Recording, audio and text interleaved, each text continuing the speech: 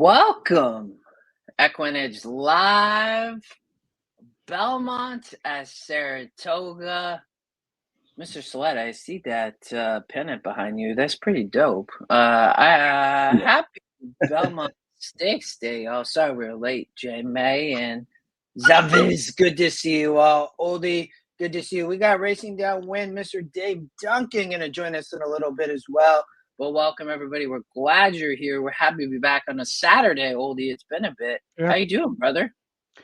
Doing good. I'm finally back settled, not traveling for both getting kids home and work. So enjoying afternoon of racing and being able to spend it with some of our good internet friends here. And hopefully we'll have some quality racing as we're about to go off for race 5 at Saratoga. Yeah, right. Quick. They are off allowance on the turf. Yep. As expected. Imperatrice to the front, Oldie, but there's a lot of speed up front there with the 7. And Tis Now Mama. What'd you think here? Was this a spread race? I thought it was a spread race. I thought this race was wide open. You know, they're going 22 and 4 there to open. Tis Now Mama was a bomber. Imperatrice up front, Oldie, and the Tis Now Mama to the outside, but couldn't get the lead. I think that might be done for the 7. Look at that marketplace of ideas, though. Sitting the triple. The AC, you have a note on that horse and nearly wins the racing. Yep, and I mean, if good enough, got the setup here. Yeah, Imperatrice up front, followed by Tis Now Mama. Down to the inside, marketplace of ideas. Another long shot in Sonia Hani in 4th. 9 guys get out, though. I thought Sonia Hani had a shot, too. Come on. The Imperatrice up front, but giving way, Mr. Saletta, to marketplace of ideas. Down to the outside is Apona. Come on, 9, hold up. To catch marketplace of ideas. Gonna hold on, Oldie. You're gonna be just fine. That boy, Oldie. Yeah, that one took a couple weird steps. Scared the crap out of me. We should notice, even with a little bit of moisture today, I mean, the speed seems to be holding right now. You got to be forwardly placed on the turf course.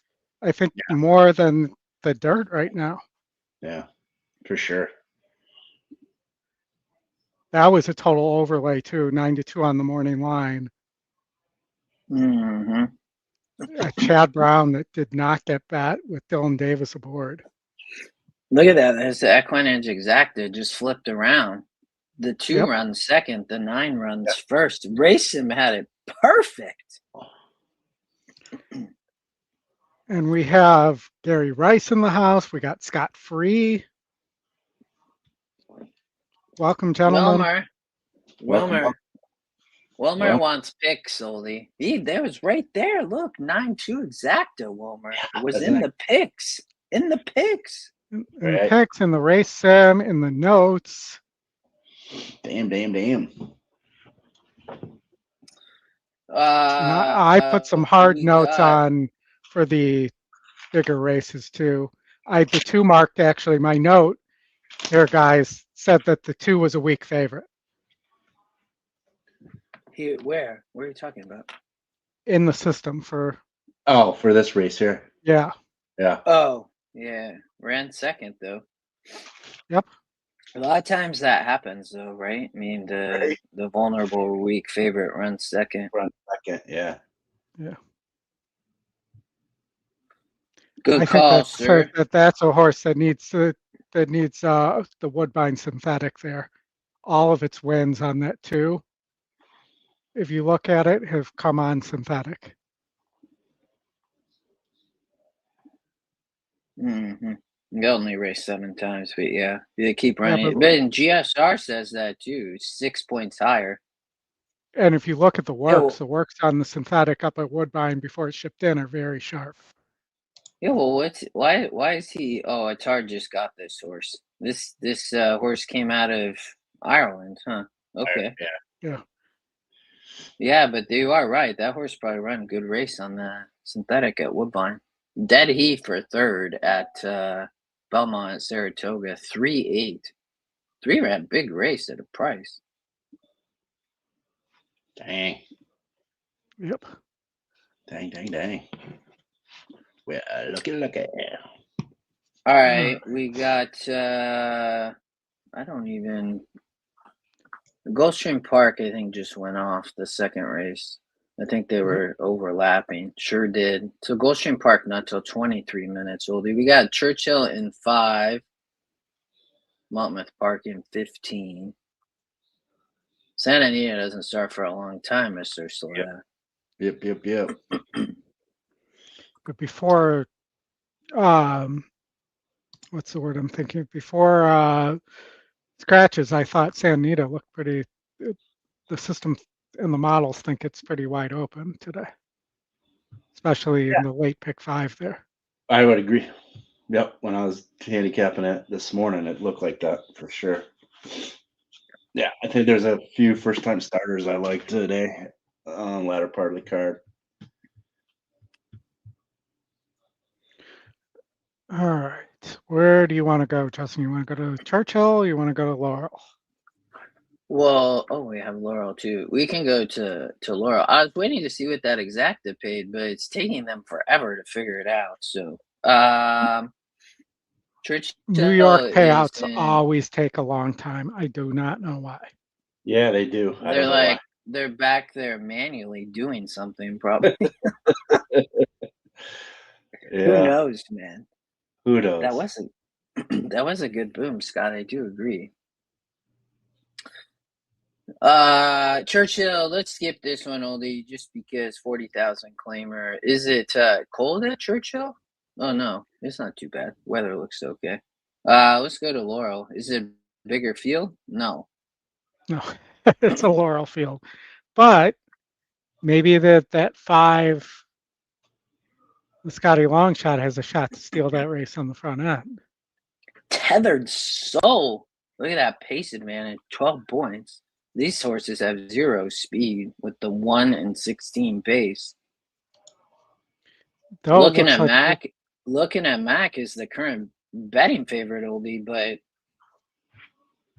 in the well, he's three's got not the taking. Nest juice, and he won the last time. Broke his maiden by almost 20 lengths in an 8-horse field, which is pretty insane.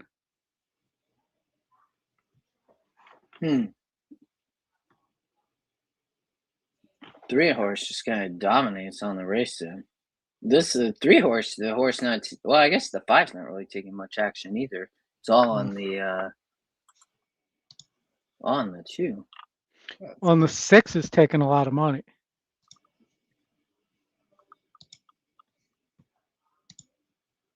Oh, there we go. The 6-horse, you're right, 7-2. My goodness.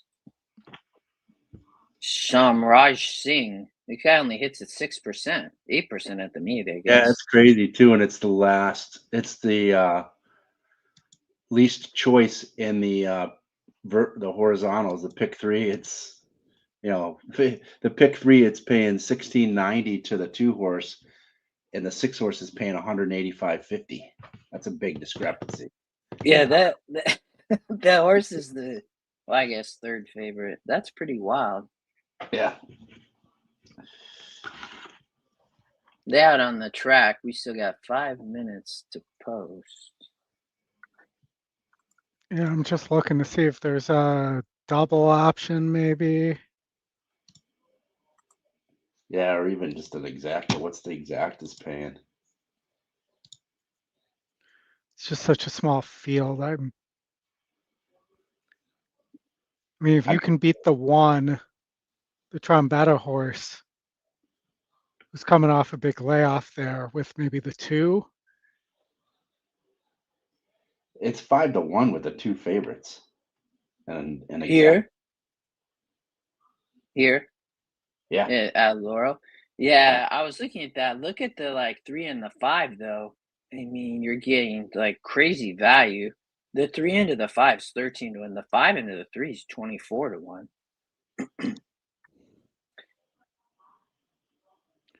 It's You get crazy.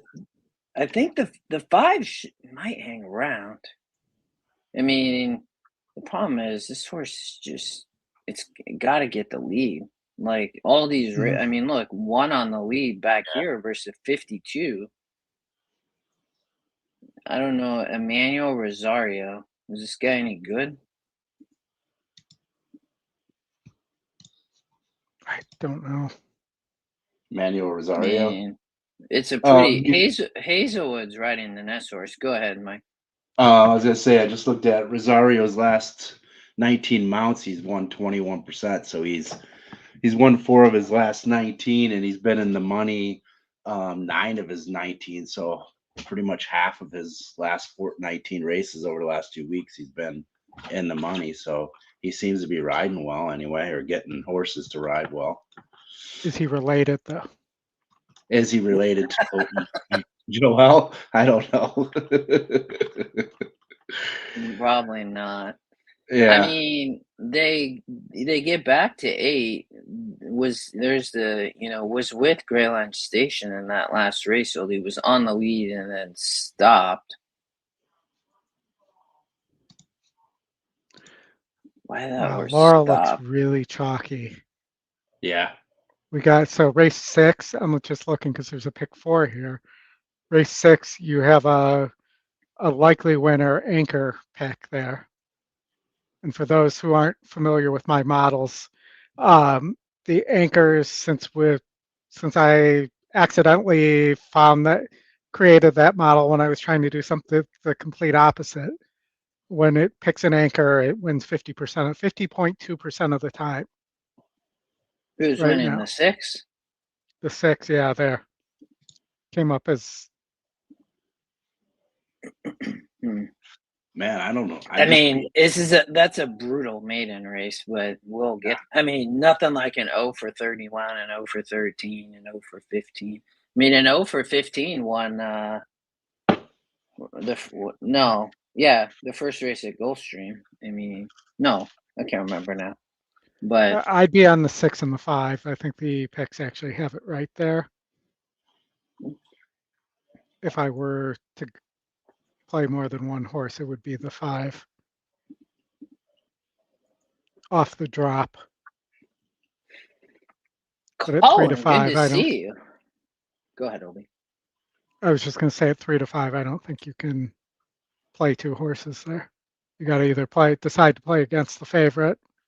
Mm-hmm. Man, the five's not getting any love. 8 to 1. 2's getting crushed. It's maybe it's just some cold tries here. 6 floating up now. That's what I was thinking. Some cold tries. Ice cold. Ice cold. We need to come up with a try nomenclature.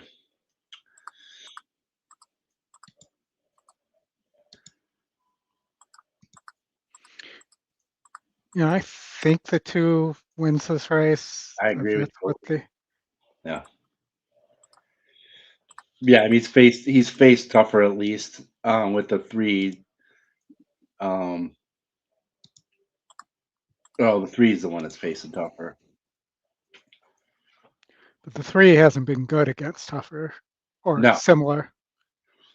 No, but he did win against 44 SOR group going 7, and then the 2 just won against 38 group going 8, and the 3's cutting 1 at 7 furlongs. So yeah, GSR doesn't really go too far going to a mile. The 3 just took a bunch of money. 3 the current even money favorite now. All the early money was on the 2, but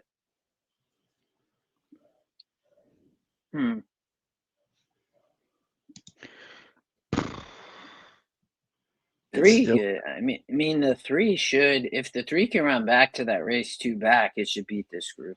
Yeah. I agree. I mean, the 2 and 5 both gonna show speed. But this, I mean, it's a starter group. I mean, it's a big win percent. The morning line likes it. It's the top pick. I mean, I'm gonna play a cold trifecta 3-2-5. Ice cold. The 6 is taking some money in the. well, it took all that early action, man. The horse was the favorite. Yeah, taking money in the place and. Let's see if I did like it. Or not the place pool, the show. Yeah, I'm gonna go with it. 3-2-5. I'm gonna go against the 2 here. See if we can beat the Ness Hazelwood combo. The Nesty plunge. Yeah, they're in the gate.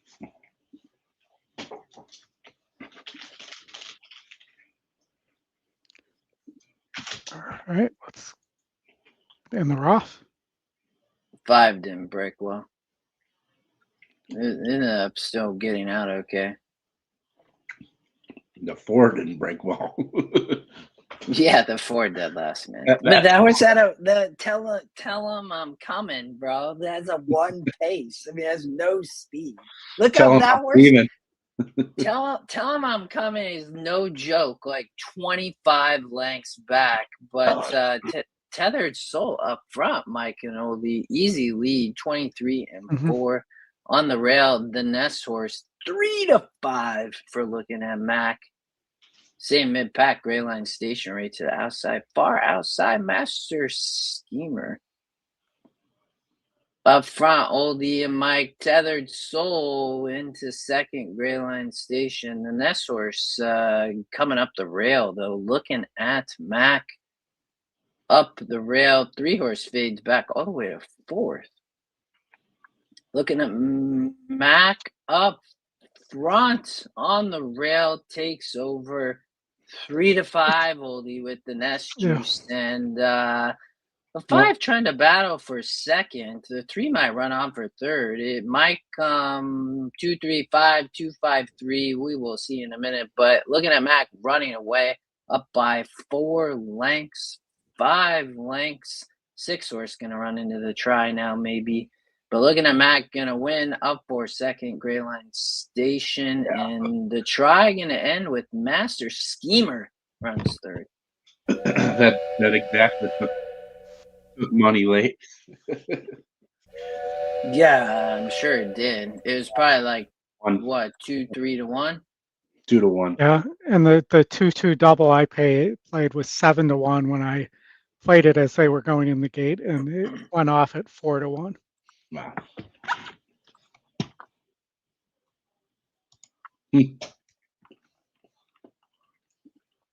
Hey, Sylvain, good to see you, buddy. Sylvain. Hope the weather's Long nice. Time no see. Yeah, where is he at, Mike? Toronto? You're in Montreal, right, Sylvain?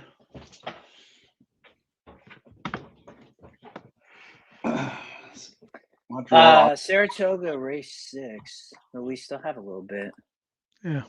Yep, Montreal. I was right. We got Horseshoe. We got maybe put a note on that Ness horse. That looks like it's a pretty good horse, and it was not in for a claim there. So it will stay in the Ness barn. I mean, he just does this crazy stuff, Oldy. I mean, yeah. Source was I'm calling that a Loch Ness monster. Literally, my note says looks like a Loch Ness monster. There you go. That's funny. You want to go Horseshoe? You want to go to Monmouth, Justin? Not Horseshoe, because they're about to go into the gate, so we won't have enough time. That's what I was just looking at. Monmouth Park, 2 minutes. Yeah, let's go there. It's small field, so we'll be able to at least.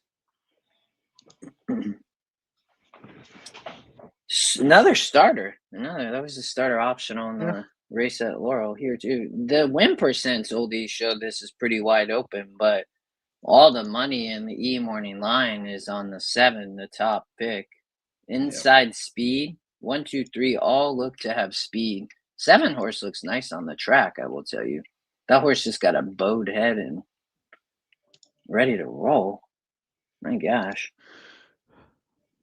Top GSR on the 7 is the top win, even though the win percents are pretty wide open. Yeah, I think the question, I mean, this horse has burnt a ton of money. Or maybe not a ton of money, but some money. Yeah, but hasn't been the favorite. But yes, I mean, didn't win it. But this horse was, look at all the claims. This trainer, right, New York's not very good. Farrell got the horse to improve versus 54, was 2-1. I mean, it would have been nice to win these races, but I mean, second off the layoff now at Monmouth instead of Parks, stays protected too. Yeah. Okay. The 5 for Delgado. He's 0 for 14 at the meet. Ray Lou rides. I mean, this horse has burnt more money than the 7, Oldie. It burned money versus a 46. But look, lost here at 2-1. Oof. Only has 2 wins and 2. Oh, it's a non-winners of 3 lifetime. I always like to go to the lifetime stat because then you get an idea, right? 5 and 7 been running. One's the most lightly raced. Go ahead. I was going to say, what about the 4 for Avila, who is having a hot meet, moves back to dirt, broke its maiden on dirt. I mean, the GSR is not great no matter what, but these aren't exactly Secretariat running here. And you're betting 9-1 there. My perspective, and maybe that horse runs, like this is not a great group at this point. I don't. God, the 2 has burned all that money as the long shot. My goodness. I know, right? Is off the claim. Trainer's hot. Does great off the claim. Yikes. I don't have a big opinion. They're loading. Yeah, I'm gonna go I think 7 would probably 1, 3, 4. would be my guess. Would you like the 7? I'd probably be on the 7. They're about to go. What do you think, Oldie? I'm gonna go 1, 3, 4. Try to beat the 7. Yeah, I could see that. Like, I mean, it's not a great group. The 7 easily can win. I need to look at Monmouth for next Saturday. I haven't really paid much attention. Yeah, pick your prize. Yeah. Well, all the speed developed, Oldie, and just like the race sim showed, to the front, more power. Right there to the outside is Azteca Warrior. Crazy that you got 12-1 on the 1 who actually I think has the highest SOR victory in this race. Charlie's Express pressing. Look at the complex music. Seeing good trip to the outside. They went 22-2. Azteca Warrior is running, but that jockey pumping big time. The more power drops back. Complex music is super wide, but definitely the best horse here. We'll see in the stretch. But Charlie's Express up front, but Azteca Warrior is taking over. It looks like this Exacta might come 7-5. Another EquinEdge Exacta. Get up 5. Azteca Warrior gonna win though. I don't think the 5 gonna run second, but 7 wins easy. Yeah, the 2 did. Charlie's Express. Yep, it held on for second. That 3-5 late money came too. That horse looked tough. Yeah. It's raining here too, Sylvain. It's cold here. Is it? Yeah, we had Bro. everything today. Woke up, it was looking a little crappy, and then just started pouring down rain. I went to town, run some errands, and next thing you know, the sun's shining, but it's blowing windy. And now it's back to overcast and looks like it's gonna rain again. Western New York weather for you. All right, we at Gulfstream, Justin? Yeah, I was trying to eat real quick, but yes. Sorry. I'm doing the Yeah, same you're thing. fine. No. I told Oldy everybody, and if I did a video this morning for Gulfstream, I had 3 of my top picks scratched in the first 5 races, and both my singles scratched in the first 5. I wanted to single the 1 here. It was the speed I thought could wire the field. And the horse scratched. I was super bummed, but I don't know. I mean, maybe the 7 take to the dirt. It was bottom level claimer. Mhm. I mean, the 3, I just don't trust this horse. I mean, it can win for sure, but that's the definition of a money burner when we talk about it. Yeah. 7 second places and has burned money in 3 of the last 5 races at similar level, like from SOR. I mean, this horse was at the championship meet. Now we're in the Royal Palm meet, guys. Like, I mean, and like loses ground in every single race.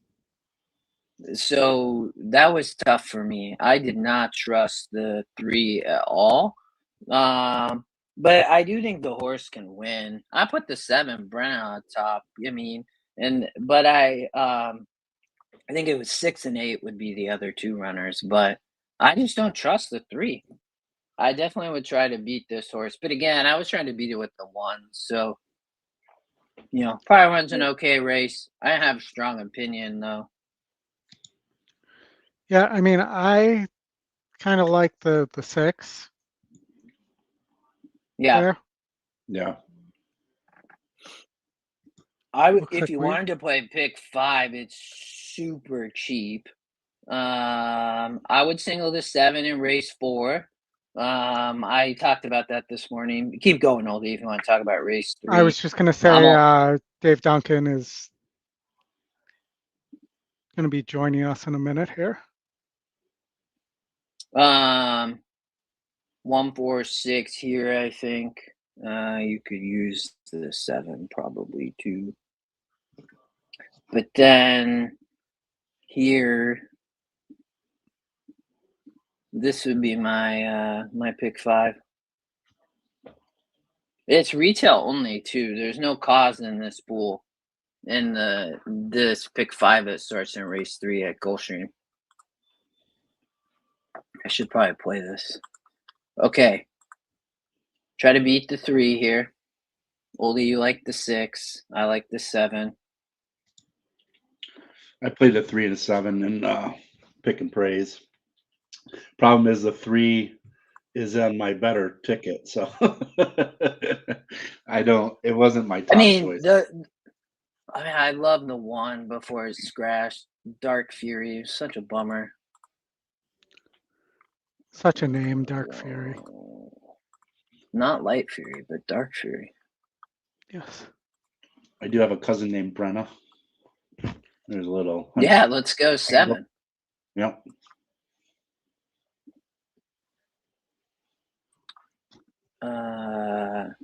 Let's see here. I lost my video for. Oh, there we go. Day rounding behind the gate. Yeah, the Gulfstream Shuffle. The Curly Shuffle. Knock, knock, knock, knock. The only thing with the 7 is like the merry-go-round of claims. Every last 4 races. This is at least the second race under Bulgarian. Yes. Yeah. I talked about that on the video, Mike. Yeah. He's Sebastian Bulgarian doing good. I mean, 27% at the meet. He's been like, and the Royal Palm meet, it's always kind of funky, because you obviously have Safi and D'Angelo, but The increase in GSR is intriguing. I mean, it's 19 points. And you get Camacho dominating at the meet, you guys. I mean, he's ahead by like 10 plus wins. That's crazy. But Macho Camacho. Yeah, he's a freak. all right. We got they approaching the gate.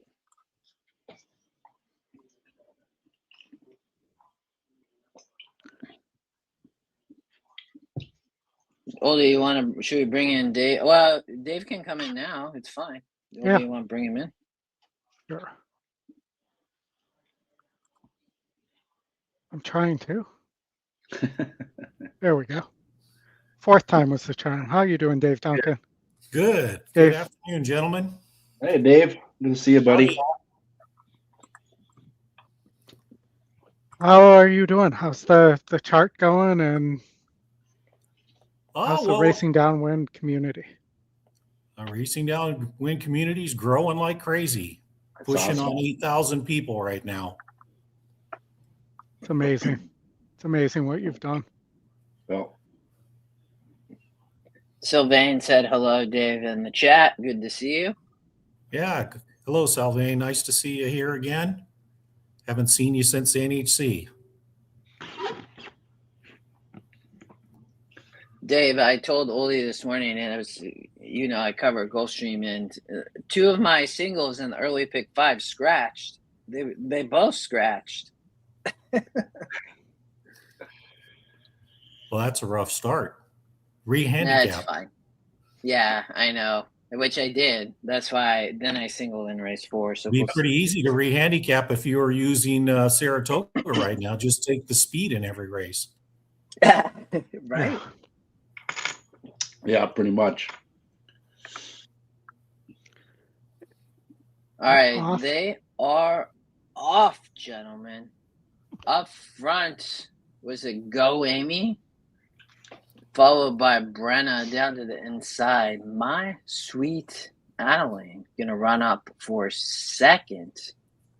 To the far outside, Mamuka, but up front, boys, Oldy, your pick with Go Amy. There's a bunch behind though, but when 23-2 up front, doing it easily is Anthony Thomas for Mr. Rohan Crichton. Right in second, Mamuka, into the far outside is Sweet Sash at 30-1, runs up into third. But up front, Go Amy, doing it easily on the Gulfstream Park dirt. The main track where speed can be dominant. Looks good, Oldie, up front, up by about 2 lengths. Kind of takes a weird turn. Now running on, pulling away a bit, fully entitled. The heavy 2-5 favorite we try to beat here is not going to win. Go Amy up front. Mamuka running second. The heavy favorite at 2-5. No boy, no. Go Amy, Oldie. Nice call, Oldie. I mean, it just looked like the three, as you said, the definition of a bunny. I almost said a bunny burner. A money burner. A bunny burner is a different Bunny thing burner. altogether. But and got a much easier lead than I think we expected there. But yeah, Dark Fury, miss you, Mr. Dark Fury. We'll have to catch Dark Fury back at the next race. Well, that's a good start, man. 6-8 exacta would have been a dream there too. A backwards Scotty try 6-8-3 pays much better that way. On to Saratoga race 6, I guess. Yeah, this is where I need a horse. I know they need to figure out how to not run these two tracks over each other, but hopefully we'll deal with that later. All right. Allowance now winners to 1. I'm gonna let the three of you talk about this, but on the dirt going 6.5. The 5-horse local knowledge only won one race, but that was out of one race. All the money onto Sea Strike, the 2-1 EE morning line favorite, Oldie. Oldy, I'm gonna go to you first since you've been covering New York for us. What do you think here? I thought this race was crazy wide open. I thought it from the first time I looked at it like 3 or 4 days ago. Um, it's a tough call here. Gun Range obviously could win, um, but you have the three big trainers here: Pletcher, Wesley Ward, and Chad Brown. And then there was one horse that I thought was a very interesting long shot in the Scotty Long Shot Village Person, the 2 horse. Mm-hmm. 3 of 4, not getting played at all. You're currently getting 21-1. Has early speed, can rate. Second off the layoff. I think this horse is very dangerous here. Is this a money back special on Twin Stars? Ooh, it is. All right, that's my play. Thanks. Yeah, Oldy. they all are. Yeah. So money back special on Twin Spires, well, and they might have it at other ADWs too on big days like this. Horse runs second or third, you get your money back. You're getting 38-1. That's amazing. Mr. Dave Duncan, what do you think here in this 6.5 on the main track? Yeah, this is a tough race. You've got 3 horses that are coming off 1 race and 1 win that look, like they've got quality. I do agree with Oldy that this Village Person being forward has a chance to get the jump on a lot of these. I know that on EE, Sea Strike is a little bit down on the speed form, but being that it was his first race out, I kind of take that for a grain of salt. And I think that he probably is going to be a little bit more forward in this race, not too far back in the back. The one just scratched. Look how fast that was incredible. It was like instant. Playa Del Mar, watching on the screen, the jock walking, and then the horse scratched. That was crazy. Is it tough to win from way outside here at Saratoga? I mean, does this 14 have a shot? It's taking a lot of action. Gun range? Yeah, that's who I was originally on. And that was, the concern for me was the post, especially with it being speed favoring lately, right? Yeah, I'm not too worried about the post, Mike. Yeah. I actually, in 6.5 and 7 furlong races, I prefer to be on the outside because the jock can put the horse in any position that he needs to be and be able to stalk or press the pace depending on what happens on the inside. So for me, I actually like his outside position. That's true. And I think, to that point, Dave, there's not too much speed right directly to his inside either. So he should be able to get in that position as opposed to having to, push himself to clear if he's got. This is all cheap, Mike. This is all cheap to the inside. And the pace number, right, is so you have Luis Saez riding one of the best gate riders in the country, right? He's going to get this horse out of the gate easily and should sit like a dream stalking trip. Taking a lot of action. Expected 4-1 on the E morning line, bet down to 7-2. So you're getting normally in this position. I was going to say, normally in this position, this would be a Rosario ride. But now with Rosario being on the left coast there, Saez might get a lot more rides for Ward, being that he's more of a front-end speed kind of rider. Yeah, good point. What's up, Tony? Good to see you. Go ahead, Mike. What's up? I was going to ask you guys, what do you think about the 6 with Irad hopping aboard? He's got the top SOR clearly, right? Been facing the toughest competition of this group. It's, first off the claim for a brew,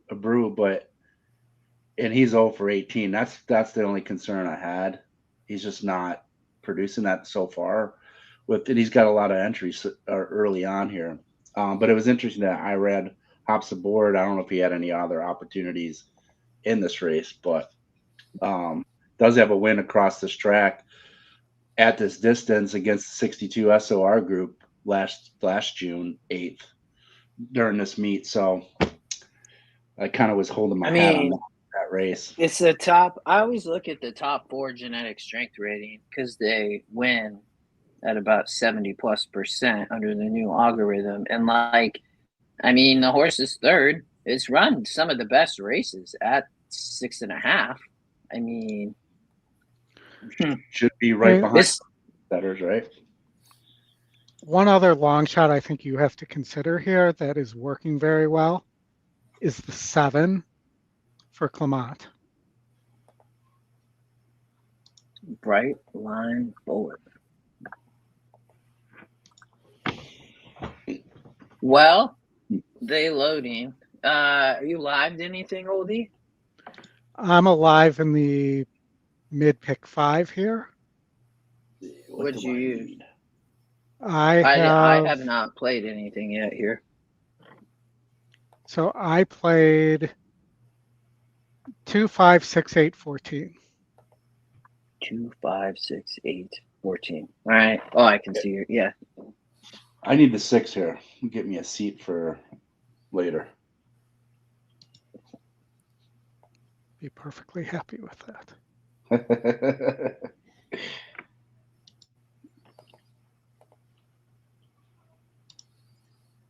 At 20-1,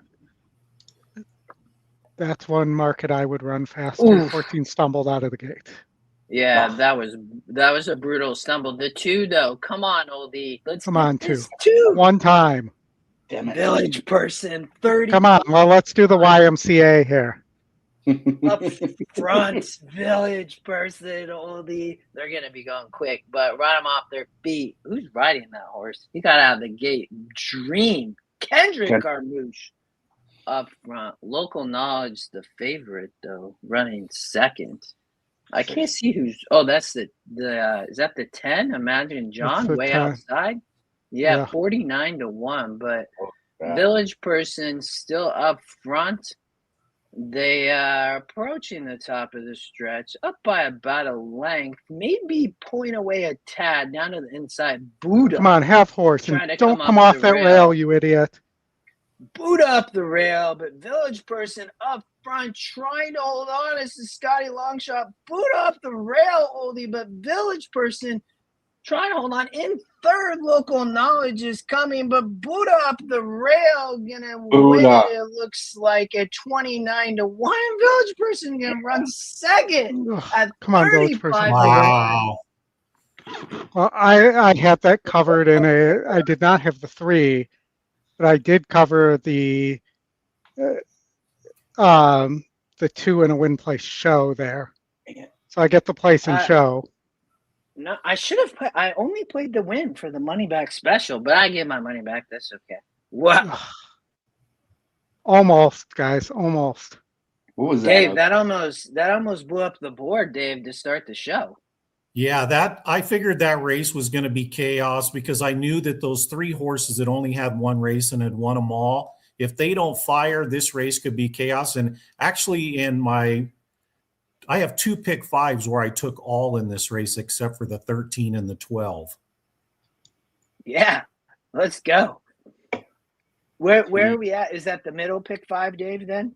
Was that the It started in the 5th race. I didn't play the early card. So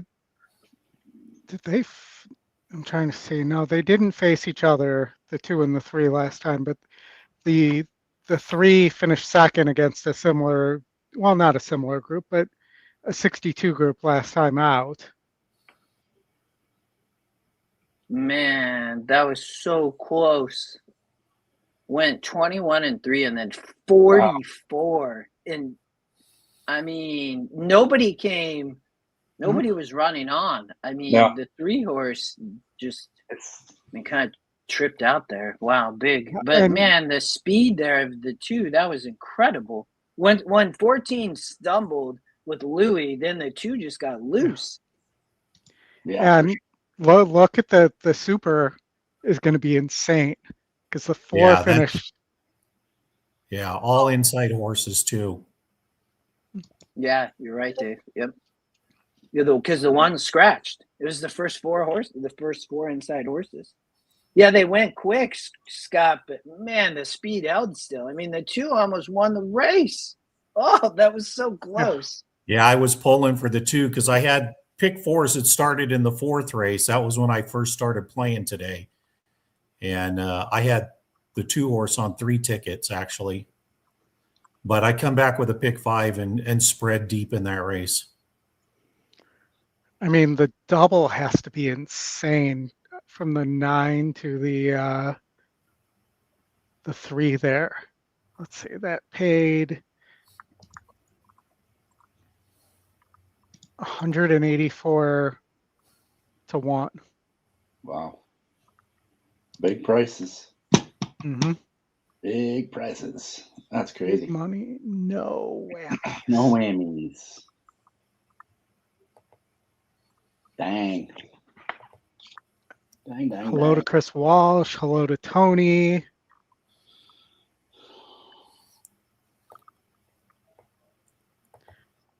And I had my $50 on my money back special on the 2. Yeah, did you? I meant to get mine in, David, and Dave, I forgot. Yep. Oh well, that's all right. I got mine in. I wish I would have played the place. Like Not betting it. But it was exciting, at least. Insane. That is insane. I'm curious. I'm just kind of holding y'all. I'm curious on the super of what that pays. Yeah, it's crazy. Oh, for $1, it's got to be up in the $26,000 range. You think just because the 5 still ran 3rd? It's I mean, gosh, well, you could have got the 5. Yeah, with the 8 out and the 14 out, you know, Chad Brown and Wesley Lord taking a lot of money on the East Coast. Mm-hmm. It's got to be huge. And I'm just looking here. And you look at the list of trainers that finished 1-2 here. It's not big names.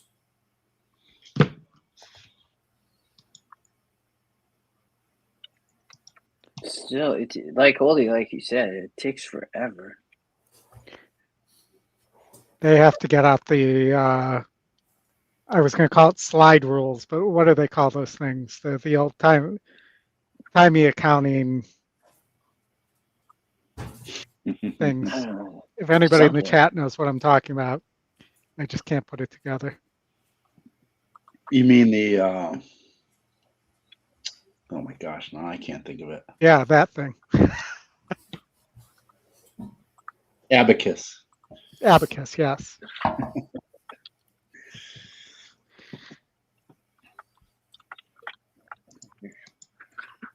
All right. They are, of course, still unofficial. As Oldy informed me, it takes them quite a bit. They got to use the old-fashioned abacus, like we talked about. They're like, got to move each dollar to one side of the abacus.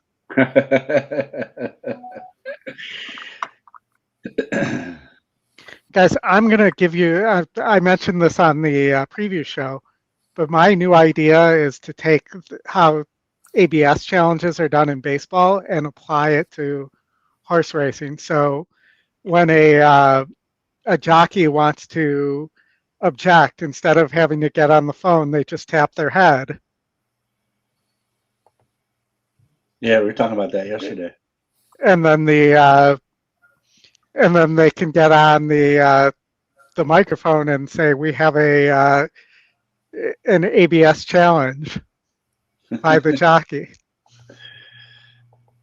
No, it just gosh darn it. Do they have to tap their head right when the foul happens, or just after the race, or what? I think that should be right. They should stop in the middle of the race and do it right when the foul happens. But after the race is probably better. 15,000, Dave, for $1. Oh, little light. Yeah. Try paid almost $2,000 for $1. Exacta, like you said, Mike. That exacta was nice. 512 to 1. Yeah, wow, that's crazy. Yeah, big numbers already. Early pick 5 paid 34,000. Yeah. And Wow. the pick 3 for $1 paid 1,100 in the last 3 races. Wow. Actually, I think that's 2 pick 3s that have paid 1,100 today. Nice. That might be the bet. Yeah. Play a bunch of roll and pick 3s today. Yep. Well, Oldy, back to Laurel Park. They are approaching the gate, but only an 8-horse field on the turf. So my Couple $10 place GSR. show payout was like Go ahead. $200 Nice. Nice. on the 2. Nice. That horse almost pulled that off. That was almost incredible. They must be on the inner turf at Laurel. No, they are. They like split that turf course, it looks like. Yeah. This so narrow, that's only why they got 8 horses. Because they have that secondary rail must be, I mean, it's got to be like 20 feet out.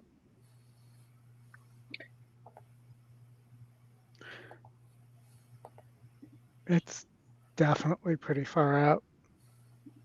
Yeah, but they on the inside for the closer with the blue arrow, the 1 and 2, both the favorites. The 1 has a much stronger GSR. My gosh, kind of smokes this field. Go ahead. I mean, even that rail on the inner though looks like a temporary rail, and there's no like hedge or anything. It looks like if a horse were to break through that rail, they just go straight into the water.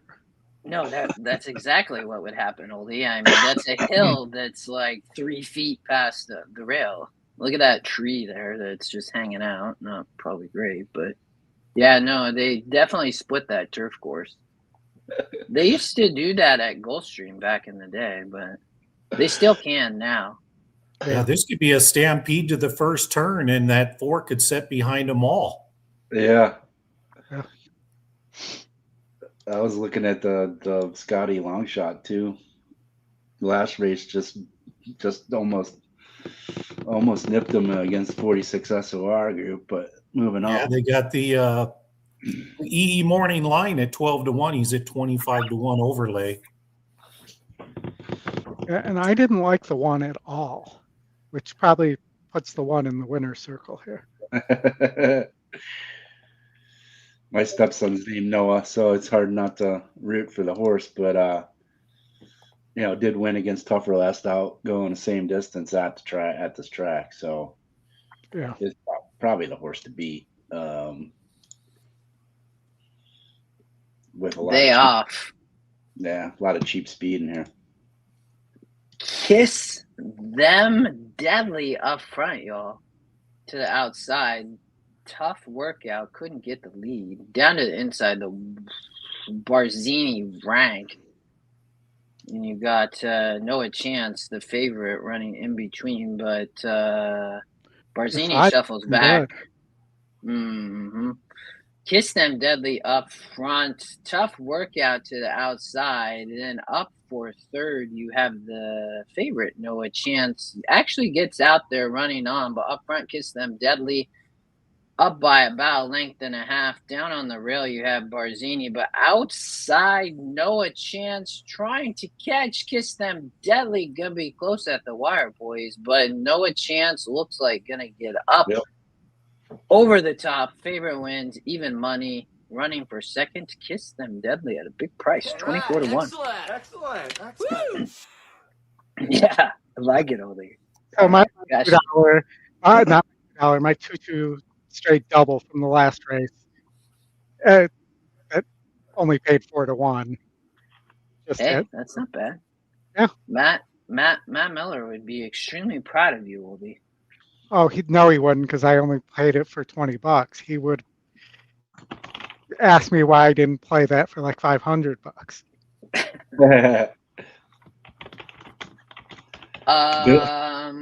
You can see Bill's comment about jockeys' objections. by whipping the other jockey. Isn't that what happened to the Japanese rider in the Derby last year? I don't know, but Iran and Paco comes to mind.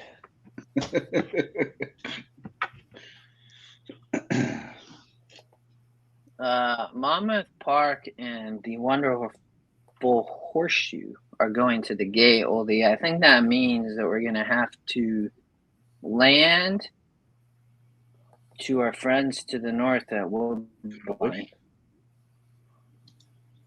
All right, I did also put some you added smart some app notes for notes Woodbine. on Woodbine too, because it's easy for me to do with that. How was the races today up here? I mean, not great. There's one stakes race. I mean, it's early in the season. The turf course just opened. You know, the best Cassie horses aren't there. Yeah, you know, it's. They're not at Gulfstream because he's just continually losing lately. He doesn't do that good in the summer at Gulfstream, and it's proving it again. I mean, the one horse is 6-1 here. How's this happening? Isn't the 3 a vulnerable favorite, Ollie? I think so. I mean, I have it marked as a vulnerable favorite. You know, second time synthetic, the GSR is dropping, going from routing to sprinting, puts a Marat aboard. I mean, those all seem like negatives to me. Yeah, that one is a huge overlay. What's the? I mean, it's the trainer is why. Yeah. Yeah, I've been watching a lot of races from there over the last 3 weeks, and it seems like the off the pace horses are the ones that are making the run in the stretch. Yeah, I think the 6 has a shot there. Me too, Oldy. That's who I'm looking at. Yeah. Me too. Yeah. Yep. 4 for 4 in the money at the distance. Jockey trainer combination is 36%. Yeah, Willie Marat has been off to a good start, but this would not be the first time he's off to a good start, and then Marat's. You got an owner trainer angle here too with the 6. I see a lot of that. Maybe. That? Yeah, you see, I see a lot of that up at Woody. Yeah, a lot more smaller barns up there than there are with some of these big groups here in the U.S. I mean, I would be, if you're playing a pick 4, I'd be just 210 in the next. I would consider singling the 10. I might play a double then. I'm really liking the 6 a lot. What's the double paying? 610. Holy crap. 39-1 right now? Yeah. You're getting 30-1 on the 1. I mean, all this money is, well, it's kind of on the 3. The 7? Where's all the money in the double pool? Must be on the 3. Double. I might Dutch this double. Double Dutch. Double Dutch. I mean, the 6 race looks like there's 2 speed horses, and they could hook up.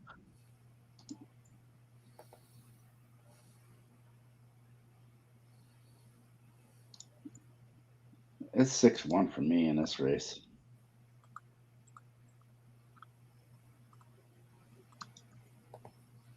This 3 is, to me, extremely vulnerable.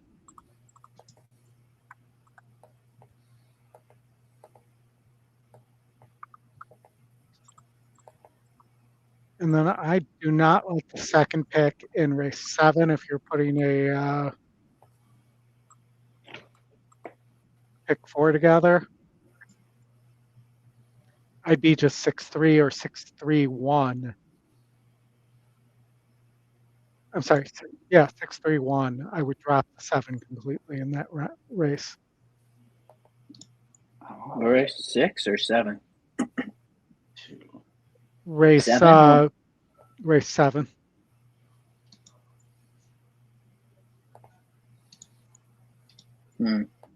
This is a pretty good sequence. I think it could pay. All right, they loading. Loading. 3 horse is your current favorite. Film Academy. Call Me Sue, top pick. Got a shot. Currently 6-1 somehow. Captivating name as well. Boys, 7-2. Not taking much action, but a live player. I'm with you, Mike. Yeah. 1 or 6. I think you could beat the 3 out of the try. Even. We'll see.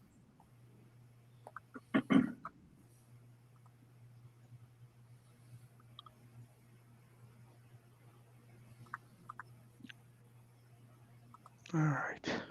Going in the gate.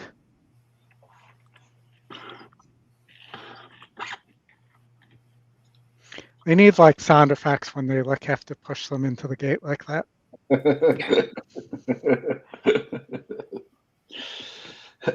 Yeah, we can get creative there. Like a dog toy type squeaking noise or something.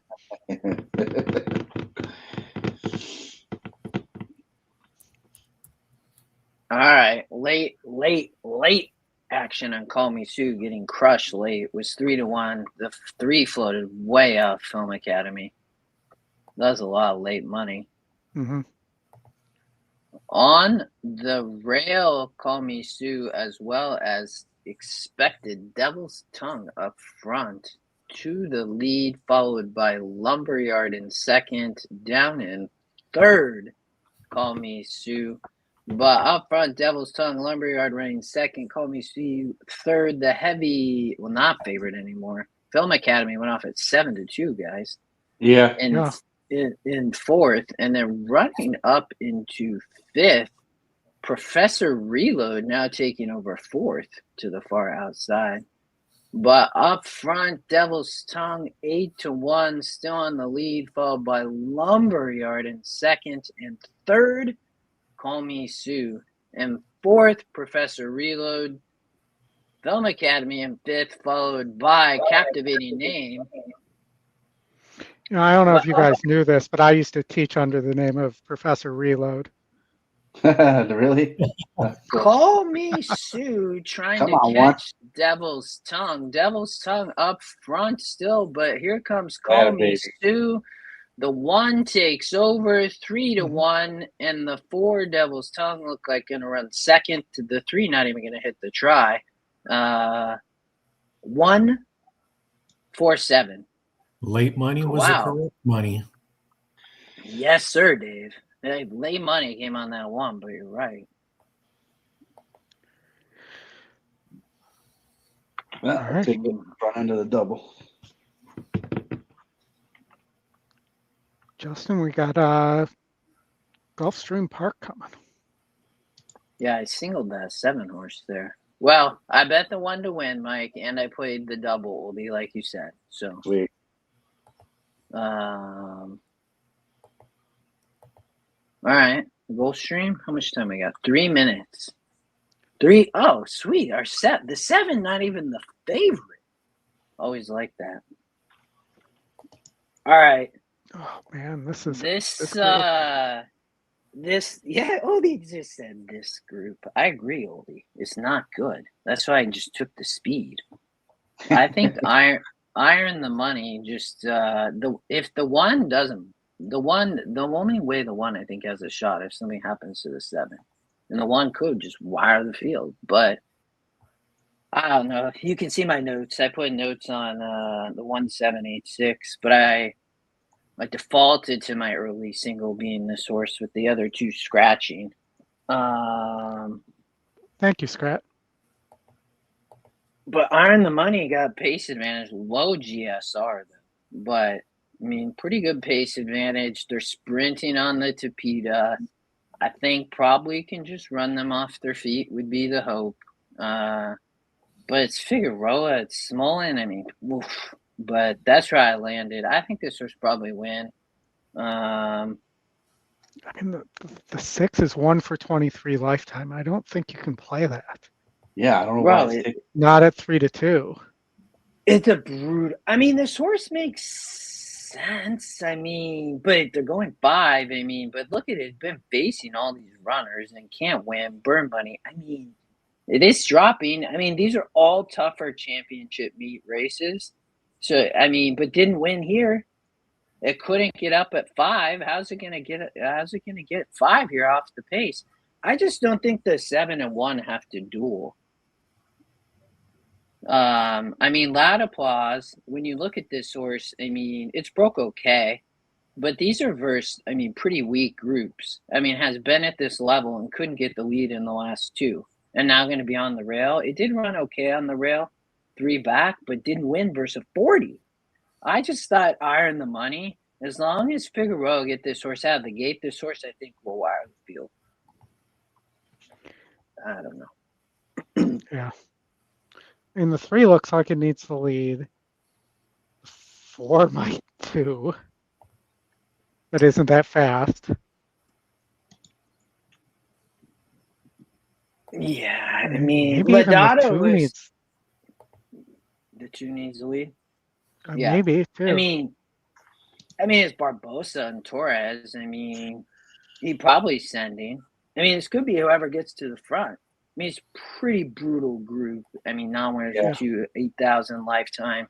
I mean, all these horses kind of been running. But to Oldy, to your point, I mean, a 1 for 23.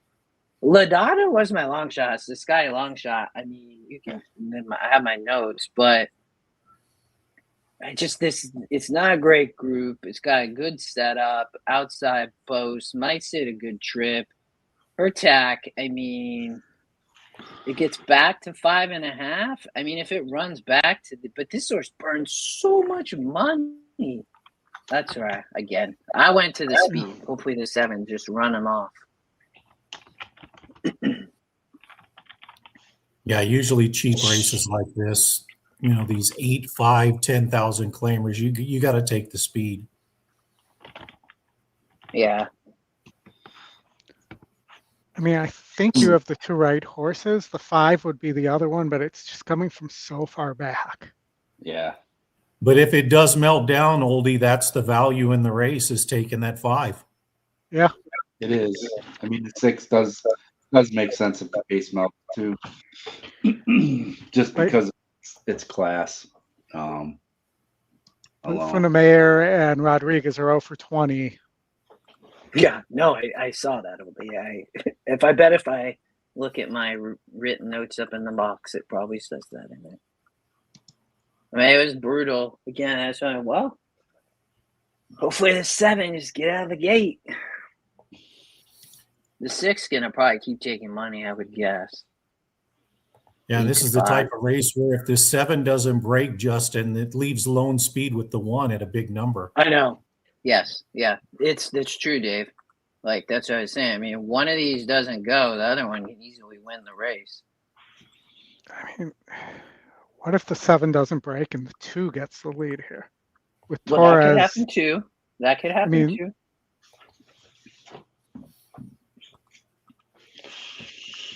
Yeah, see how the 7 breaks. I just can't. I was contemplating a pick 4 here. I just can't do it. There we go. Gone. Iron the Money gets to the front, hopefully. Hopefully it can keep going. Loud applause down on the rail into 2nd. But Iron the Money goes off at 6-5, currently up by 1, 2, 3, 4 lengths. Message the King gonna run into 2nd and down on the rail. Loud applause, followed by Lodato and Grand Joker. But up front, Iron the Money, jockey looks under his armpit. Back, but nobody to be found. They're up by 6 lengths, way out front. Went 21-1. at the first quarter on the Tapeta. Running away still. Lodato probably going to run up for second. Nice little exacta with the long shot there, but iron the money, going to win. Makes it easy. 21-1, 44-1, and wins by probably about 3 lengths, boys. 7-6-8. Try. That Nice was call, Justin. Much the best. easy. I mean, and Dave even said it. It's like this bottom level junk courses, right? Like you got speed like that, and especially on Tapeta at Gulfstream, y'all. Like it's just so on the sprints at all times. It's just so speed favoring. Toga. Thanks, Gary. That's our cheap pick 5 still rolling. Got the single there. Nice. Look, and we had the exacta too. 7-8.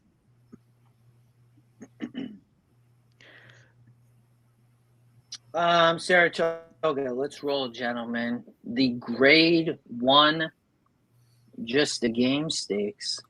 Give me 1 second.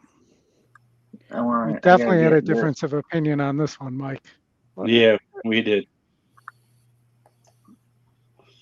All right, they out on the track, boys. 8 furlongs on the inner turf. There is a pace advantage with Classic Q, but Buttercream Babe, haven't seen that horse in a bit. What's Oldy? I'm gonna let you keep going first since you've been covering New York. What and I know you and Mike sounds like talked about this. What'd you think here in the Just a Game? I thought the Just a Game, Suggesta should win, but I didn't like Classic Q. I think Classic Q stops if he gets the lead. I prefer one more time between the two Cassies, and I'm not sure which one's going to get sent. Here, if they both go and the 4 has speed, and this is in my notes, guys, on there. The 4 is European speed, and the pace number and the race sim aren't picking that up. Mm-hmm. So I'm just going to tell you guys that I think that horse is extremely dangerous there, and I would not ignore it. I mean, look at the E morning line. You're getting 3-1. This horse probably take late money, but Suggesta doesn't have to win this race, right? I mean, my goodness. No, Mr. Dave Duncan, where'd you land on top here? On this race, this is 7, right? Yeah, race 7. I went with the 4. I went 4-3-2-1. Yeah, so you're on the French horse too, eh? Yeah. Nice. I love that we at least get a strength of race. And I mean, look at this. Back about a year ago, second off the layoff. So off the layoff won a 70, and then second off the layoff ran in an 80 grade 1. I don't know who was in that group, but ran third. And Oldy, to your point, led. So the pace, but this horse is quick, huh? I mean, and ran in group 1 company for 3 straight, and then went back to stakes off the layoff. So yeah, I can see why you and Dave. This is a live European, and then I don't know this jockey, Clement Lacourve. I didn't take French. I took Spanish. Is it like La Courvier, maybe? I'm doing the best I can. We're Sylvain. That's we're Sylvain. I need your Canadian French to help pronounce that. And also, it's the same trainer as the guy who won the Breeders' Cup Turf, I believe it was. Oh, I remember this guy. Yeah. Yeah.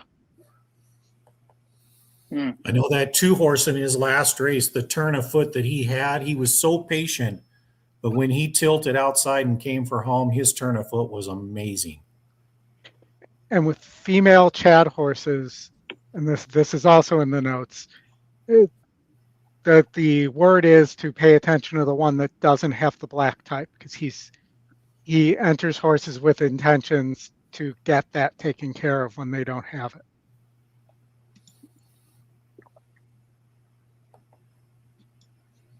And my concern on Sugesta's tactical and could be concerned about one of the Cassies getting away and could get caught too close to a hot pace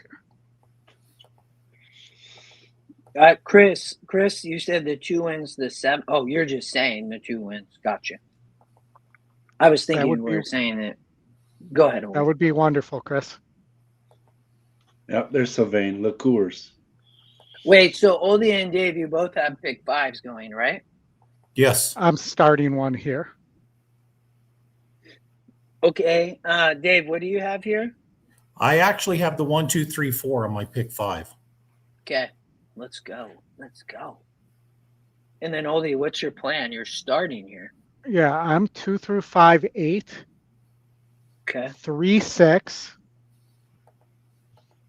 Oh, so you're going narrow in race 8 to bend the Tornado and book them down. Okay.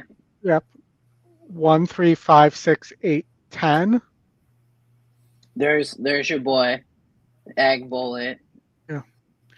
And then I am 1, 2, 3, 5. I'm going outside my comfort zone. I'm going to take a shot that the speed holds, and I just don't think Saudi Crown's the right speed in race. Do I have the wrong race? No, that's there? the wrong race. That's race 11. Race 11, 10 sorry. Race 10, I'm velocity. singled to the 6, crude velocity. Gotcha. Okay. The Baffert monster there. With Englishmen. That'll be a fun race.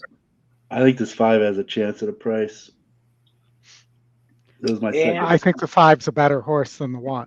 And I think the fact that Castellano is aboard the 5 here and is more of the first call jockey for Cassie.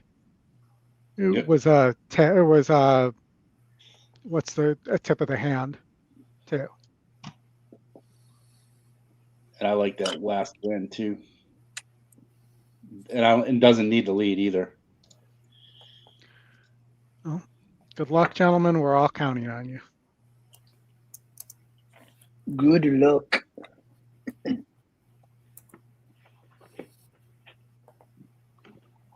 They are about to go. They all loaded up. They off. 4 did not Speed break. up.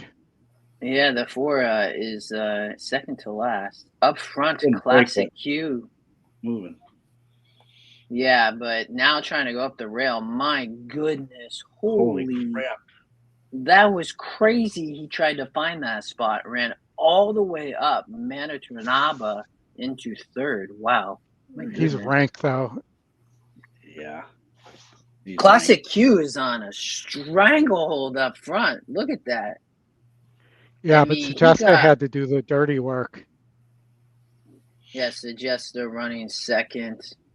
Manitoba down on the rail in 3rd or 4th. The 2-horse racing in between Sand Trap and to the outside there you have And One More Time. In the back, Fast Market, Buttercream Babe, and Deep Satin. Classic Q up front, still under a hold, you guys. Sugesta in 2nd. Manitoba in 3rd, went off at 5-2. Come on, In 5. 4th, And One More Time for Mr. Mike Saletta. Classic Q up front as they churn for home. Suggested to the outside, but Classic Q got more in the French. Manitoba trying to get through, but Classic Q up front gonna take Holy him all the way. This is ridiculous, you guys. This is insane. Yeah. One more time. This is Dave, insane. what'd you say? I said one more time. He did it last race. It's Yeah, On Derby Day. running on the front end wins it 6-1, 3-1 on the morning line. A pace number, second pick. Dang, man. Went 23-3, 47-1, 110, 121 to 132. Cassie ships the good one. Johnny B got his first win at the meet. He's 0 for 42, y'all. 0 for 42 at the meet. He was gonna make it happen. But Dave, just like you said, Derby, right up front, 6-1. Beat two heavy favorites. Wow, that's crazy. Yeah, that Dave, 4 was against it all the way. He broke slow, rushed up, was ranked, throwing his head, biting on the bit, but he gave his full effort. Yeah, I wouldn't be surprised to see that horse stay here. Yeah, that 4 horse. That's the same thing, Oldy. Saratoga coming up, and then on to the Breeders' Cup. I think you're right. And then also you've got Kentucky Downs ahead as well. Yep. And definitely where that kind of tactical speed that horse has would play well at Kentucky Downs, too. Absolutely. Wow. Classic Q. That was impressive. That Dave, that will help your pick 5. Yeah, both. Sure.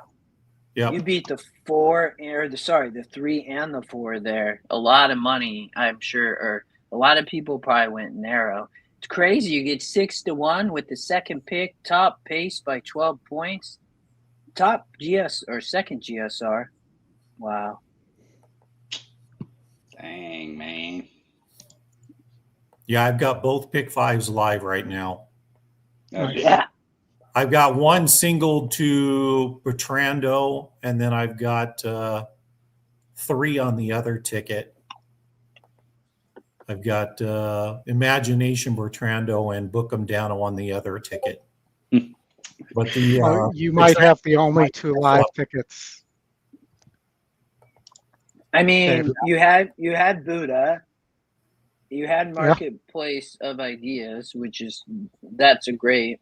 And then Naive Melody, I mean, that horse was 3-1, 6-5 E morning line. But yeah, I would have been really in a great position had Village Person won instead of getting second, because I would have had live pick 4s and everything.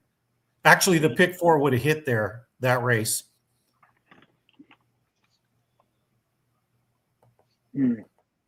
Wow. All right. Johnny V gets his first win at the Saratoga Belmont meet. Good for him. That would have been brutal. 0 for 42. My gosh. He's too at some point. Yeah, I do agree. What? We're done. We're gonna skip some parks. No parks today. Oh, parks. Okay, you can upset Chris Walsh. I'm sure he wants to play parks. No parks ever. It has been fast track, wet on the dirt, the main track and the. Yeah, and I don't know if you guys played the 2-day turf pick 5, but that was the 3rd leg. Oh, was it? Yeah, I didn't. I played the 2-day pick 6. Okay. On how much was my ticket? I think it was a $36 ticket. I'm 3-6 in the next race. Single to the same Baffert that you told us about at. Be right back. Dave at the Derby. Yeah. Or on Derby Day. And I'm 125, 278 to close out. Well, let's hit it. Oh, what happened? I think I hit the wrong button. Sorry. That's all right. No worries. We're gonna skip Laurel. That's too fast. We got Monmouth Park. There's 2 minutes to post. Horseshoe. What do we got after that? Oh, we got Woodbine. Woodbine and Oldy, your 10 horse, right? Yes. Okay. Yep. Why don't we?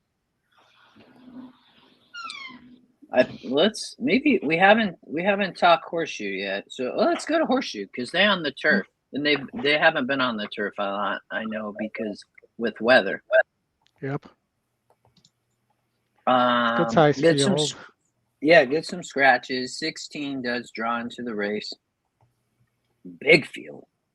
Claimers, non-winners of 2, lifetime 25,000. Billy Mares 3 and up. There's a lot of horses here that have struggled to get their second win, including the 2.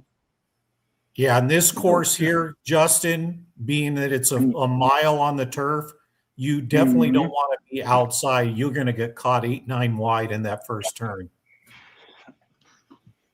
Okay, go ahead, Oldy. If the 4 can get the distance, I think the 4 wins this race. At 20-1, Dreaming Collect. That's a good GSR, Oldie. Top GSR of the group. Has a win over this turf course against a similar group. Adding an extra half furlong here. Was just facing too tough at Kentucky Downs. Now drops back down.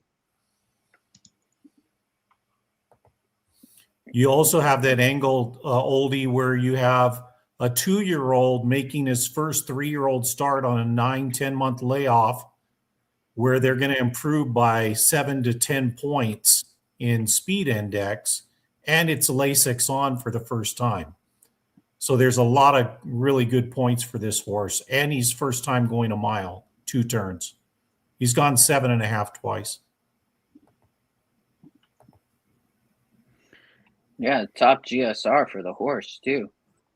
Dave Tune. I mean, the GSR goes up 6 points. Or 5 points, sorry. Yeah.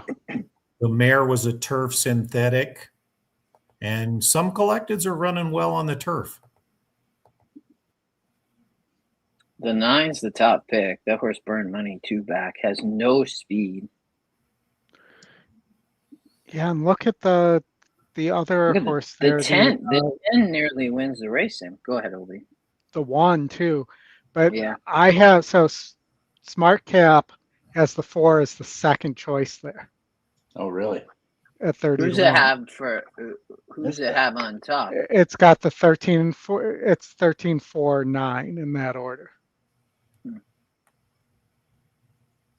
I missed that, Oldie. I didn't check it. Dang. Yeah, I went with the 1 in the Indy contest. I just like it moving over to turf. It obviously was taken off the turf in the last race. On in the trainer, 1 for 2 with that move. He's 6 of 12 at the meet right now.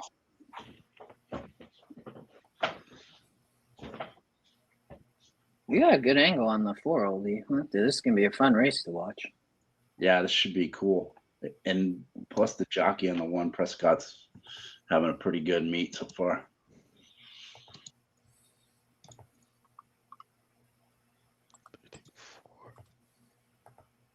I didn't check his turf numbers, but they haven't been running too much on there, but until recently. This is gonna be a good race. This is blanket finish possibly.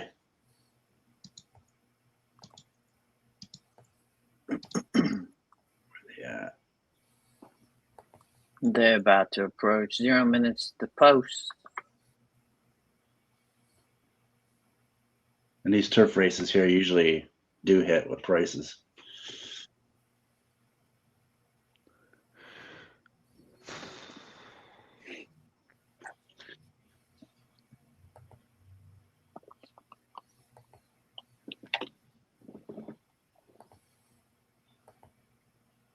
Yeah. Well, my Mariners are up 4-0. That's good news.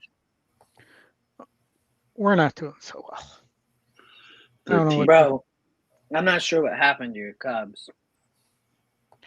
Are they calling for the firing of the manager yet? There are some people calling for it, but I just can't see it happening. Yeah, but How do you like win That's 15 right, I'm straight sure. and then like lose however many straight, and then like it seems like it's just a dumpster fire? Well, he keeps running the same lineup out there.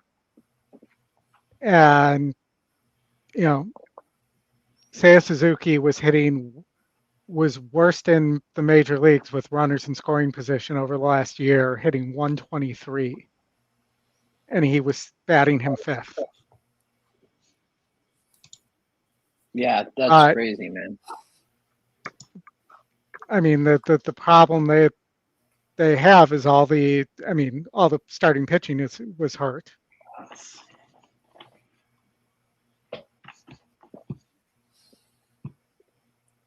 Yeah, And I don't even know. It's just crazy.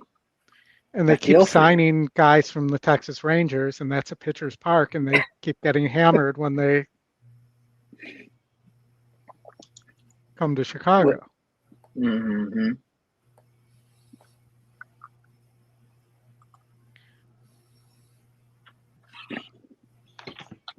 So, Mike, I got to ask, interference or not interference on the in the Stanley Cup Finals yesterday? Oh, I missed it. I'd have to look. I'd have to watch the replay. Okay. Let me pull it up. That they When was called it? goalie interference on what would have been the game-winning goal, or interference on, you know what I mean? Yep. But apparently, from what I was hearing today, the goalie did not have the puck in his glove, and it was loose. Yeah, it slid under his chest, and the official ran behind the net and looked like he had fell on it and covered it up, and the umpire quickly called it covered up. And as he started to raise his hand to cover it up, it dribbled underneath out his back foot into the goal. So, Dave, do you think it was interference? I don't think it was interference. Yeah. Yeah. And then it was a bad call by the coach to challenge it and then give them the power play when he missed the challenge. And that turned the whole momentum of the game. Oh. Well, Tortorelli is an emotional coach, so I'm not surprised. Yeah. They about loaded at the horseshoe. No, that's not goalie interference whatsoever. Not even close. That's what they ruled on the replay. It went right under his chest, and that umpire jumped on the back of the net. And I think you'll see the puck slide out through his skate and then go across the line. And then at that point, he raised his hands and called it off. He never had the puck. That's the problem. His first call was that he covered it up, and it was going to be that's the part I hate about that whole I was in the process of blowing a whistle bullshit. I hate that. Yeah. I hate it. That wasn't the ruling. The ruling was goalie interference. Right. Well, because they always fall back on that. Yeah, they fell back on that after he said that he had called the whistle, and then, it became a coach's challenge because of the fact that, say it was goalie interference. Well, there was no goalie interference. No. So what do? They're going to back up there. Wow, look at those horses go wide. The four just stumbled. Yeah, I saw that, Oldy. That was kind of weird, the little stumble the four took, but the horse ended up being okay. To Dave's point, like half the field ended up being wide there. That was crazy. That's a really tough spot to be in on that 1 mile on the turf. They always go wide. The four got himself in a good position, Oldie, with my 2 horse. Wow, and your horse took a drop. He went from 16-1 to 7-1. Ugh. It's because the cause are all listening to the show. They went pretty quick, 23 and then 46 and 1. The one is rolling far on the outside, mid pass. Yeah, he's circling the field. Yeah, 16's looking tough though. The 3 just got trapped behind the 4. He got impeded. How about we stop So looking around on the 4 and we just ride the horse? who's that? Oh, the 9. Yeah, the The nine's the one, favorite, I the think. 1 or 9 gonna win. Come on, One. 1. One's Yeah, gonna 1. get up. Get up. 1 won 11. the race sim. We didn't really even talk about that. Wow. I did say the 1. It And you was. see all those horses that went wide, they all finished at the back of the field. Mhm. Yeah, I the 1 was my my pick, even though I didn't play it in the free contest. I played the 4. I thought I played the 1. Yeah, 11-1. Yeah, dang it. Low. Picked the wrong horse. But I did call Yeah, it his here. winning move was going 5 wide on the turn. Yeah. Yeah. Damn. Kim 1, I think 9, 12, 16. Gulfstream 9, Park. 12. Go ahead. And then I think 16. Well. All right, pick 5's alive, gentlemen. I have the 7 and the 8 on my cheap pick 5. I think. Yes. So the 8 came up as bad chalk on Smart Cap. And for guys, all Smart Cap is, guys, is my own platform for the audience that takes my models and information that I do on top of EE for my handicapping and gave me a way to automate it. So just to explain to you guys what I'm talking about, and Justin, Mike, and Dave are aware of this as well. We lost Dave for a second, but he'll be back. Yeah, that doesn't super surprise me, Oldy. I mean, I love the 5 in this race. I was so disappointed when that horse scratched and then ended up scratching into the 8. Because I think Del Mar Sunrise, although I think Decisive, was it Mariah? Should run a good race. This is a tough one, though. I mean, I would have loved to spread, but that ticket was only $32. I wanted to play it cheap. But I mean, I could see others winning this race. I thought it was a pretty tough 2-turn Tapeta, but I didn't think the speed would hold. So that was kind of my hope here. And then I'm going 3-2 here. Maybe 3-2-7. Yeah, I like the 3. 3 wire to field.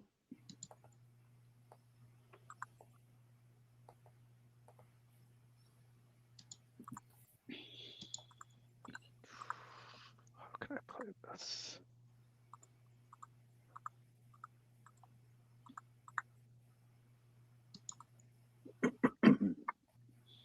there's a lot. I thought the speed was cheap in this race, so we'll see. 3's taking late action.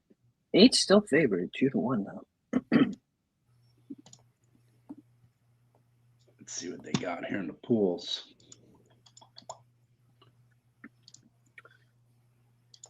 There it goes Basilica Light into the gate. Your 7's not taking any money at all. We had 8-5 on the morning line.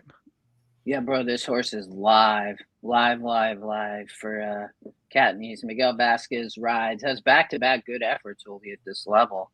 I mean, 0 for 8. This is a brutal group. You know, I mean, Yeah. the 3 0 for 12, the 4 0 for 17. But the 7 live long shot, man, nice GSR as well. The 2, the other horse, I thought, maybe. Yeah. But, all right, they about to go. They are off. Up front, kind of a mad dash, but it looks like McGowan Street, but can't clear off to the inside Basilica Light. Motown Soul maybe get the lead. Looks like going to get to the front, but they're going quick on the Tapeta. But Motown Soul up front, followed by McGowan Street. Basilica right in third, shuffles back. Jockey holding the horse. Didn't want to duel with those runners. Up to fourth, Lunetta Jack. Down on the rail, 13-7 Rubies, and my 2 runners in the far back, Decisive Mariah and Del Mar Sunshine. 23-2 will be pretty quick on the Tapeta. Up front, Motown Soul going to try to run them off their feet. Well, and 7 your making 7 move. took late money. Yeah, 5-2. Wow. But Motown Soul up front, ball by Basilica Light at the second, churn Lunetta Jackman third. But here comes Decisive Mariah up around them to run into second. Has some run, followed by Delmar Sunshine, the favorite. But the two still up front, Motown Soul on the lead. But here comes Delmar Sunshine, Oldy, trying to pass Decisive Mariah up to first. Delmar 98's got it. Sunshine, 2-1. Delmar Sunshine takes the lead. Motown Soul down on the rail is a big game, but Delmar Sunshine gonna win this one, Oldie. Up front, widens by 2 lengths. Motown Soul for second and Decisive Mariah for third. We advance in the pick 5. Boom. Boom, boom. Nice Now we win, just guys. need. Well, I'll tell you, Yeah. Motown Soul ran a big race because it was the only speed horse that hung in there. Everything else died. Yep. But it's a typical 2-turn synthetic race there at Gulfstream where the stalkers and the closers always win. Yeah. I mean, especially if there's rain, Dave, the speed play a lot better going 2 turns. But when Yes. it's so beautiful in Florida the last few days, like they haven't had rain in a while. Boom, Scott Free. I agree. All right, Saratoga. We should be they That's it, they yeah. they separated time, so that's good. Would you say 10 minutes? Yeah. Yeah. Well, good. They were like falling on top of each other there for a bit. Do we want to look at Churchill on the turf or just go to Saratoga? Yeah, it's a big race. I mean, not a big like as far as purse goes, but there's a lot of horses in the field. Oh, at Churchill Yeah, Churchill. Yeah. or Saratoga? Oh, yeah. It's up to you. We have 10 minutes. I mean, we can talk Saratoga. Or do you guys want to look at Churchill? I mean, Toga's a short field, so Yeah. Churchill Downs, 4 minutes to post on the turf, maiden special weight. We need so top GSRs are the 10, 4, 11, and 5. Churchill, race 6. The 4 is not taking action, floating up to the EE morning line. They're all fairly lightly raced. Some of these have been running. The 10, Let's Be Frank, their current favorite, 2-1. The 9 horse at 50, it doesn't look like to be a ton of speed here. Mm-hmm. I mean, the 9 takes them a long way, just a 58 pace, but it looks like the 10 takes over at the third call. The 1 down on the rail does show some closing ability, maybe. yeah, it 12? does. Oh, the 1 runs a big race. Wow. Royal Causeway. Yeah, and it's taken third choice in the horizontals too, separating itself. It's not separating itself too much from the second choice in the horizontals either. The 4, and that 4 is right now at 7-2.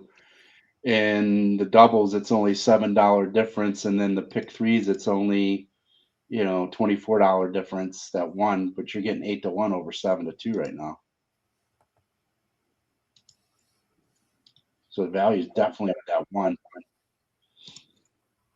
I mean, 0 for 8.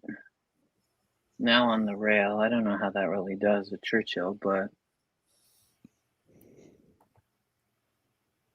First time starter on the 3 horse has some really good works, and one good comment here on EE on the workouts. First timer with strong work, looks well prepared for debut. He's got back on April 25th, the 46-4 work. Comes back to Keeneland and runs 47 and change, and then 48 flat. That good works. Walden's hot right now. He is. He's good with first too. Yeah. Yeah, 26% on first-time starters, 27% on maiden special weights. Mm-hmm. That's a good catch. Yeah. I mean, it I mean, would this be 10's that. the 10. Ollie, just wait. This 10 No, go ahead. horse. I mean, it's just. I mean, it's taking all this money because it's been great stakes, right? I mean, this horse hasn't broke its maiden either. Obviously, we're in a maiden special weight, but it's had 3 graded stakes races. I mean, but it's failed pretty badly. But go ahead, Ollie. I was going to say you're getting 11-1 on Brad Cox. If you're going to use more than one horse here, I would not skip that.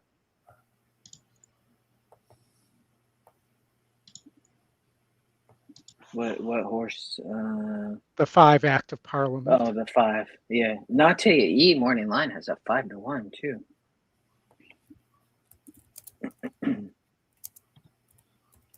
Fourth GSR. Wow.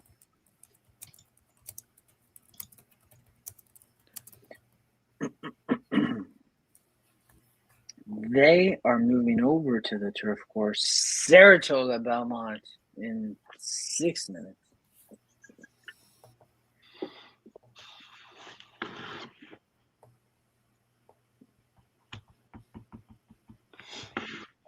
Yeah, CC. I think the 1's my horse. I like that horse as well. Chris Couples. Good to He's see you. the man, the myth. Long time. I haven't talked to him in a bit. Good. I'm glad that he stopped by to say hello. Good to see you, buddy. Well, they loaded. I'm taking a break. I'm taking a break off from the race call, so it's all you guys this time. I'll be right back. I'm getting some water. All right, bro. And off. Yes, Oh, Ollie. And Got the this. 5 just decided to attack another horse. the 4 took the beating. Inquiry. There's no doubt that 5 just jumped out of the 5 gate. is so ranked too on the outside.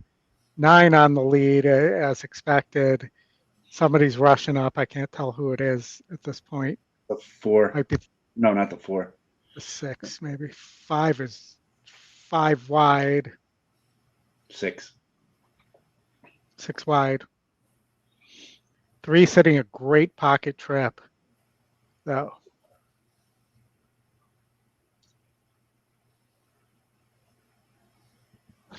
And we're coming down the back stretch. So it's 9, 6, 8.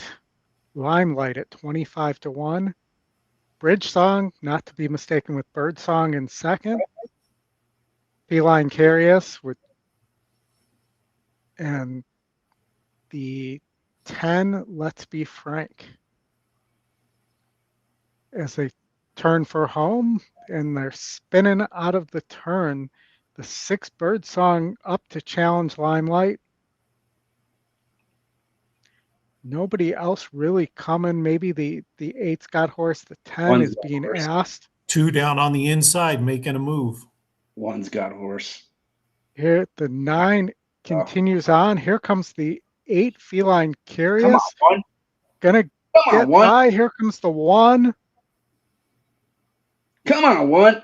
Get up. But it's going to be the 1 at the wire. Boom! In the shadow of the wire. I had a Good baby. call, Mike. Yeah, I took money too. He did 9-2. It was 7-1 going in the gate, I think. Yep, dropped to 9-2.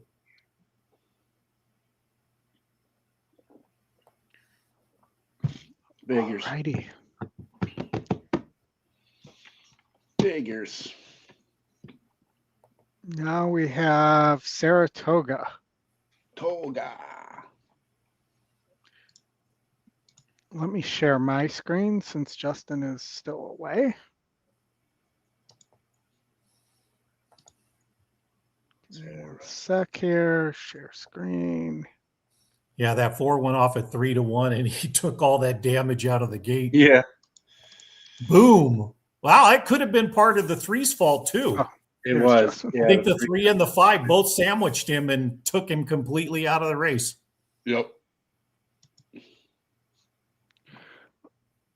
You're muted, Justin, just so you know.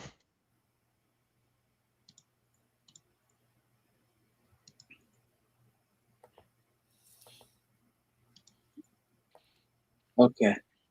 Can you hear me? Yep. Yep. I have to put my AirPods back in and everything. Who went it up? Oh, the 8-1, I see. Okay. Out of one. Oh, the 1-1? Yeah. Nice. Ooh, and a major late scratch at Saratoga, the one horse, the other speed, Yes. Acoustic Avenue just scratched. Well, yeah. So Bennett Tronado is going to win here. Oh, Beat yeah. Bocandano? Yeah. Yeah, no doubt 3 about at it. single now. No We doubt. covered this actually on the What If This Happens on the preview show, Mike. Yes. That's funny. It happened at the gate. Wow. Okay. Yeah, and I like Bookham Dano up until that point. So we talked about it, like we said on the show, that if the other speed scratches here, Ben Tornado to lose on the front end. Yeah, Baffert had an interview yesterday and was asked about imagination, and he said that Ben Tornado will have all the speed, and he'll probably just try to sit behind and follow all the way around. Said when he came out of that UAE race, he was extremely tired, needed time off, brought him back to Churchill, and said he ran a respectable race there, but expected more of an improvement in this one today.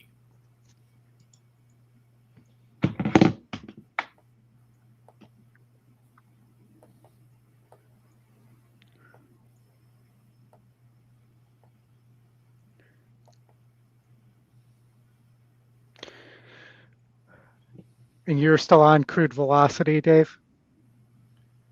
I like Crude Velocity, but I think the 7 furlongs plays not into his hand. I think he's a mile to a mile and an 8 type of horse. I'm not sure if he's going to get the 1.25 miles, but today cutting back against Englishmen, I think that has a big effect on his game. And I think both those horses could be really tired because they battled all the way down that entire stretch at Churchill, and it could have taken something out of them. I'm looking for something like, if there's a speed battle up front with 6 Speed and Englishman and Solitude Dude, I look for Crude Velocity. If it's too short, I think maybe Obliteration gets a jump on him. Well, and I think I actually, and David Harrison agrees too, if that were to happen, we like Gilded Bandit, the Mott horse, to the inside too. Yeah, I just thought if he was going to have to come from that far back, the pace would really have to melt down for him to come all the way from last. But I'm not against him, that's for sure. I mean, I just think 6 Speed could do something that stupid, like he did in the Derby. Yeah, well, with the trainer change to Weaver after the Derby, I'm sure they didn't have a lot of time to do much with this horse, but maybe the next out will have more of effect of the trainer change.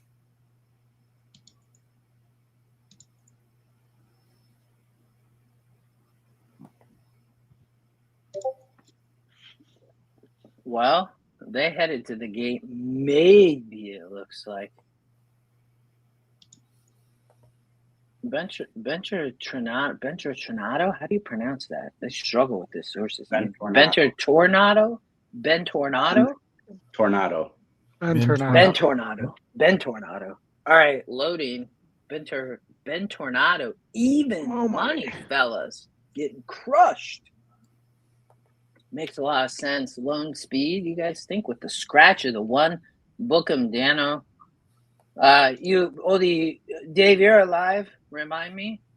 Yeah, I'm alive on one ticket. I'm single to Ben Tornado. On the other ticket, I've got the 236. Okay. Imagination, Bookham Dano. Oh, and so you have Ben Tornado twice then. I see. Yes. That's good. Yeah, Yeah. I closed up That on makes one. sense. Ooh, 4 Ooh. fractious in the gate, 8 fractious in the gate. I think Ben Tornado was okay. They They're break. off. Yep. They're off clean. And Tornado looks sharp. To the front, Bookham Dano in second, up for third on the rail, Imagination. But here comes Listen Up, Chance, all the way up to second place on the rail, putting pressure on Ben Tornado, the heavy Ben favorite. Tornado doesn't need the lead, though. That's the thing. That's good then. Ben Tornado just sitting right outside. Listen Up, Chance, who rushed all the way up to fifth, but Ben Tornado said, "Hey, what are you doing? I'm taking the lead back." Back to third, Bookham Dano, and down in fourth, Imagination on the rail. Far back, we have Illuminaire and Faust. Up front, fellas, 43-2 on the Saratoga main track. Ben Tornado to the front, to the inside. Listen Up, Chance. Game on the inside. Listen Up, Chance, who has taken the lead at 21-1, but Ben Tornado is game. Bookham Dano to the far outside. Gonna try to run them all down. Yeah, ran It's them down. close. Yep. Dano runs got them 'em. down. Again, this is, I talk about this all the time, but there's no excuse for not closing down the rail there on Ben Tornado. The four should not have been able to sneak up the rail on the backstretch of the race. I mean, they went so quick, though, Oldy. I mean, Yeah, that's what it was. I mean that four just rushed right through. But Yeah, that was a hell of a move by Freysu to make that move right there. Doug O'Neill's horses, they always perform well on these big days. No matter where he ships around the country, they run. I mean, ran third in a grade 3 here. Ran second, 2 back. I mean, he just wasn't going to let that easy lead. You can see there, he broke kind of slow and then got over. They were just showing the head on at the start. Well, also, Bookham Dano, Mike, remember what Dave told us to look for? No front wraps. Oh, yeah, he didn't have them. Yeah. No, I thought he did have them. No, not that I see. No, he does. No, Does I he have think them he does. dirty? I think they're just dirty. I think that, Okay. that. Oh, he does have front Yeah, he wraps. does have them, yeah. He's got, yeah. Well, Dave, you advance. That's good. Paco Lopez gets the win over Irad.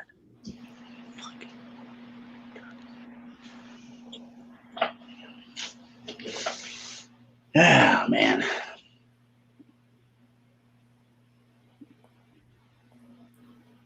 There's so much racing today. It's kind of crazy. James, it looked like the horse had wraps on, though. Well, you should be able to see in the. It did look like wraps. They're just dirty. Yeah. What did it say? Sorry, I jumped. I didn't mean to jump. Saratoga race 8. It's not there. It says no changes, and they have wrapped last time. So I think they were on, James. I think they are just all dirty.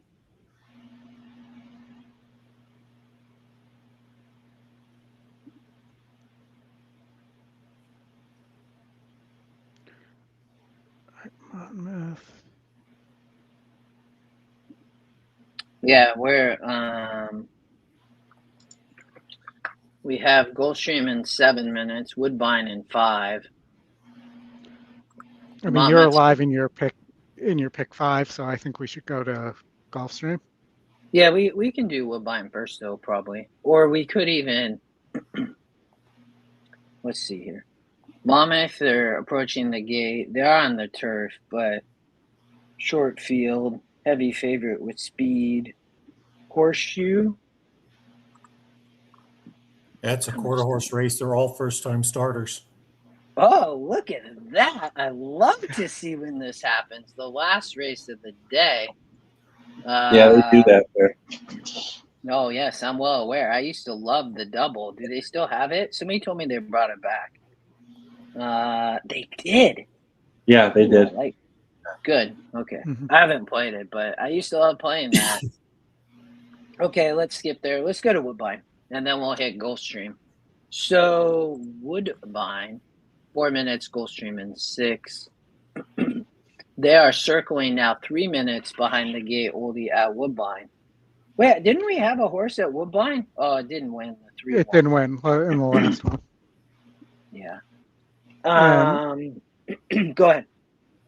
I mean, from a speed standpoint, it looks like the 2 and the 3 could hook up here. Neither of them absolutely have to have the lead. The 3's even money on the E morning line. Yeah. Wow. There's the 2 Endrick. The source was at Gulfstream, I remember. But they were racing on the dirt and not the synthetic. But now they went on the synthetic at Woodbine. That's the 2. Napa Spirit, the 3. The speed of the speed.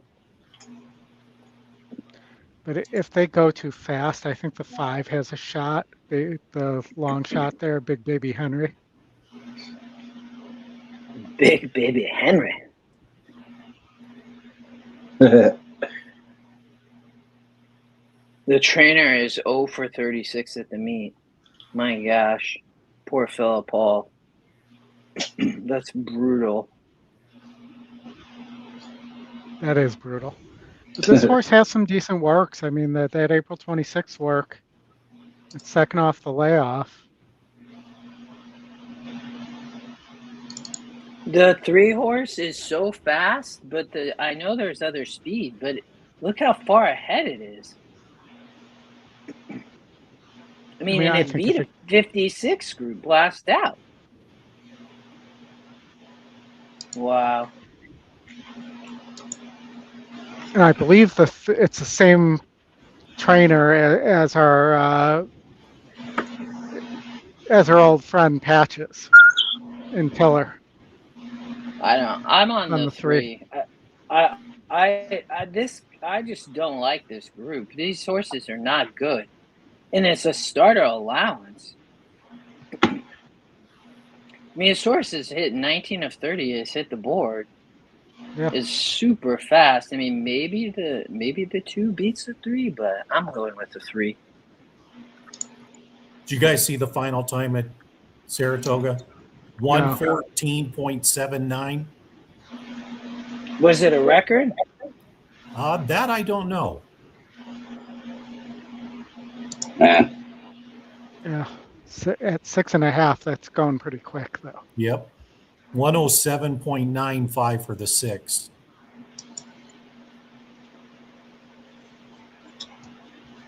Yeah, Go Rash 40. It just has a huge speed bias.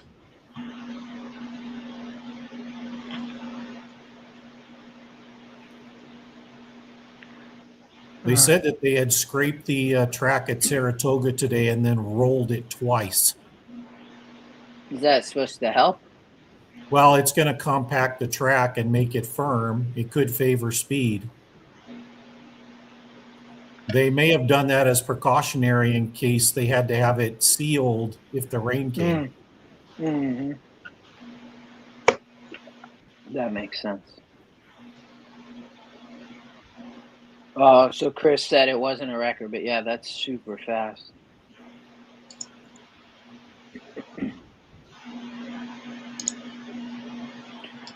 Well, all right. Napa Spirit versus Endrick here. Oldy thinks Big Baby Henry might have a shot at the bind. The 2 are probably going to get the lead, it looks like. Yes, they are off.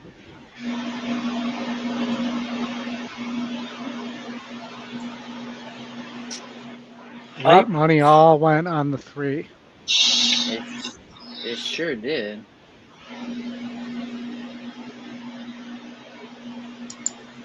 But the 2 gets to the front, Hendrick.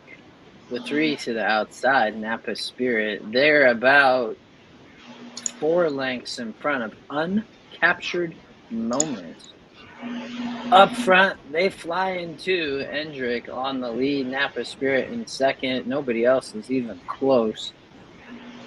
They're about 6 ahead of Uncaptured Moments.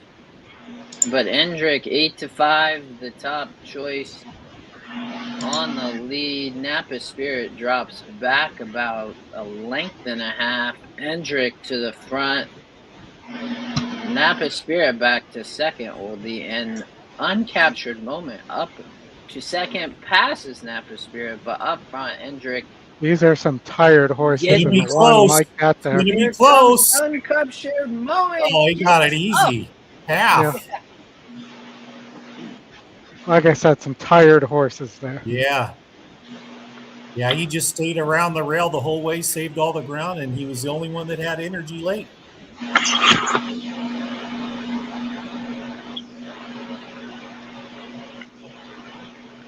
That would be Mr. Ryan Jones's first win of the meet. He was 0 for 16 going into that, and only had 1 win in 26 tries in the last 12 months.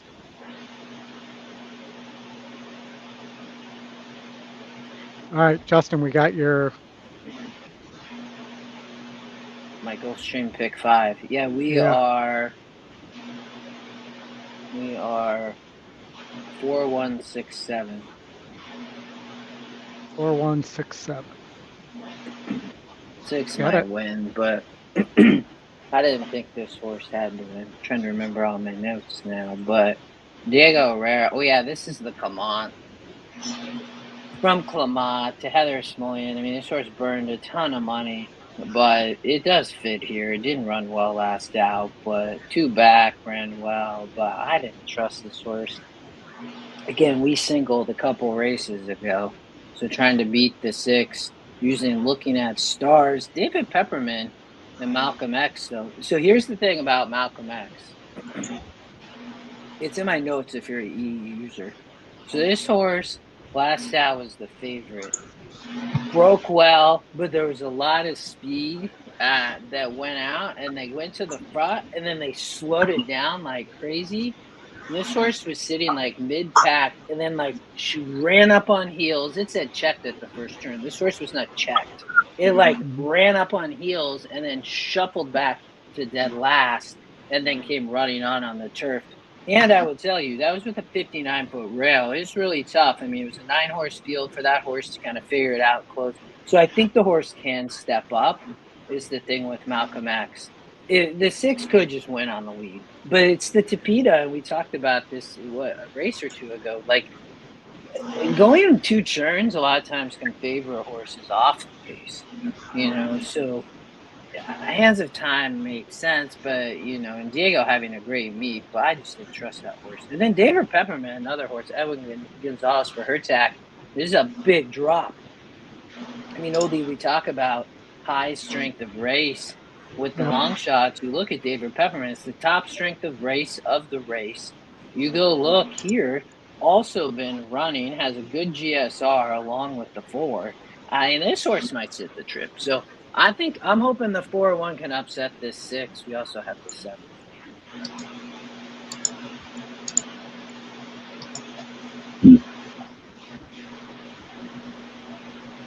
Yeah, I mean, how often has Smolin won more than 1 race in a day? She already has one. Yeah, not often. She doesn't win a ton of races. I mean, 9% at the meet. That's the point. It's just Diego Herrera. I will tell you though, the jockey's off the 4. Now getting back on. They loaded without the jockey.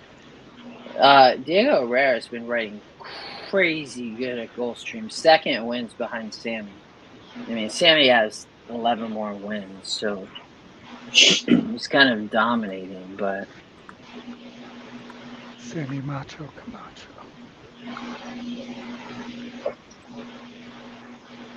All right, here goes 6 into the gate. For your sake, I'm hoping for the 1 or the 7 here. Let's get you a good payout. we got Are one you more high race too, after this. Justin? No, I know. What? But 4. I have 1, 4, 6, 7. 1, 4, 6, 7. All right. I did place a saver double on the 2 because I like the next race where it closes out. I like 2 horses, but we'll see. All right. Hands of Time up front, boys, by about 5 lengths. My goodness. Looking for Stars running second, Camagal third, the 2 in the back, Malcolm X and David Peppermint. By Hands of Time, 23-4 first quarter, out by about 10 lengths. Try to run them off their feet at 7-5. Not much change behind. Camigal does get to the outside for second, down on the rail, David Peppermint. Shuffling back, looking for Stars, and on the rail, David Peppermint, and to the outside, Malcolm X. And they closing on Hands of Time, went 47-2 at the half. And I didn't use the 2. That doesn't look good, but we will see. Hands of Time up front, Camigal running on Mr. Sammy Camacho into second. Hands of Time up front as we hit the churn. Camigal in second. Looks like a 2-horse race. Hands of Time up front at 6-5. Camigal trying to run hold on, 6. It's going to be close. Yeah, Hands of You got it. Time You got it. looks You got like it. going to hold on. Yes. Yeah, we still advanced. That's good. That's all that matters. Yeah. I when I saw, and I remember when I handicapped that, I didn't like the Sano Sammy. Sammy rides for him a lot, but I don't like to play him with Sano very much. But I did place a saver, so we got lucky though. We advanced. Last leg next. 2 horses in the next. It's a maiden race, but I like them both. And then we'll give a little preview because we'll come back. But we just talked about Sano. He does not win. I sent this horse to Oldy this morning, and the first thing he said is, "Oh, it's a Sano first run." I'm like, again, I got it. I agree. Look at the race sim. And then I did watch the works. They had the 2-year-old fillies earlier, and this is the 2-year-old for the boys. This horse can run. I think Epic Impact can also run for Carlos David. Stick Talk has been working with Epic Impact. But the Sano firster, he does not win with firsters, barely ever. But this horse romps on the race sim. Look at that. Wins by 3 legs. I will point out he does not win a lot at all, not just with firsters. But Yeah, this horse does look like it's working pretty nicely though. all right, at Churchill, I have a horse for everybody. Okay, I'm going there. Take a look at I the like it. Rusty Arnold firster, the 6, Curlin's Charm, and the works on that horse. Curlin's Charm. Oh, the 6.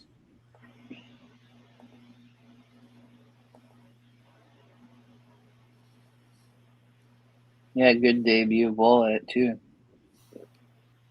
Didn't debut at Keeneland for some reason. But it's been working regularly. There's no break in the work path. No, yeah. Workout pattern. Yeah, the mare ran distances perfect for this. Got curling, can do sprint or distance. Mm-hmm. That April 7th work right there is just a boom. And then followed up by April 22nd, and then he gets a mark here. Sire and Dam both had winning debuts. Yep. Lineage wins early. I like it. Is that from Bluegrass, Oldy? Yes. Yes. Yeah. Wait, He's doing what? Chris Couples said too. Look in the chat. Had this horse in my stable. Yeah, Oh, that Dan's producing some winners too.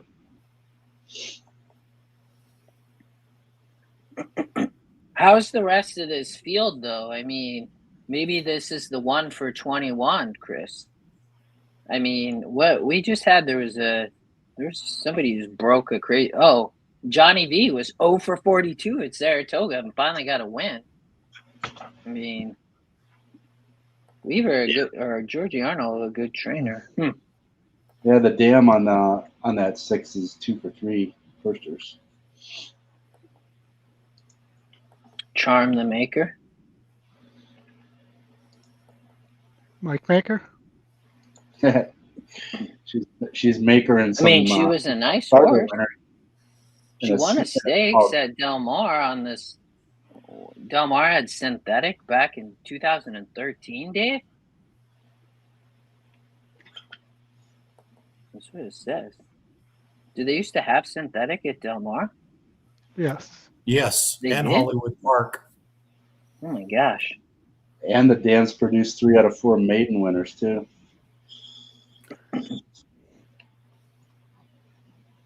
Graded stakes place. Oh no, she placed in grade 1 too. This horse with her, the mom Mike was amazing. Look at that. Romp first time out on the screen in a maiden special, won by 4 lengths. Then jumps into the Oakleaf at Santa Anita back in 2011. I'd keep an eye on that dam. Yep. I mean, look at that. Like, she was so good early. I'll be damned. Ran at Hollywood Park. Wow. Yeah, she's producing winners.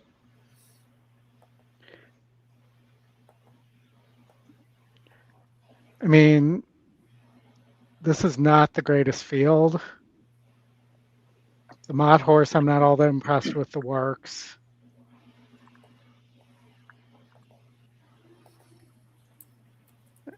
The favorite, I could take or leave. Probably leave.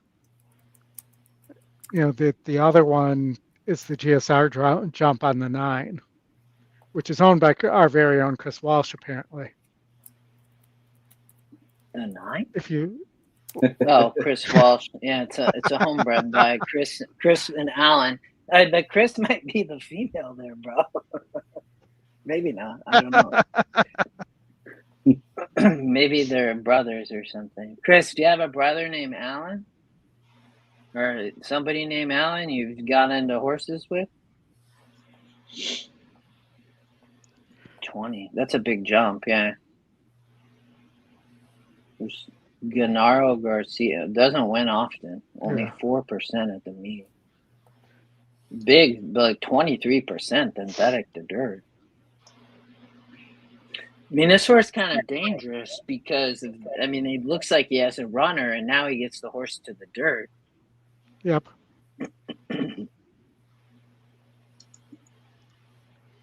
6-1 there, 9-2 on Curlin's Dream. I mean, the 10 didn't break well at all last time, and now this horse is the favorite. Yikes. And maybe they're just maintenance works, or maybe this horse isn't that fast. Because you look, after coming out of that race, this horse did not really bounce and show improvement in the works. Yeah.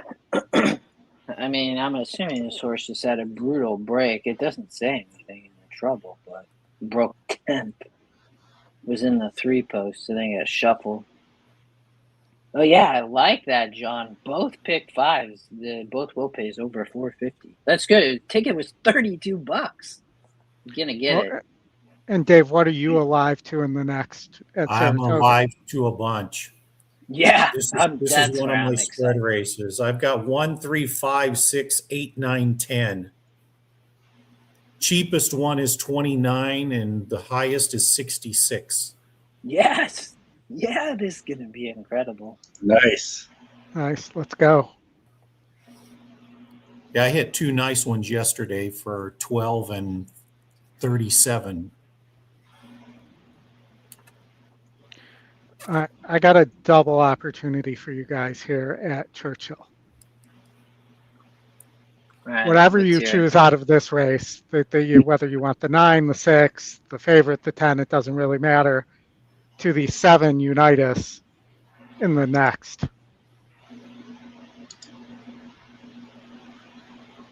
Because that is a holy pace advantage, On the Batman. turf.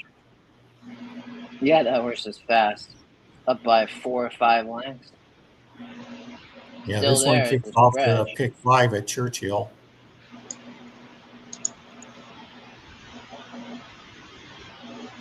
All right, they loading. Couplet 4 to 5 on the far outside. Yeah, he's going to have to break, though. Yeah. That horse didn't break last time. I can't trust stuff like that. The 6 taking only done the 5 to 1, but I guess it was 9 to 2 morning line. So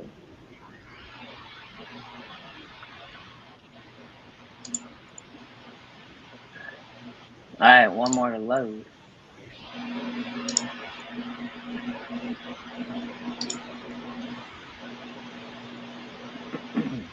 And they're off. They are off. 10 didn't break too bad, actually, but still going to be far outside, it looks like. To the front, looks like going to be She's Our 10. Battling, though, with Mancuso to the outside and second. Down on the rail, Hudson River Line. And then they're stacked up, boys.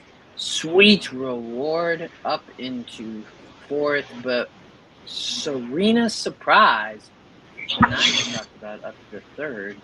Then being tracked by the heavy favorite Couplet in 5th. Yeah, the 10 gets 6th live is cover the from the 8. 9. 9 horse running well, Dave. Runs up onto the lead. Here comes Oldy's first time starter.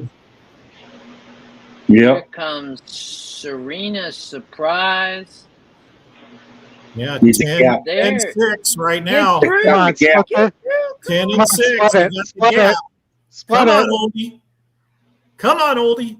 Come on, 6. Come on, Oldy. Come on, 6. Come on, baby. He's running hard. Oh, 10's got him. 10's got him. Oh. Couplet. Man, that 6 ran good, though. Keep him in your stable. He'll definitely improve off that. Took him back and made 1 run.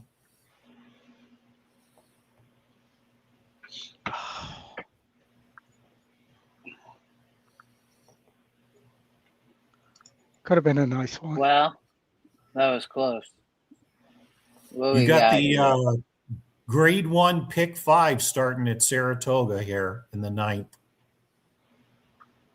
All grade 1. Oh, they're all grade 1s. Yep, all grade 1s. Oh, yeah.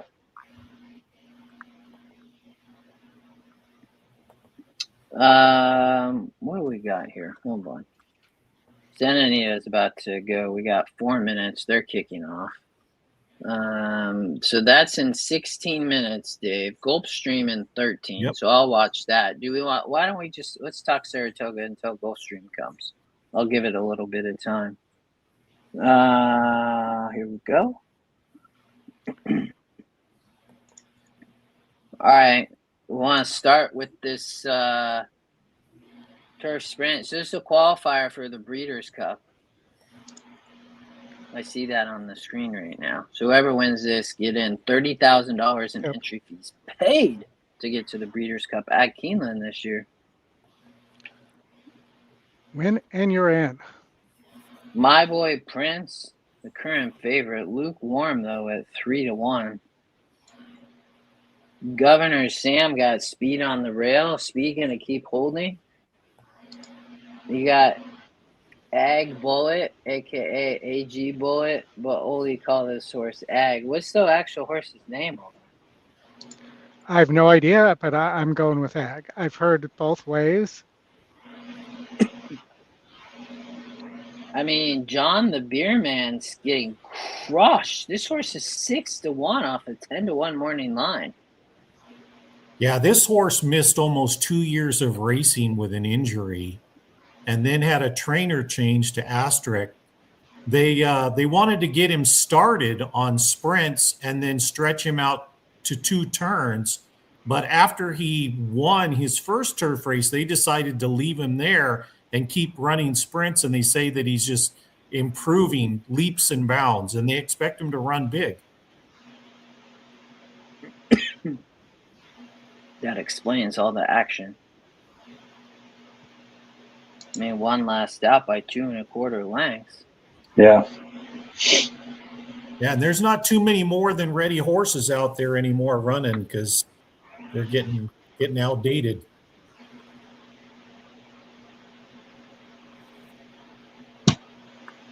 He's definitely got to consistently break like he's been. No, he broke real bad at Aqueduct in that race. Still ended up closing and win against a 54 group the break is made in.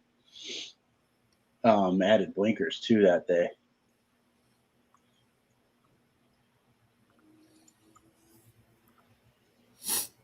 Yeah, I think that's his only chance. He's got to break well. Wait, with all this speed at Saratoga, isn't this next race going to be crazy?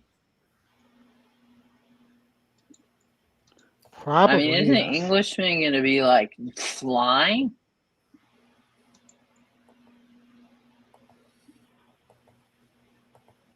Oh, we lost.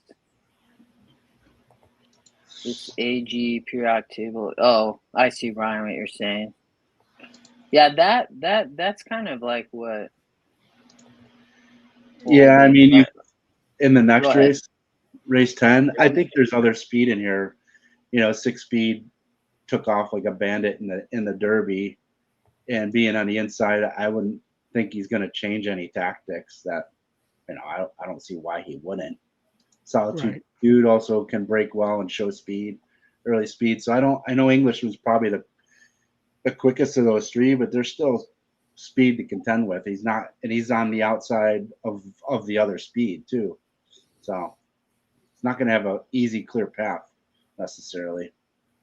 Yeah, and that Englishman race with Crude Velocity, if you went back to where those 2 horses were at the 7 furlong mark at Churchill, they were head and head at that point. Yeah. It was that last furlong that did him in with Crude Velocity. So I expect him to get a bigger jump, but speed's holding. We'll see what happens. That's true. Well, that was my point. I mean, it's going to be so fast. My goodness. I don't. Solitude Dude won't go to the lead, but I think 6-speed is going to be gunning. For Solitude sure. Dude does not need the lead. No. Yeah, this is the has run so well at 7 furlongs. Yeah, I mean, won the Swale and won the Bayshore. Take these sprinters and try to get them into the Derby, and now it's time to back them up and get ready for the sprints. Crude Velocity can be tough. Oldy, so Dave, you and your pick 5 in race 9. So what do you have here? I have 1, 3, 5, 6, 8, 9, 10.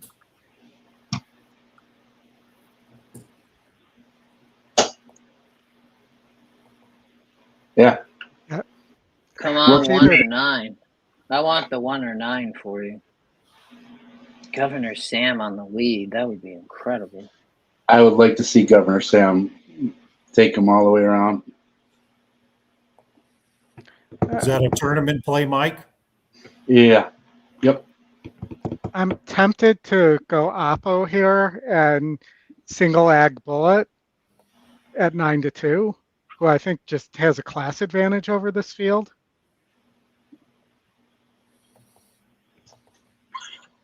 I mean, that's why the 6 and 8 are so intrigued, the 6 and 10, my boy Prince. I saw somebody in the chat was asking. I mean, I think you're fine. If you're single there, good luck.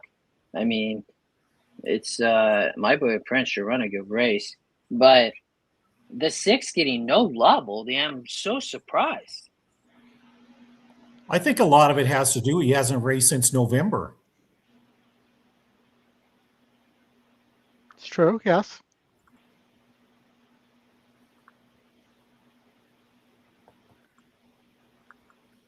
The note says he looks sharp in the morning. Maybe Baltus doesn't ship well, but he won here in this race last year. Yes. But he did have a prep before that one, Oldie, on Derby Day. Mm-hmm. Mm-hmm. But he did win off the layoff at Kentucky Downs. That can't be easy. I mean, you just got to be fit, right, to win at that track. It was only not quite 90 days. For me, The and horse the runs. reason Go ahead, Oldie. I was going to say the reason I probably won't single him is because there's only been a couple times where he's successfully rated.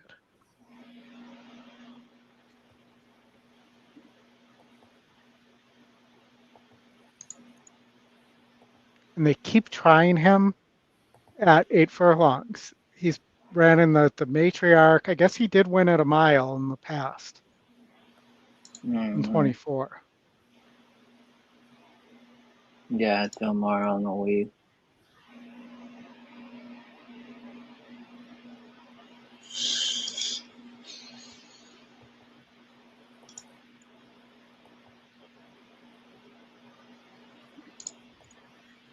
Weather's holding it at Saratoga, so that's good. Yeah, it's not looking great there right now, though. I'm gonna look at the radar. It looked like the weather that we were having here was headed due east, so the sun's shining again, wind picked back up. It's just overcast. It's not bad. Where did my Saratoga Springs shortcut go? There it is. Yeah, they're down to 15% at 6 p.m. Eastern Standard Time. Yeah, I think they're going to be fine. It's raining a little bit, but it's... Yep. I mean, there's definitely rain everywhere but Saratoga right now in the area. No, it's showing some rain on the screen. But it's not, doesn't look like it's raining much. It's like little intermittent drops. Nobody's running for cover anyway. Well, some are. But... I don't know. I'm on the 6 here. I think at Saratoga. That'd probably be where my top pick would be. Yeah, if there's going to be breakdowns in this speed track, it's going to be in sprints is where it's going to start to break down first, not 2 turns. Yeah. Well, and I just don't think you can trust my boy Prince. I mean, yeah, I like the horse. I think sprinting is what the horse wants to do, and they had it running long for so long. But I don't even know that 5.5 is really where the horse wants to be. It may be better at 5. Yeah.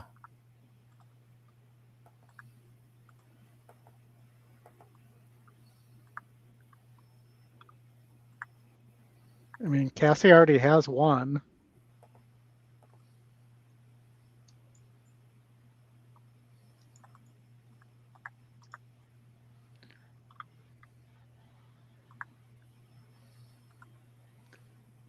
I mean, I'm surprised we didn't get any Charlie Appleby's for this.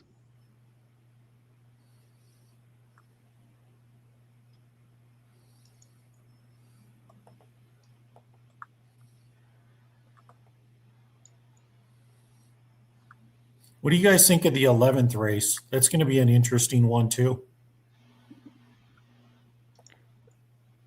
The 11th, I think the Wilson Chute narrows down who the contenders are because you can't win outside the 4th post. That to me is the biggest problem. I think the 2, if Nisos isn't ready, I think the 2 could win that race, though. We did hear from David Harrison that the 2 and the 3 were working together, and the 2 was outworking the 3. But closer versus tactical speed horse, that's not all that shocking either. Yeah.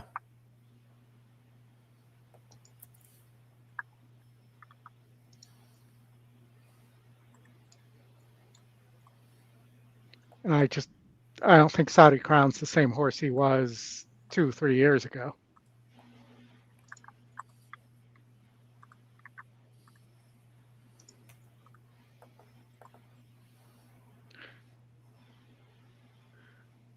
No, Sam, they've been taking the 10 back, and that's how that horse has been winning races after gunning for the lead for a long time and not winning.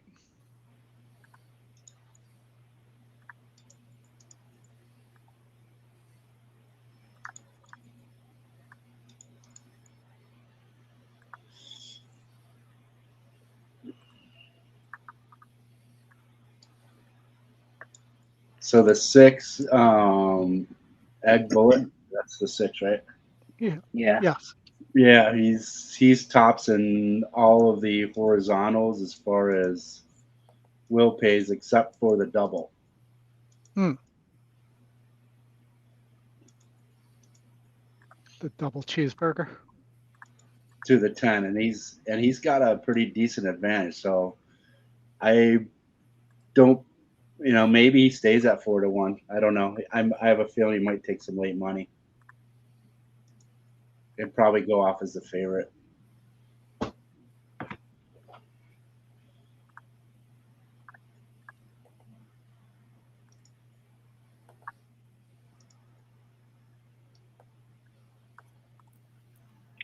Well, we got 3 minutes to post at Saratoga. Before that, we're gonna look at some Gulfstream Park. All right, y'all. I have the 2 and the 4. That's it. No 9. Can't play that 2-year-old from out there. Coupe de Grace, No. the favorite for Mr. Yates and Miguel Vasquez on the far outside. Did get the help of a scratch of the 8, but a baby way out there, I don't see it happening. Rassasi Oldy is the first time Sano. Doesn't win often, but it looks like has a runner. And then I think the Epic Impact was the other horse when I looked at the works on these for Carlos David. Sammy Camacho lands there, top GSR. One of those. We need the 2 or the 4. Caritas is a homebred for Rodriguez. I thought that horse might run a good race. Actually forgot about it in that cheap pick 5, but 37-1, maybe you can run on into the try or something. But we need the 2 or 4 to win. 0 for 22 jockey trainer combo. Yeah, brutal. I don't think he'll win, but I do think that horse is a homebred for Rodriguez. And I mean, I watched the work, and like this horse can run. I think but I'm not sure. I don't think he'll win, but I do think we'll run a good race. Well, good luck. We're all counting on you. Thank you. And then we got Saratoga. They are waving in the crowd at the moment. They loading at the Gulfstream. Current favorite, Coupe de Grace. We're on the 2 and 4.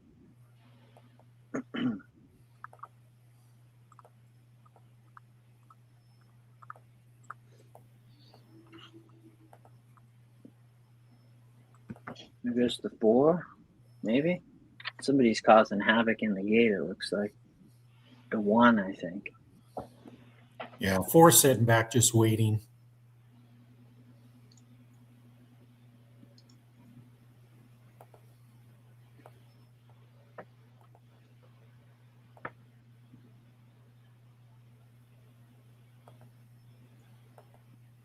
Two more to load. There goes Epic Impact. And to the far outside, Coupe de Grace. Current favorite at 7-5, taking a lot of money. 2-year-old baby boys, 4.5 on the main track. we go. They off up to the front. Looks like Rosasi gonna try to get there, but being pressured by More Power to You in second and third. Epic Impact in fourth. Caritas into the far outside Coupe de Grace. But up front, Rosasi went off at 5-2 for Mr. Sano as the first third, being followed by More Power to You in second and Epic Impact in third. Coupe de Grace into fourth and Caritas at 45-1 in fifth. They went quick, 21-4 up front for Rosasi, and followed by More Power to You in second. By a half length back, jockey looks over his shoulder, says, "What are you doing?" Rosasi takes him a long way and pulls him all over. Easy. All over. Yeah. He didn't even ask that horse until he straightened in the stretch. Yeah. That was demolishing. Boom. Justin, boom. Attaboy, Justin. There you go. Rolling, buddy. Gave that one out on the show to start the day. $32 pick 5. What did cash for? About $450, I think somebody said. Wow. Baby. $479. Pretty good from $32. Can't beat it. Absolutely. Yeah, baby. Boom shakalaka. Thanks, Gary. I as many everybody knows, many people know, I cover Gulfstream Park, and I watch those works, and I said to Oldy, I was like, I know, man. Like, I know it's Sano. I know, but I'm like, this horse could romp this through. Well, also those 2-year-old races, at this age, a lot of them won't pass another horse, so it's all about who gets the lead. Yeah. Mm-hmm. Yeah, his first workout when he went 36-6 or 3. That shows you right there he's got talent. Yeah. Who ran third? I think that I had to try. I'm hoping that, but I think the 9 ran third and 3-2. Yeah, I think so. Oh, sorry, I gotta get over to Saratoga, y'all. The grade 1, is it Jaipur? Jaipur? What did David tell us it was, Mike? Jaipur. Jaipur?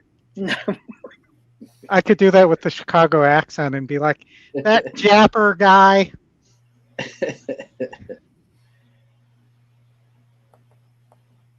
That's exactly right, my friends. Oh, yeah, the 3 ran third. 3, yeah. Yeah. Three had good works, too. Yeah. Can't be in an 8-post in a 4.5 furlong 1-turn race at Gulfstream. But Dave, the 3 did, but I just knew that. And then Epic Impact was out working the 6. Al! Yeah, Al got the pick 4. I'm glad, Al, that you still hit something. Attaboy, Al. Somebody just hit the gate, too. I think it was the 1, Governor Sam, which would change the... Is it the 1 or the 2? That was the 2. Looks like the 2. Yeah. He's the long shot, I think. Big long shot. I'll skip the race call here, and you guys can talk through it. Dave, good luck. Thank you, guys. Oh, Governor Sam jumps the start. And Agbullet gets the lead. Who's that on the outside there? Oh, John the Beer John Man. the Beer Man. Beer me. John the Beer Man on the lead. Agbullet's going to let him go. And he's going to clear. Yeah, they said this horse is really improving. Agbullet tracking in second, right to the outside. You have the 5 reef runner ready to run the reef there. Someone going 9 wide. That's the 9. 9 going 9 wide. Come on, Here comes Agbullet. Come on, Ag. Get up, baby. Get up, Ag. 6. Come on. Oh, here comes the 5 reef runner. Come He's on, going to run that reef. Can he get there? Fight off. Runner. Oh, you got to be kidding me. And my video froze. So did mine. I got to throw in a boom. Yes, boom. That's a boom, Dave. Heck all right, wait, I owe you several booms for that. So let's see what we got. Do you know what kind of a boom it was? Dave, 39. 39, Dave. Boom shakalaka! 39-2. Heck yeah! I love gold. One more for you, Keep Dave. it up and down. There we go. There we go. Love it, Dave. Dave, that's beautiful. Well done. 6-5. 6-5. Ran a good race. Rad Ortiz up over the top from this. You know, Oldy, I remember you were telling, and I had said I'm like, David Fox is doing extremely well at Gulfstream. Yeah. I remember when you were talking about that horse on the preview show. Yeah, I think I called it the Meet the Fockers horse. Yeah. Yeah, you did. Yeah.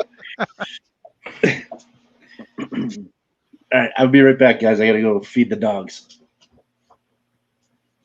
Feed the dogs. That's back-to-back pick 5 cashes.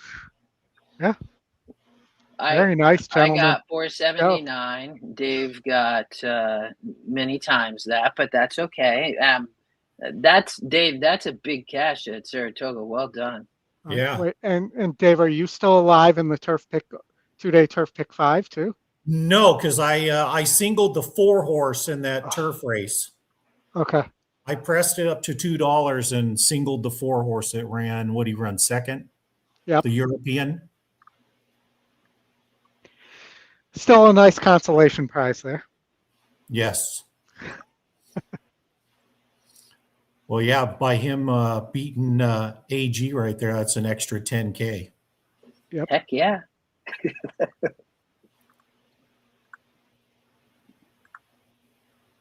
Very nice. And the favorite, My Boy Prince, not even in the money.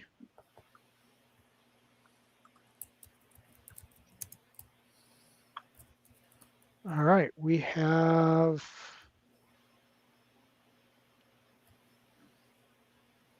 Do we want to go to Churchill, Justin? Yeah, I was looking. We got 5 minutes. That's probably a... Oh, yeah, Unitas here. Dave hit the pick 5 at Saratoga. Yep, there you go. 39K plus. Yeah. Yeah, baby. Beat yesterday's score. Yeah.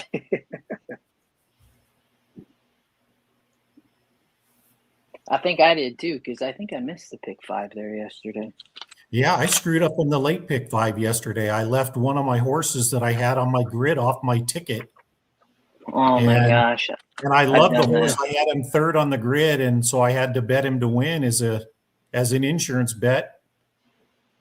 And he won. I knew he would once I didn't have him on the ticket. So it cost me $8,000 on the pick 5.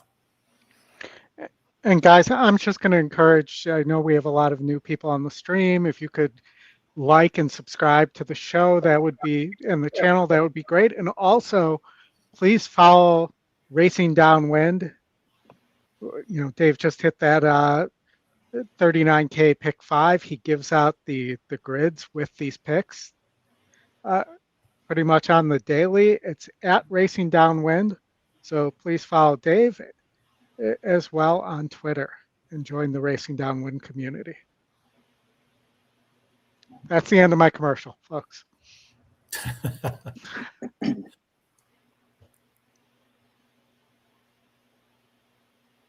But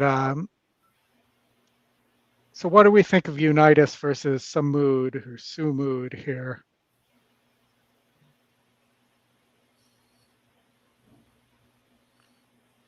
I'm on the Oldy train here.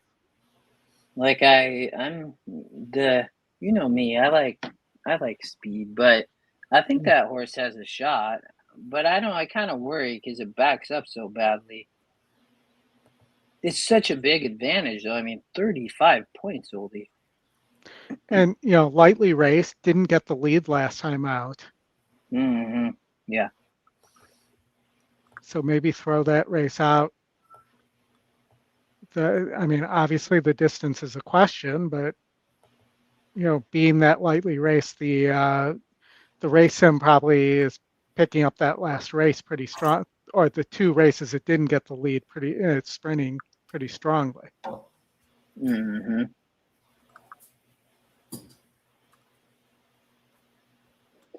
I mean, you have another Cherie horse with no speed here. I mean, the other one that's shown a little bit of speed is the McPeak, the 6 Chambersville.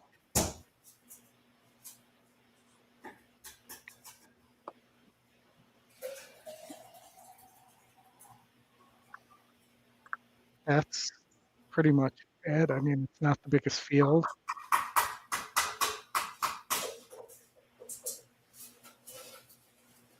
Thank you, Scrap. We appreciate that. I know that Scrap. That's I love that you say that. Everybody, I'm glad you're here. Hit the like, hit the subscribe. Nate told Dave probably went. There's Dave. Had to refill my iced tea. Yeah. I think after that hit, you deserve to refill your iced tea or whatever you're drinking right now. Yeah. Well, I got the tequila over here, but that's usually at night. That's a celebration drink later. I don't. Somebody was asking for a pick 4 at Churchill. I didn't. We didn't. It wants to single the 4 here. The ticket generator does. Well, we were talking in the last race. We were talking at the last race at Churchill, and Oldy and I both liked that first time starter on the 6, and I put together a real quick Scotty super quick ticket. Yeah. And this was a spread race for me. I went deep here, but I went 6 and 10 in that last race, which ended up being the exacta. I know the system has been so hot. I mean, it's the picks have been dangerous. Yeah. I mean, look at race 10. And the pace in race 10. Churchill 10? Yeah. It's just loaded. 5 furlong. It's David Harrison's favorite, a 5 furlong turf sprint.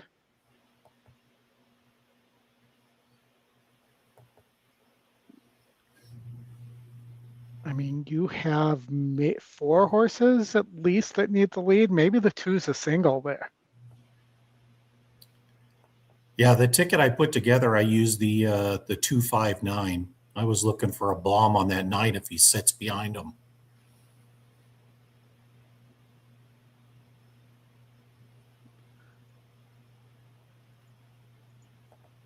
I mean, I think the 1 could be your bomber. Day off. All right. What's happening here? Sorry. There's Unitas to the front.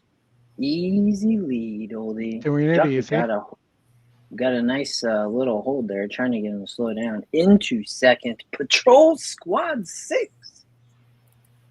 67 Mustang down on the rail in third. And fourth, Somewood, followed to the outside by Chambersville. Then on the rail, Domingo, and in the far back, Vermelho, the second favorite. But up front, doing it easy, Oldy Unitas went 23 the first quarter. Yeah, maybe a little. It sounds like a police car and running in second, Patrol Squad 6. Or then like an old-timey police show. Yeah, right? Yeah, Patrols, I like it. Followed by the 70 or 67 Mustang. The heavy favorite looks like it's going to run up into third. Somewood Unitas up front, getting a little bit tired, it looks like, but still in the lead as they approach the top of the stretch. Yeah, he was just gelded too. Running nicely. See if he can hold on. Up front, Unitas, Oldy, trying to run them off their feet. Still holding on. Nah, 4's got it. I think. The 4 somewhat at 4 to 5 takes over in the middle of the track. Yeah. That was the single. Yep. That horse is loaded there. Can't get through. Who is that? The 2. too. Yeah, maybe a note on the 2. That was the long shot. Took money there too. Maybe watch next out. Early betting at Saratoga, crude velocity 1 to 2. What?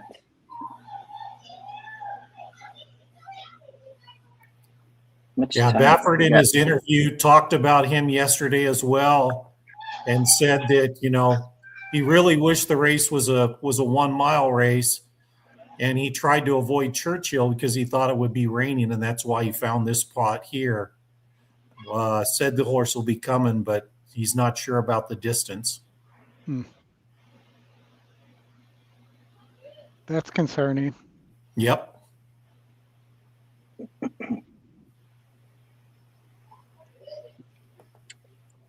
Got a 4-horse race at Monmouth, Justin. Go to Saratoga. Or, I'm sorry, Santa Anita. Yeah. Sorry, didn't mean to. Just reminded me. I might have to take a break here in a minute, Oldy, but we'll go here first.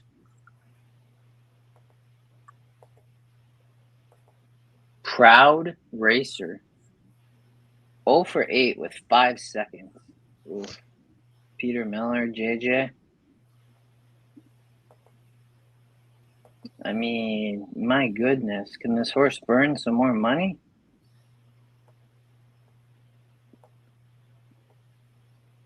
I mean, they got to a state bred maiden special. 3, 4, 5-year-olds. I mean, they're trying to give this horse a win.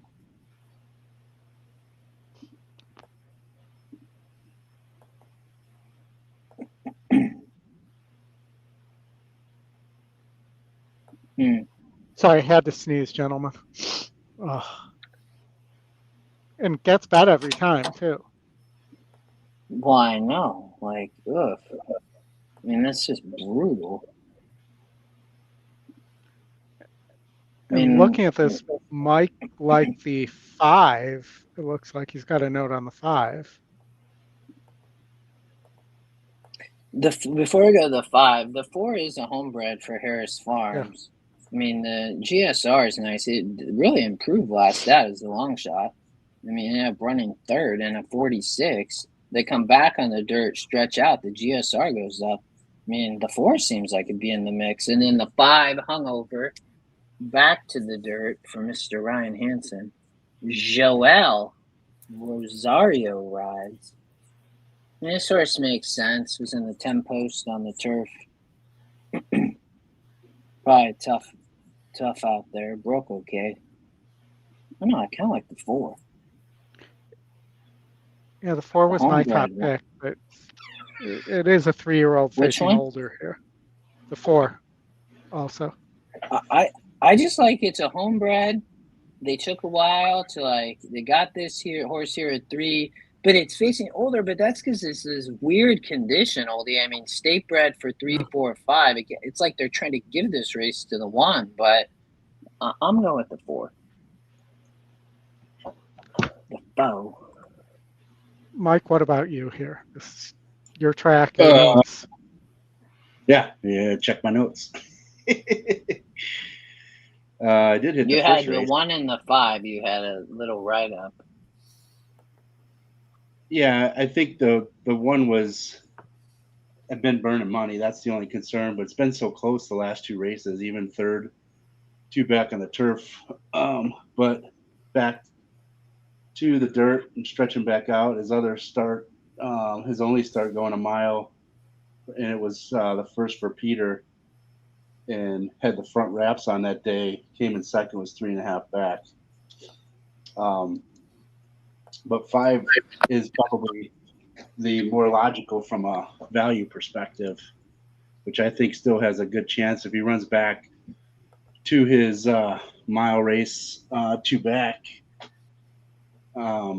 against 48 SOR group, right? So that's tougher face there on April 17th. So for me, 5 is the value play here. Hey, Otis Batts is taking a lot of money. That horse is getting crushed, man. 5-2 off the 6-1. Let's look at the wheel pace. And it's only a double, so yeah, the ones take all the money in the wheel pace for the double, and the 3 was a second choice. Mm-hmm.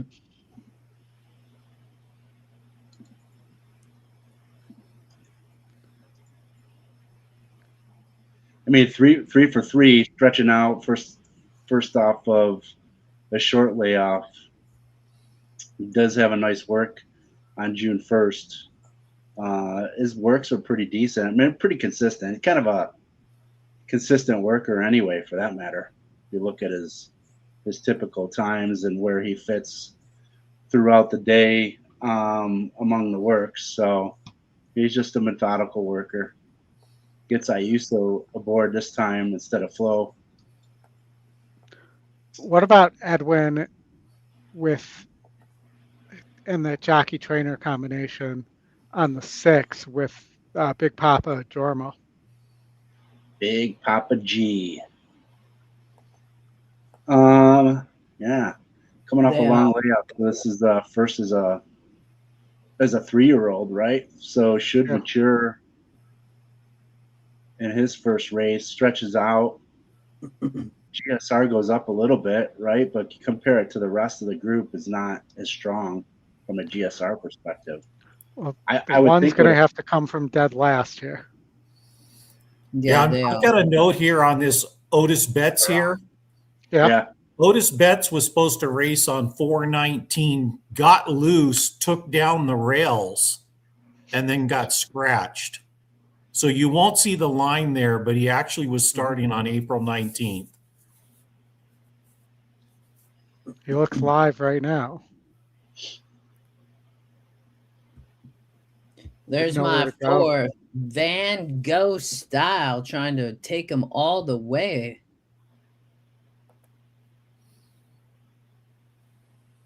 Low Talks at 18-1. Man, Van Gogh style hasn't even been asked yet either. Come on, Van Gogh. Here come Otis Betts. Otis running well. Otis day in the ninth. Come on, Van Gogh. Come on, turn in. There we go. Yeah, let's go. Keep going. Come on. The 3 gonna get there. Yep. No. Yeah, the 3 gonna come up over the top. That's close. Otis Betts. The 1 is nowhere to be found. My gosh. 3-4. There's the 1. It's a nice stretch there if we had it.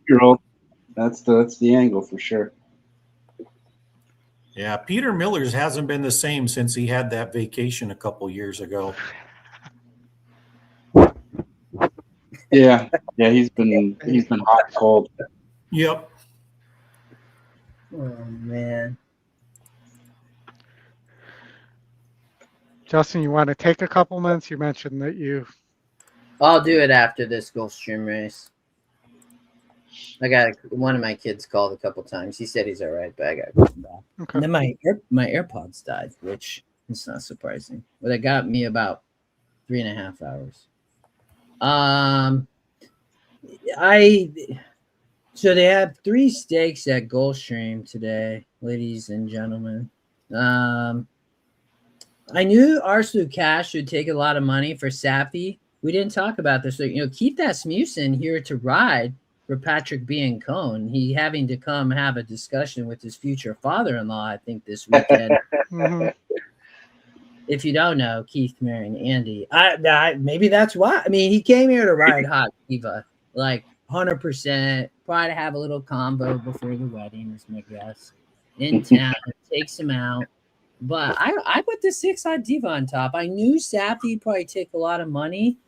But you look at Hot Diva, I mean, so here's the thing about this race. A bunch of these horses are getting on the Tapeta for the first time. Mm-hmm. So the 895 does have someone from Dave Fox and Edwin G going to be trying to wing it. But Hot Diva's the class. I mean, comes out of back-to-back on the dirt grade 2s. lost by 14 lengths and 10 lengths, but dropping 14 and 18 points in SOR. And Dave, you always talk about, well, subtract lengths lost by SOR. So, I mean, this horse is getting back to just traditional stakes, one of stakes, 3 back sprinting. But I mean, the question for nearly every horse here, though, is the Tapeta, because the 2 never been on the Tapeta. The 1 has been one time, and it's Safi. This horse fits. It's dropping 6 points in SOR. But I was on the 6 here. I missed playing a late ticket. I meant to play a late ticket. I forgot. But I like the 4 and 1 in race 10, but race 9 and race 11 were spread races for me. I thought in race 9 you could beat the favorite too. Well, we got another fucking horse here in the 8. That was my second pick, Oldy. I was 6-8-1. And he's taking a ton of money. Yeah, because it's speed and it's Edwin right on the outside like that. Yeah. And he's in the next race. He in the 12 post with speed, but I think he can win from out there. Next race is a good race. I love the 4 in race 10. It's going to be a good price too. I think the 1 has a shot there. But Well, if the 5 or the 7 win, Sano or Smolin wins 2 today. I mean, I didn't think the 5 could win, but 7 maybe outside low. Soft Tapeta sprint in the next. There's some good price. It's a good betting race. The 3 was my vulnerable favorite on the card, Seaver in race 9. And then man, Class of course, I think sits a great trip in this race. Concrete Glory for Safi, that was dangerous on the front end. I'm not a fan of Rolando, the 2.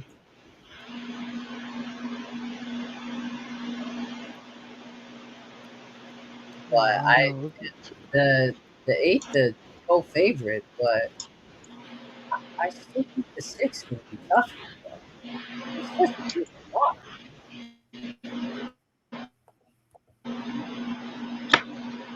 Yeah, I can see that. Another Fokker in race 10. Oh, yeah. It's he's got the race 10. I was. It's a live long shot.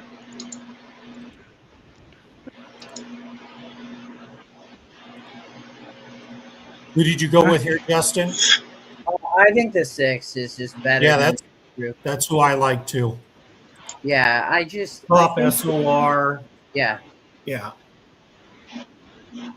I just think it's a good spot. This horse really hasn't done anything wrong. I think that being Cohen just got a little bit aggressive where he placed the horse. Mm-hmm. I like those horses that set mid-pack in these races. Yeah. And again, I like the Tapeta going 2 turns a little more, Dave, when there's moisture in the track with speed. I'm not as big of a fan going 2 turns with speed. Oldy know that, unless there's some moisture in the track. 5-2 is a great price on the 6, but now 2-1. Probably gonna take late action. Oh, favorites with 8.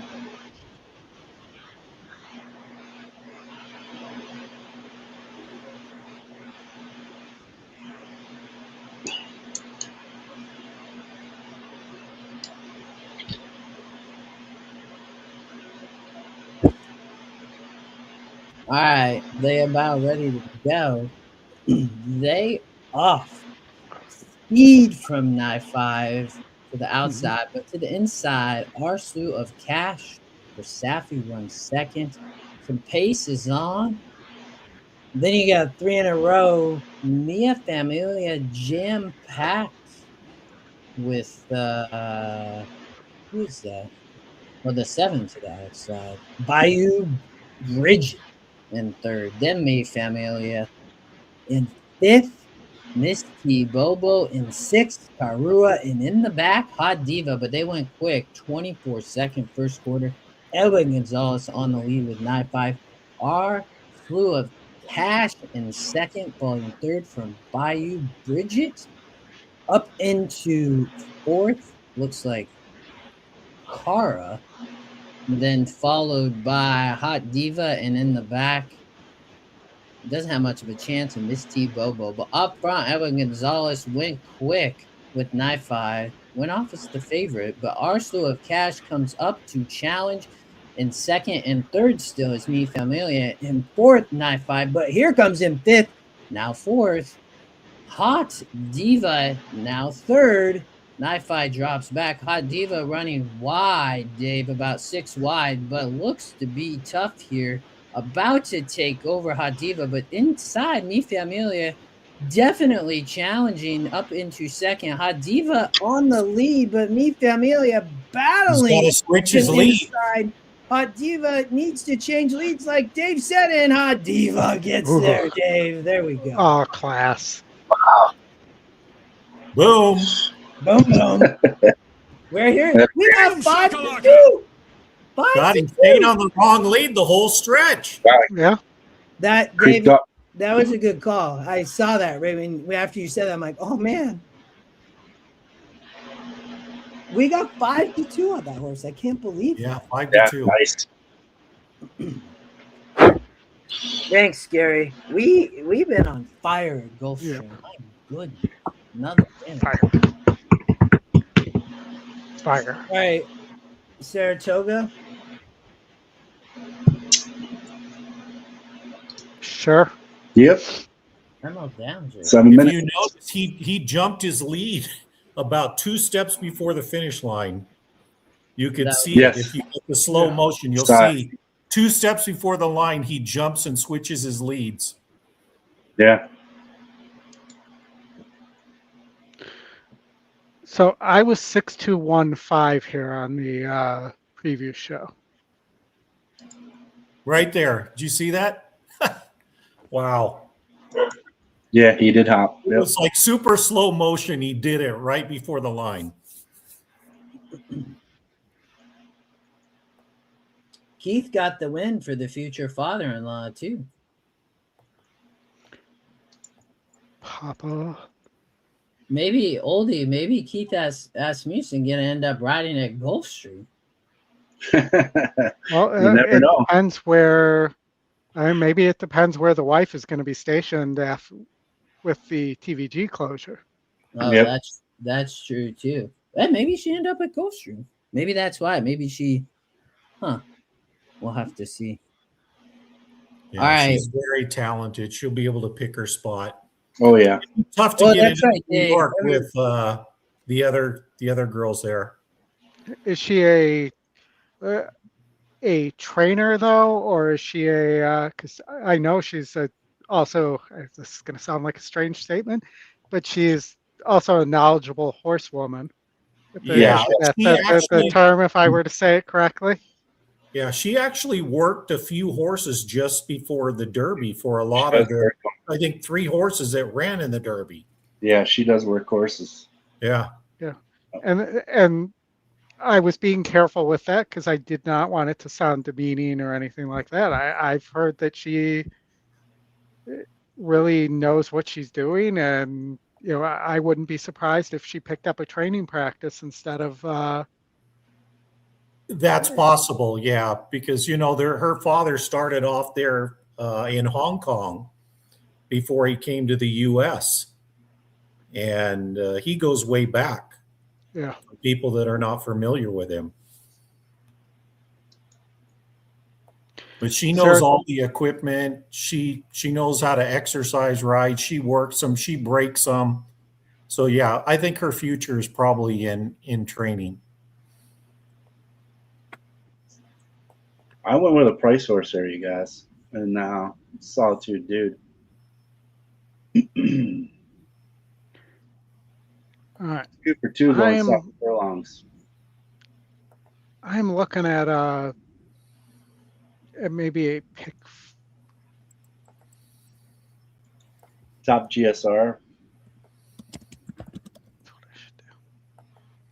We lost Justin and Dave. There, Justin. No, they're still there. I'm here. Oh, that was weird. But Saratoga. Huge EE Mornaline angle too.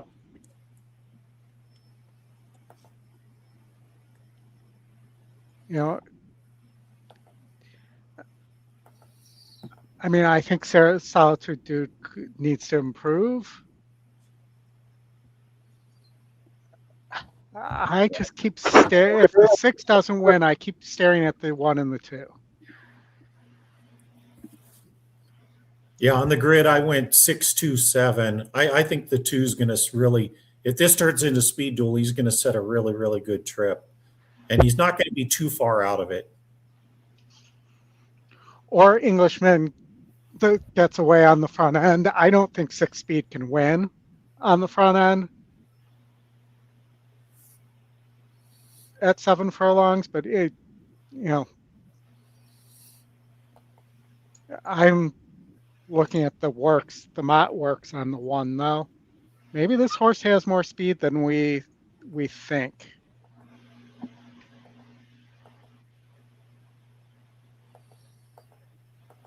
I mean, there's some sharp bullets here, and this horse is very lightly raced. Yeah, if you have a meltdown, he's definitely going to be coming. And there were a few people that were touting Taj Mahal coming out of the Preakness. Yeah. Mm-hmm. Well, also going to inject some pace into this race. Old Taj.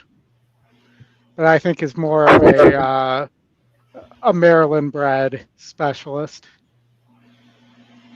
Yeah, David Aragona had him on top as his selection today. Who's that? Taj Mahal?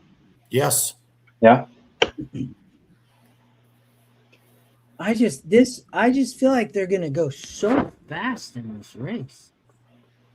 Yeah. Not that I'm just saying it's just because that speed bias and on the dirt and like Englishman's quick and there's other speed. I'm like, my goodness.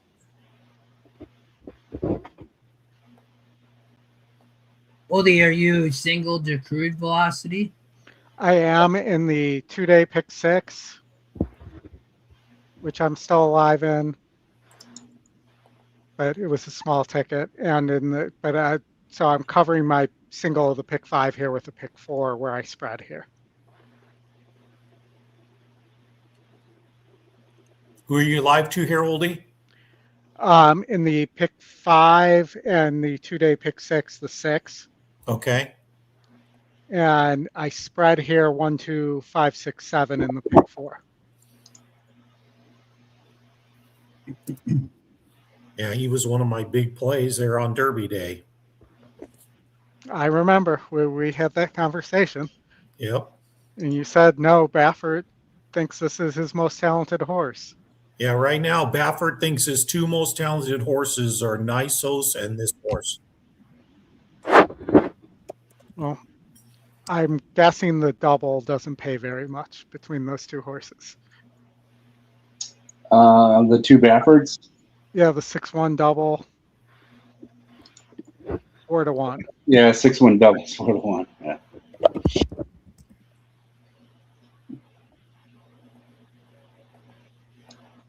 Could you take a look at Taj Mahal pedigree? Sure. So the Nyquist Olagal. I mean, the GSR points all dirt. It points more at 2 turns than 1, and then look at the dam. Was that a Nyquist? Oh, Sire's Nyquist, sorry. There we go. Mom ran at Gulfstream.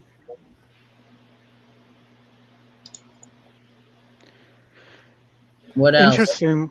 Interestingly, it's a Baffert owner. What's normally a Baffert ownership group with Starlight Racing on top, and SF Racing and Matakeet Stable. So this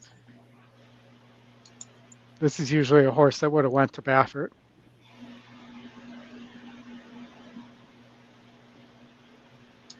There's the 9 on the screen.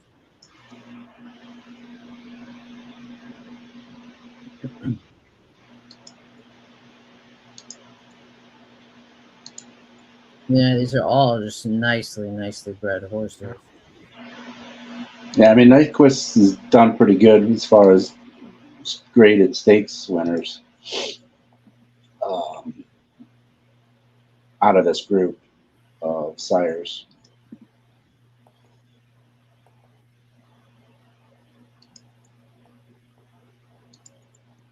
I had Nyquist that day in the Kentucky Derby. What, as I was sitting at Arlington Park that day. Back in 2016, Oldy. Yeah. This is like that was like my second year in racing, I think. Yeah, the money does keep coming. 4 to 5 on crude velocity.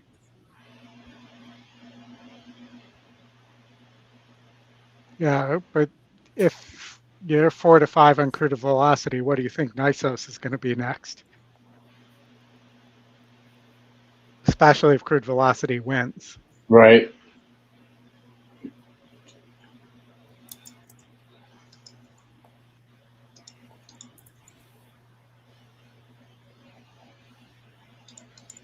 Yeah, I mean, the win money's following the double and pick 3 for sure.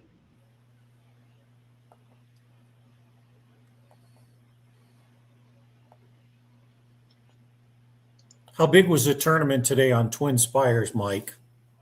It was it's for a BC seat today. What was the buy-in? $500. Is that a 2-day or a 1-day? This is a 1-day. The 2-day one was on Naira. Oh, on Naira. What was that buy-in? I think it was. I want to say it was 2,500. I can't remember. I didn't get in that. I know Matt went all in yesterday and missed. I know we lost Justin there, so I'll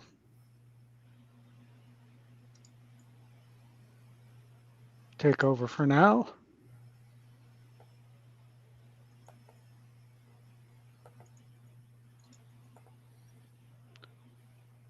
They are in the gate. It was $5,000 on Naira. And that's a $2 bankroll.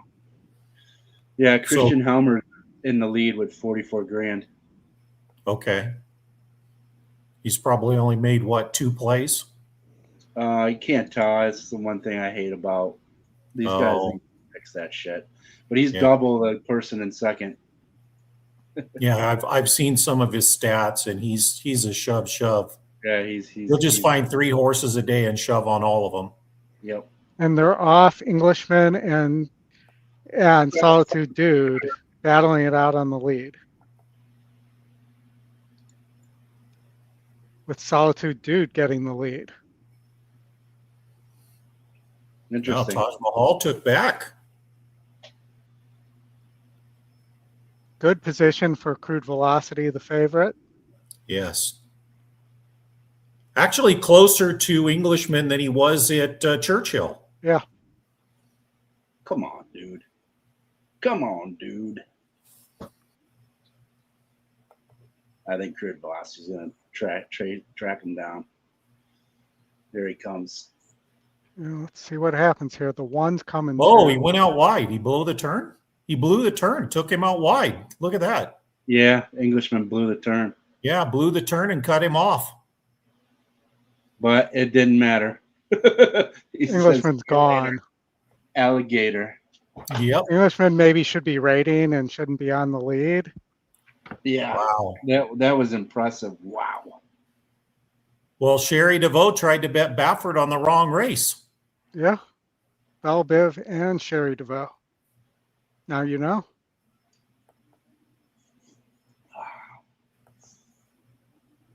That horse can rate. That yeah. horse can rate. Ran big. Ran real big. Ran big. Blew the turn and everything. Well, we'll see if there's an inquiry there because he did take the path away from Crude Velocity. And Yeah. I don't know who snuck up for second there late. It was the 2, I believe, but I think Crude Velocity hung on. Is it the 8 or the 2? I can't tell. It's the 2. The 2 got him. 2 got him. Yeah, I don't think it mattered. I think if Crude Velocity finished second, it might have mattered more. Or closer. Well, with Stewart's, what they're going to say is, did it cost the horse a position? And so it did cost him a position of being second if he lost lengths turning for home.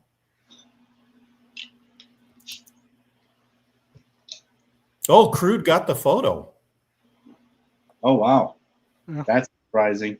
Yeah, I thought Obliteration got there. Same.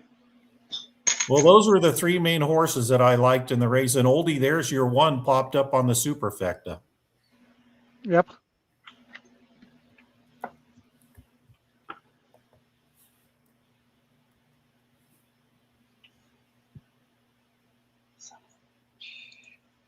Yeah, that horse ran. I don't know if that was rating on purpose or rating out of need, but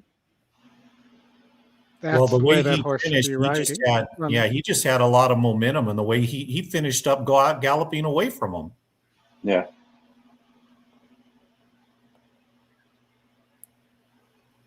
It wasn't a maximum security kind of bolt, but he definitely moved out his paths.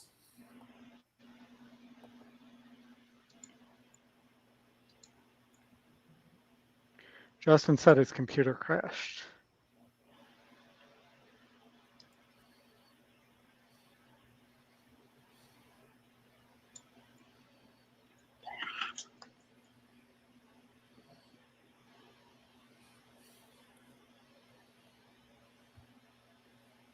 Rebooting. I'm not seeing any inquiry. I'm not seeing any. I don't think you're going to get it. Yep. I think because he pulled away in dominating fashion that you won't hear much.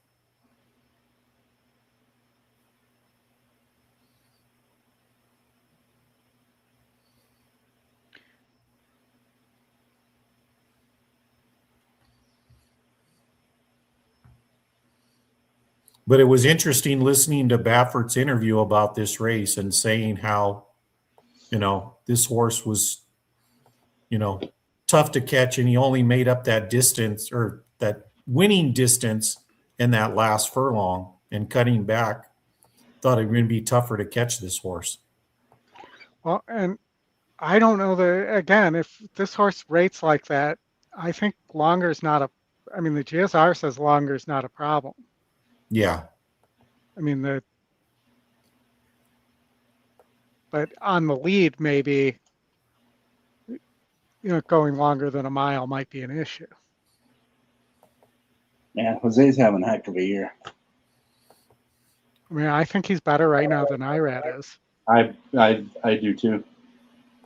Yeah, remember the Japanese horse that ran in the Derby that ran real well? That was also a Maxfield. So they're getting the distances as well as the sprints. I mean, I always thought Maxwell was really good at a mile or a mile and a eighth tops. Yeah. But Prodigy is actually extending that out. Excellent race by Englishman. That was awesome. All right, let's go to Sam Nita. Track record, and he blew the turn. Yeah.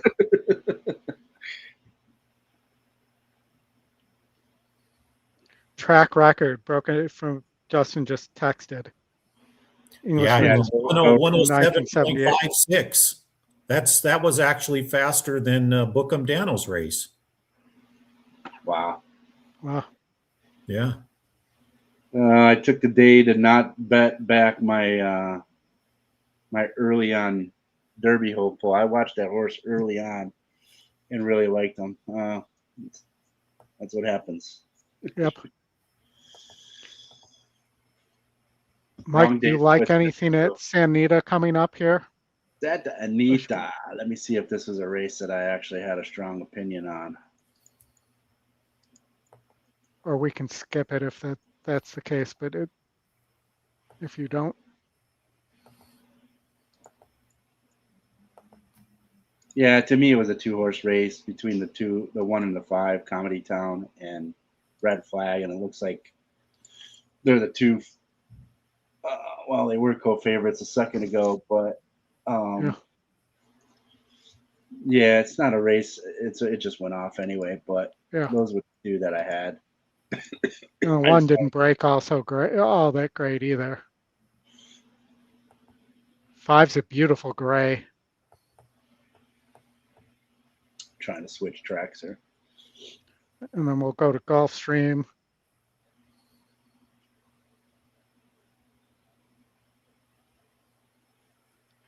And the 2 is on the lead. Yeah, 5 giving chase. 4 might have a little bit to say about this race too, but seems a little too far back. I think it's going to be 2 or 5 here. 2 turns in. I think the 2 is going to be tough to catch here. The 1's coming though. Come on, 1, so get up. 4. 2's getting leg wary. Getting leg wary. Get there. Yep. Interesting. 4 to 1, a little bit of an overlay. 5 just didn't fire.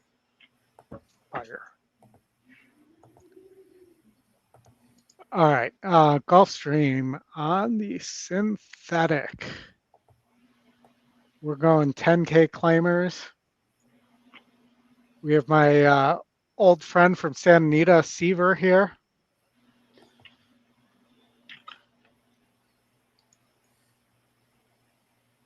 Watch the race sim. And then, Dave, did you have an opinion on this race? Did you want to lead us off once the race sim's over here? At Gulfstream? Yeah. Yeah, let me pop this up here, get to my notes.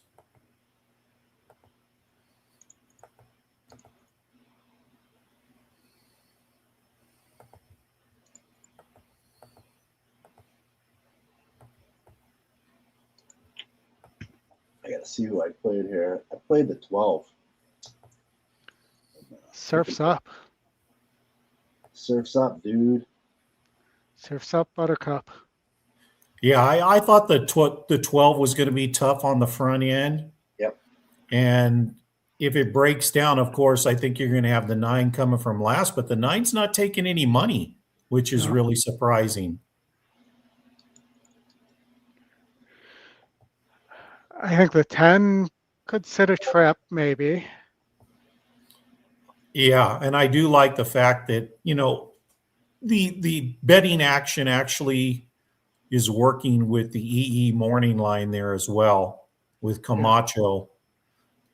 Yeah. I like Camacho anytime he's towards the front.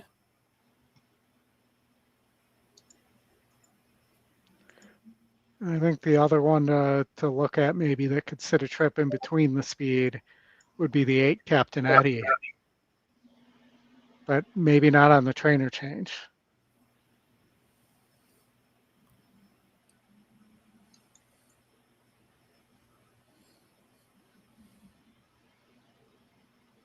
Yes, it would be. First faced each other last out too. Yeah, on the long shot, it would be that trainer's first win this year.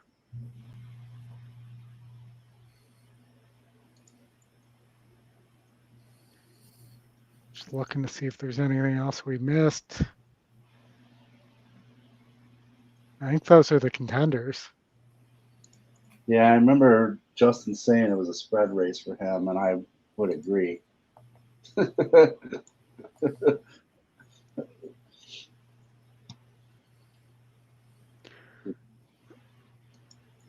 The 10, like you mentioned, is interesting if it can sit the trip. Yeah, you look at his race on February 22nd, he's out there in the 8 hole, and he kind of set and stalked and got up at the wire.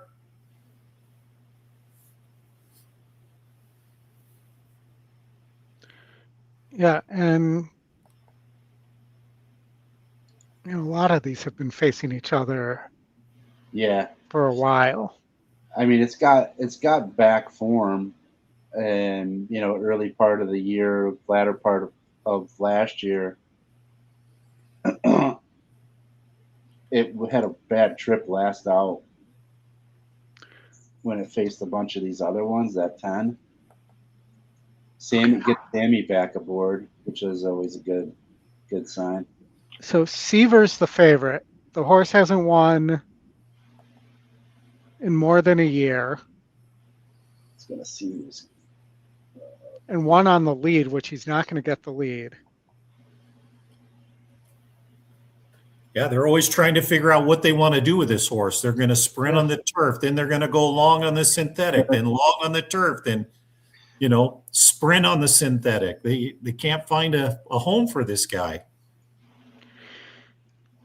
It's definitely not the old drop and drive of Tom Seaver, that's for sure. Oh, yeah. Use your legs when you're pitching. Yep. I would be apt to dump this horse and play one of those 10-cent two perfectas and just put some long shots together and just try to hit a bomb and just to play it as a fun race for one of those 10-cent superfectas. Yeah, it's not a bad idea. Or throw out the 3 and the 9. Throw out play the 3. The rest absolutely. And play a pick 3. Yeah.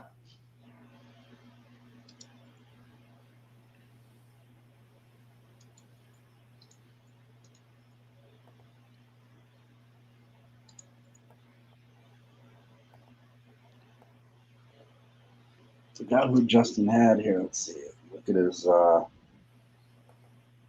Look at his grid while he's still getting on here.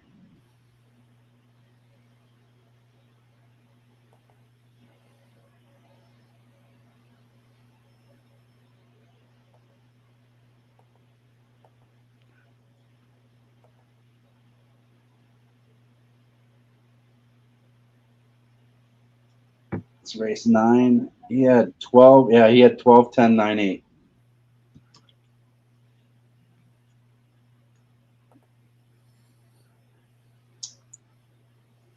Guess we didn't talk about the 9, did we?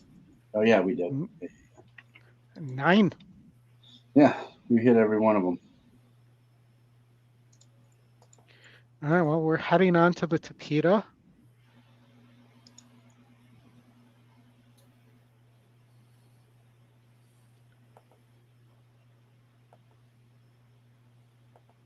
We might get Justin in here in time to get his thoughts on this race too. Yeah, Close to take money. Yeah. Yeah, Edwin G could for sure run them off their feet from out here. I was so against the 3 as a favorite. I was 12, 10, 9, 8. I did play a pick 4 and singled Hot Diva in that last race. So I love the 1 and 4 in the next race. I thought the last race was a deep spread at Gulfstream. That's a tough stakes race to end the card. The overlay. Yeah. I love it. I like the 10 here, man. That was my second pick. Yeah, take the EE speed. Take the EE speed in this 5.5 sprint. Take the top 5 and play a 10-cent box. Yeah. Just say closers aren't going to come. Oh shoot! I didn't realize I had sound on there. All right, we got a couple more to go in the gate here. See if the 10 takes any more money. Well, he's going up. He's 10-1, right? Yeah, I think he was third in the pick 3. In the wheel pace. Yeah. Yeah. And not that significantly different from the 3 and the 9. Well, there he just took a hit, dropped to 8-1. You might see the 2 sit a trip here too. As you say that, the 2 fires out there. Captain Eddie took a lot of money. 4-1. Wow. There's the 12 with Edwin. Yeah, look at the 10. Took late money. Oh, yeah, down to 5. He went from 10 to 5. Yeah.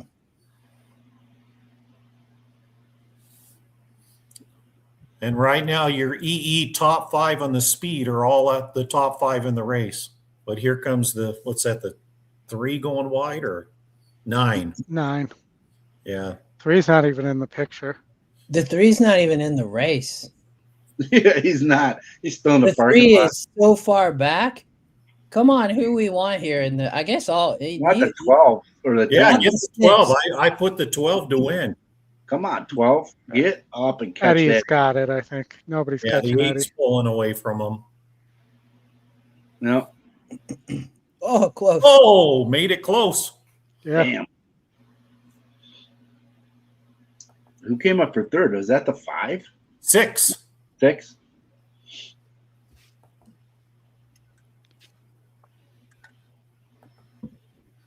That's the EE Superfecta I just told you to play. Yep, that was it. Yep. Yeah, we talked about all 4 of those babies. Yep. I said take the top 5 on the speed there on EE and box them for the 10-cent Superfecta. There you go. I couldn't do 10 cents, but I did 50 cents. You have an interesting situation at Woodbine coming up, gentlemen, where the 4-5 favorite is not being bet.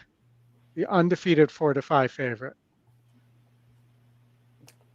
is not getting bet, and you're currently getting 2-1 on Corsa Veloce. That's interesting.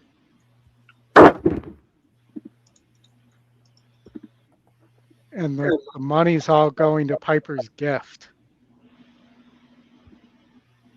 Who definitely is not a grade 1 winner like Corsa Veloce is.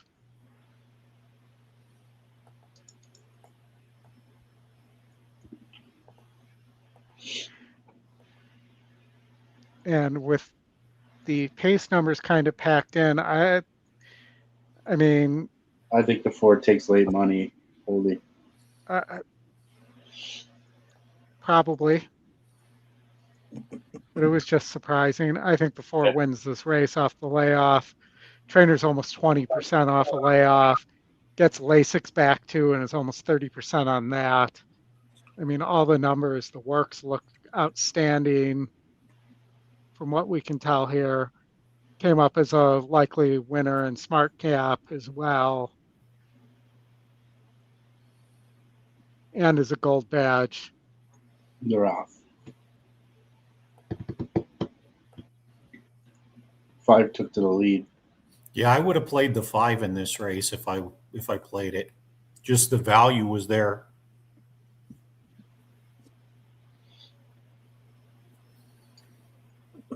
The 4 actually went off at 2-1. The 6 is 4-5. Wow. 5. It's insane.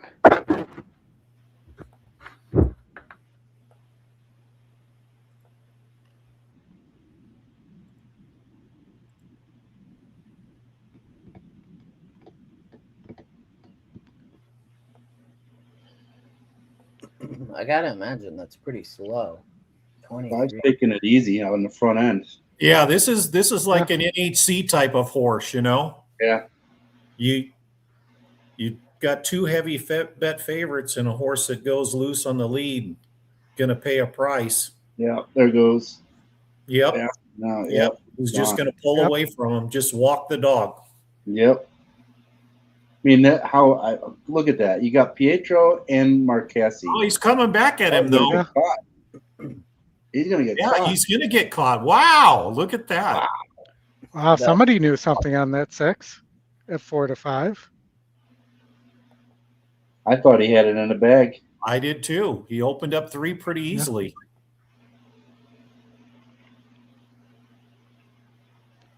Huh. Interesting. Interesting. All right. We want to do an Emerald race, Justin? Yeah, you know it's funny. My trainer had a horse in this race, the 4, but she didn't tell me about that horse. She texted me this morning and it's rain. It's been raining up here, so wet track, FY. Which Emerald is traditionally speed favoring. She didn't say anything about the 4, but she has the 4 horse here.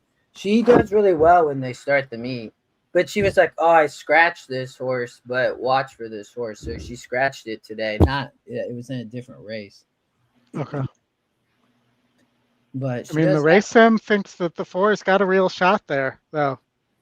Orozco rides a lot for her. I mean, who is this? So this is a syndicate horse for Blue Ribbon. I've been part of that syndicate. That's how I got into racing, honestly. Race last. Most of the time, she gets her horses fit. Like, they're fit and ready to roll. The works look fine. I mean, farm. Looks like the horse has a flip. Is that a flipping halter? Must be. Yeah, you got a blanket on them. Mm-hmm. Yeah. I haven't paid attention to the meet too much.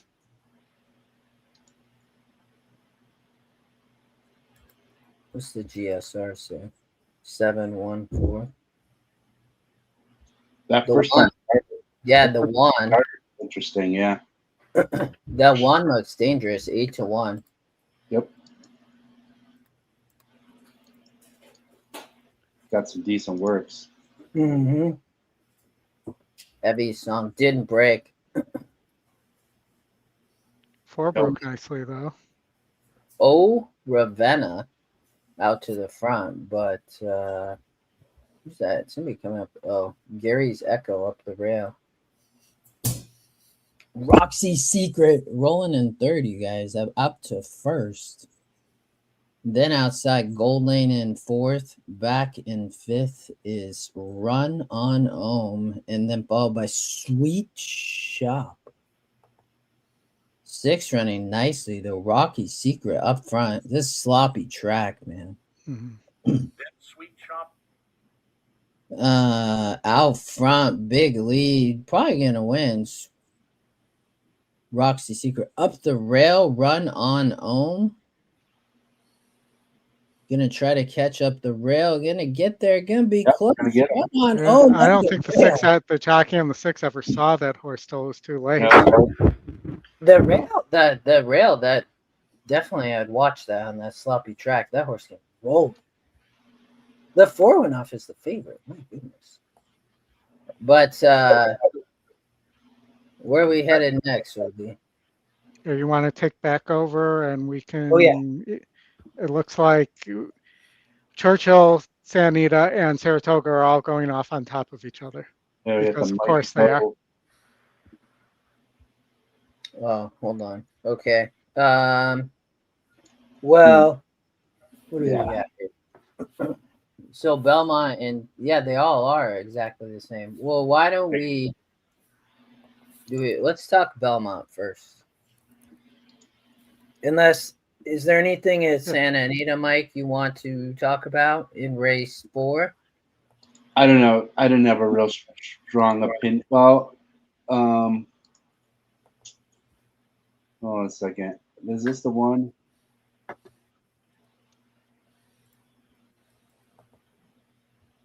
No, there wasn't really a horse in here that I had a strong opinion on.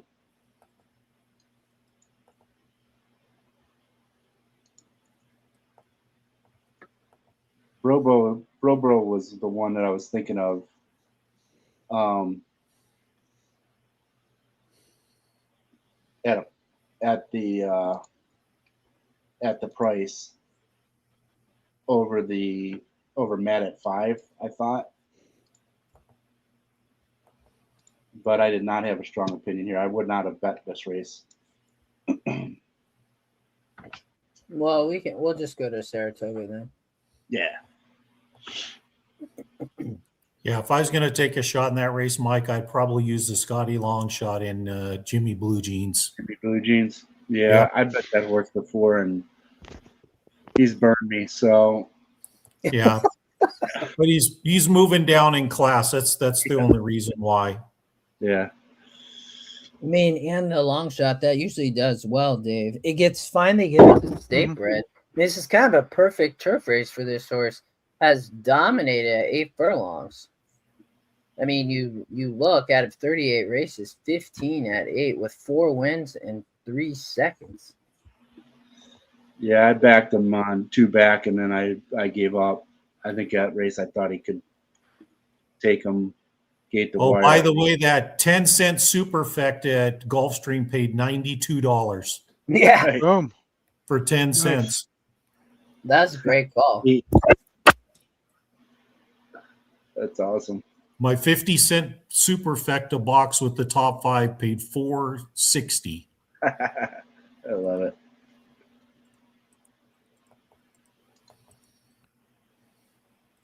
All right, Sanita, I guess, or not Sanita, Saratoga. Yeah. But I do think that 7 a little bit interesting. Yeah, I'll watch it. I don't have a strong opinion. I feel like I've seen that horse run for like 5 years. Who? Jimmy Blue Jeans? Jimmy Blue Jeans. He's run 37 races. Yeah, I bet that horse, like I said, 2 back, and he burnt my ass, and I got pissed off at him. So I don't think we've seen Jimmy Blue Jeans as much as we've seen Dick Best and Tawny Porta. Well, that's because for a while Tawny Port was losing a race like every 2 weeks. Yeah, we've covered some of the same horses over the years. It's kind of crazy. All right, we got 8 minutes to post until Saratoga. Let's go there. We'll skip Churchill too. The Grade 1 Hillendale Metropolitan, the Met Handicap.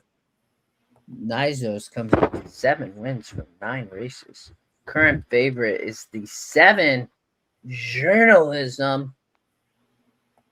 They're going 8 furlongs. So is this really like how they go like halfway through the turn? Is that how this works here? yeah, it's almost a 90-degree turn. It's the Wilson chute. You have to be in essentially post 1 through 4, 5 if you have speed. So what I'm telling you is Journalism can't win. yes. I think the GSR algorithm went a little rogue. That and Niso, I think you need to be quick out of the 1 hole too, and he doesn't have the speed necessarily. I mean, could he? And maybe he needs to, and Pratt knows this, but I mean, he did yeah, in he that did. 7 furlongs race. He was right there near the lead, but I just 8-5 on Journalism seems nuts to me. I agree. Out of the 7 post, I mean, I would take Antiquarian all day in that situation with these posts. I agree. And Journalism's going to find trouble because Journalism always finds trouble. Johnny V. Johnny V 1 for 48 at the meet. Wow. It's crazy. Saudi crown for Mr. Cox in Iran. I think we're still trying to recover from that Kingsbridge race at Churchill. Right? I mean, my God, that was such a shocker. No one ever saw that one coming. One, the way he ran, and then the Japan horse, winning and, getting TO'd Elvis for all that CAW money. Yeah, I mean,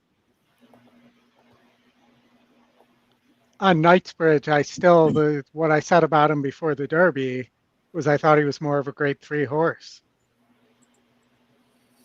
Yeah, he wins all the grade 3s, that's for sure.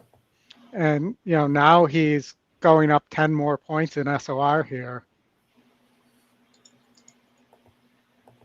I mean, I think he needed an ideal trip. He could get it if Saudi Crown and Rated by Merit crash into each other at the start or something.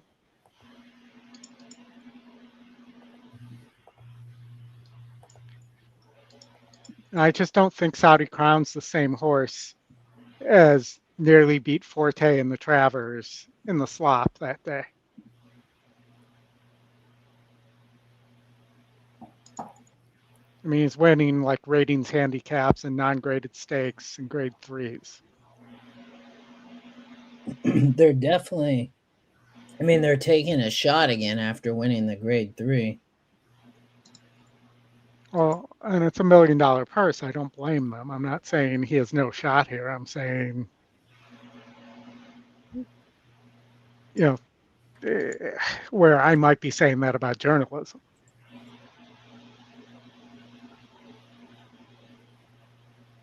It's hard to believe Jose is 0 for 13 with anybody right now. Mm-hmm. Man, this is a good race. Yeah, it's Vibe's gonna get first jump, man. Louis gonna be aggressive from here. Yeah, Vibe was my second pick. yeah. Horizontals aren't really signaling anything crazy. It's pretty straightforward to what you're seeing on in the wind pools anyway.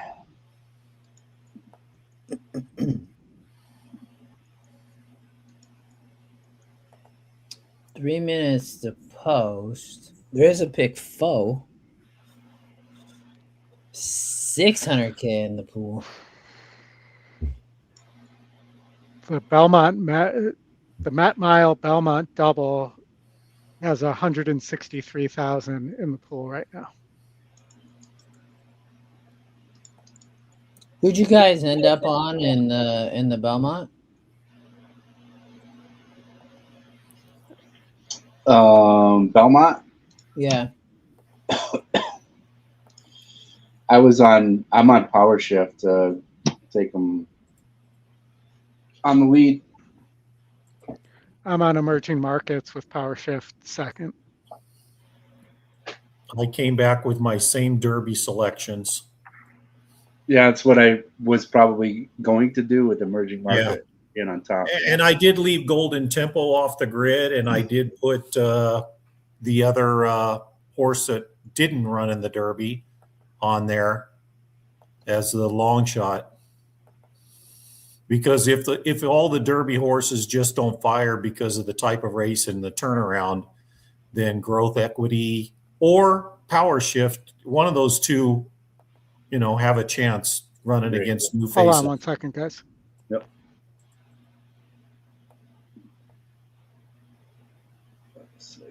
Oh, you're good, Oldy.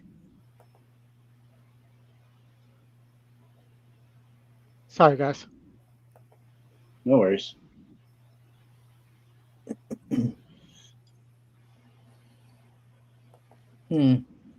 I don't really like either one of the favorites in this race.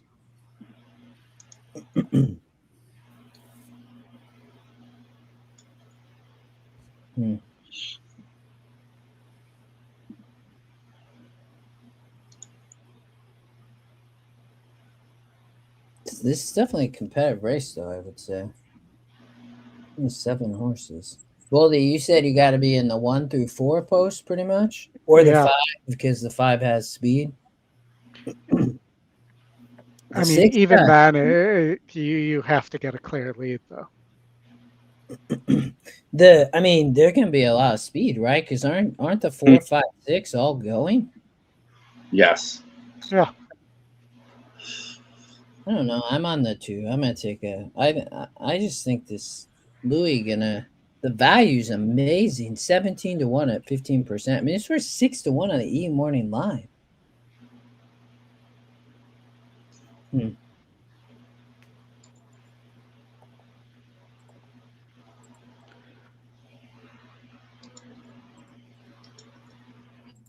right. Looks like we're still circling. Got to get all that double money in the pool.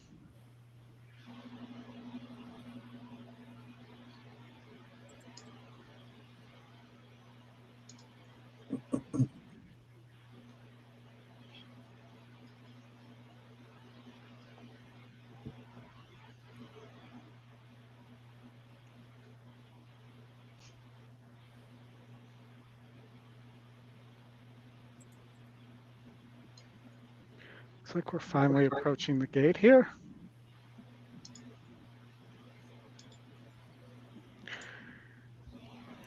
World Cup starts next week, I believe, or in 2 weeks.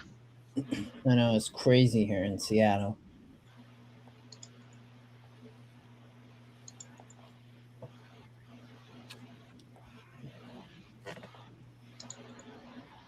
Yeah, so how are the Cubs doing today, Ollie? I haven't looked. My daughter was just coming up to talk to me, so I'm sure it was either about that or baseball cards. Oldy, how do you feel about the stadium deal going to Indiana?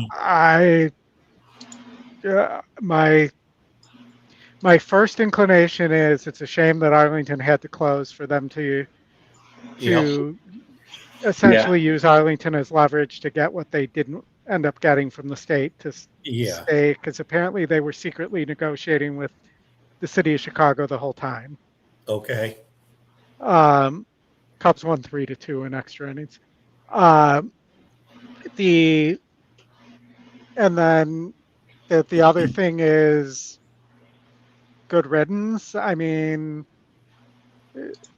the amount of money that they were asking for would have been the largest tax break in the state's history. The Cubs don't have problems paying their property tax. The Northwestern doesn't have problems paying their property taxes. Nobody else is getting that kind of deal. And, it just, for it to be used 8 times a year or 9 times a year, it didn't make sense. Yeah. It's hard to tell what Indiana's throwing at them, what kind of tax breaks, what benefits they're going to get, what stadium. They're paying for the whole project, but it's being built on a toxic waste dump pile. Okay. Yeah. So that they're literally taxing the whole state to pay for it. Yeah. Yep, they're off. Yep. Nyso's on the lead, I believe. Yes, he made the lead. Yep, he did get the lead. Interesting. And Antiquarian, interestingly, was bumping everybody coming out of the gate there. Saudi Crown, and they're 4 deep. Yeah. And that's kind of what we thought, but not these 4 necessarily. I definitely didn't have Antiquarian on the lead. On the lead, no. Not necessarily a bad thing, I guess, but the 2 didn't fire. Who's not dead yet? No, he's not dead yet, but I expected him to be more forwardly placed.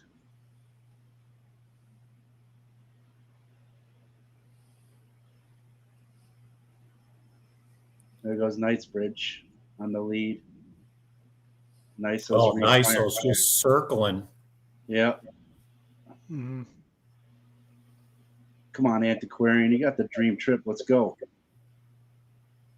Nope. And there goes Nysos. Yeah. See you later, Helen. This is an Englishman type of race, huh? Yeah. Goodbye, gentlemen. Actually, not quite as much, but I would love an explanation for somebody who is putting this kind of money on journalism. Yeah. He just turned to somebody. I don't know if you saw that. He turned to somebody and said, "I knew it." He did.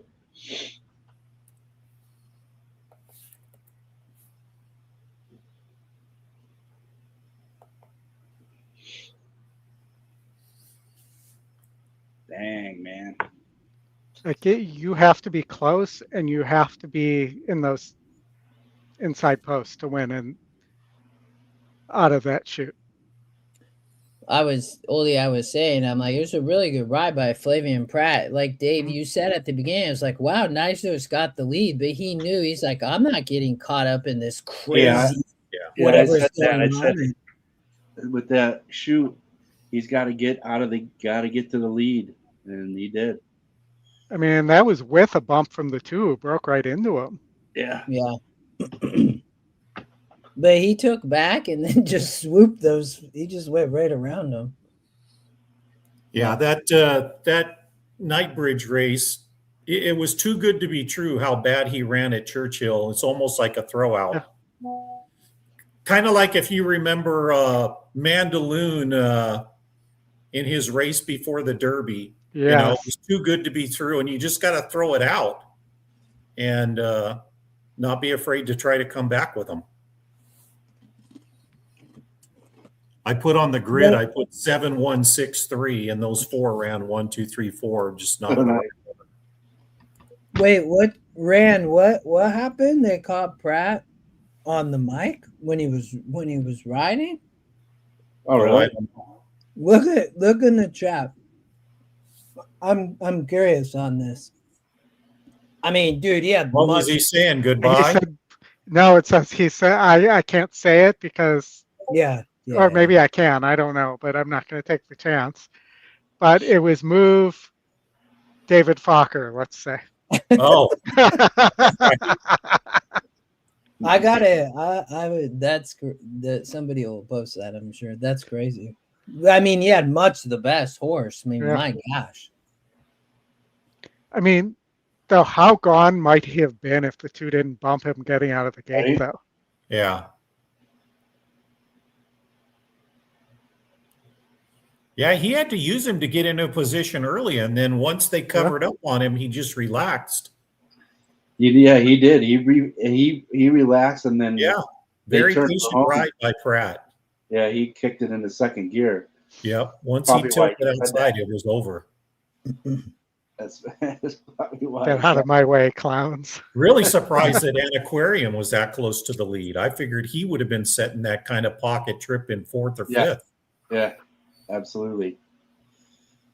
But, you know, I think what happens is these jockeys are just like us players, that they're all talking, saying, God, this track is favoring so much speed in the rail, and we got to get out there. And they make a game time decision. Let's perfect ride. It was a perfect ride. He knew he had to get out of that gate and get as close to the lead, if not on the lead, coming out of that chute. He did that. And then he just settled the horse down. Yeah. I mean, that was a classic top jockey ride right there. That was freaking awesome. And that's why he's getting a lot of the rides that IRAD used to get. Yeah. Yeah, and the thing is that he's doing it both on turf and dirt, where there's a lot of jockeys that can only ride one, and he can do it on both. Yes, that is true. Yes. Yeah, I want to see that ride again. That was phenomenal.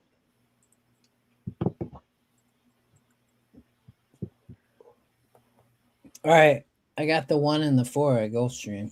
Yeah, let's go there. The 4 was 10-1 a minute ago. I couldn't believe it. Now 6-1.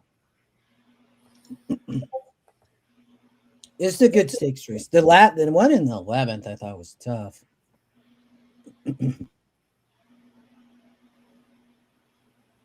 Yeah, overall, that horse has been around forever too. I feel like. Who? Chrome Ghost. Am I wrong? Am I thinking of another horse? No, yeah. I mean, you're right, man. Back in 23 was with the Sano barn. I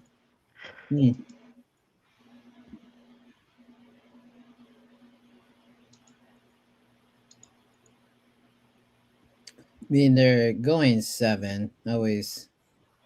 You look at Concrete Glory, 5 for 6 going 7. I mean, Pure Class, the long shot, has 4 wins. Chrome Ghost got 2. I just thought Rolando, I just don't think Rolando a good horse. 0 for 5 going 7 furlongs. That's why I think Concrete Glory could be tough. Safi, Micah. I mean, Safi dominating at Royal Palm Meet. I mean, by far. I mean, he hits at 27%. I didn't write him down today, but he's got like 6 or 7 more wins than the next trainer.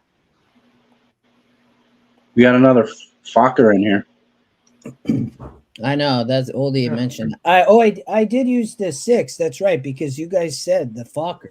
That's Pure Class, right? Yeah, I added the 6 when you guys talked about that horse. Nice. I was originally only 4-1, but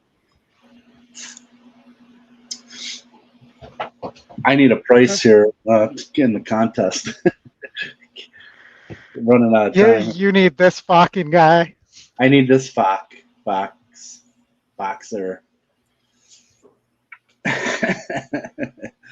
Showing our pure class here. Who do you need, Justin? 146. Okay. It's I kind of played a bummed pick out. 4 earlier, and I need 145. Okay. And interestingly, Keith not on the B and Cone here.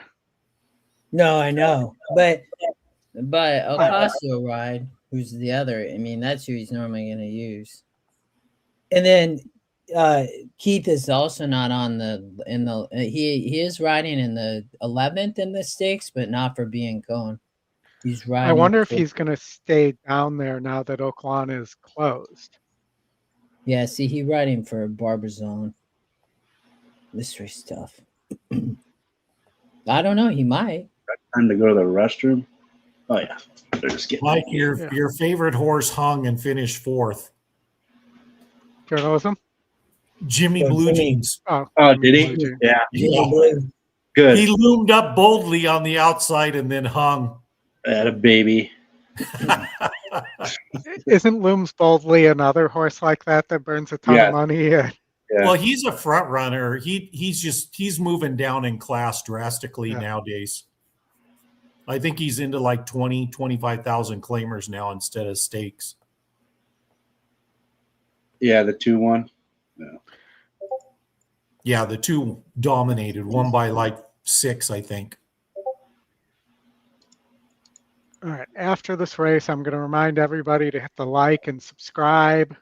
Got a couple more races left at Saratoga. We thank all 9,565 of you who have tuned in so far. I can. How long is this race? A mile. You can go. Go ahead. And Justin, they're off. Concrete Glory got out of the gate. Perfect, Dave. Wow. Oh, look at the 2 rush up. Yeah, but I think that horse is junk. I think it'll be fine. That's maddening to me, though, that the one went off the rail and opened that space up. No, I think he'll be okay, Oldy. I mean, they're going 7. The 2 horse, I think, garbage. See, he just in hand. See, now that you had to get off the rail. Switched out around him, yeah. Yeah. Let's see if Pure Class has some class here. I know, there's your 6. Maybe the 2's not junk because the 2 just took over easy. The 1 done. Your 2 took late money too, dropped from 15 down to 11. Come on, 4. 4 or 6. Dave, your 5 is rolling. Come on, 6. Come on, 6. Pass this Fokker. Come on, 6. Come on, Fokker. 5 gonna get the rail. 6 on the outside. Wow. Pure Class 11-1 up the rail though, Dave. The 4. Come on. Classic of course. Come on, 4. 6 is hanging so bad. Come on. Oh, 6. here comes the 5. No. The 2 gonna win. The 2 in the middle pulled it off. No, the 5 one. I think. On the rail. Think the 2 might have won the bob. I think the 2 won. Yeah, I thought it was. I'm going 5. I saw 5. 5 looked like he won on the rail. Well, I have the 5 on the pick 4, but I don't know. Yeah. I thought the 2 got a really good bob. Here, we'll see here. I think the 2 won, Dave. Gosh, that's 6. You bum. Yeah, the 2 won. Yeah, 2 won. Yeah, the 2 did get the bob. Oh. The 5 looked loaded, turning for home, and then he kind of just didn't have much. All those horses wanted to hang. Yeah. Well, I cannot believe the 2 won that race. Oh, wait. Wow, that's a different angle. Wow. That 5 Yeah, got it. That angle, it looked like the 5 got it. Wow. Yes. That's the straight on angle, too. I must be on the TVG angle and not the track angle. They're showing the 2, but I think the 5, I don't know, it's close. There's a few tracks around the country that have that real deceiving finish line Yeah. angle. Rock and roll hoochie coo. Sam. Well, the cameraman's stuck on the 2, so he probably got it.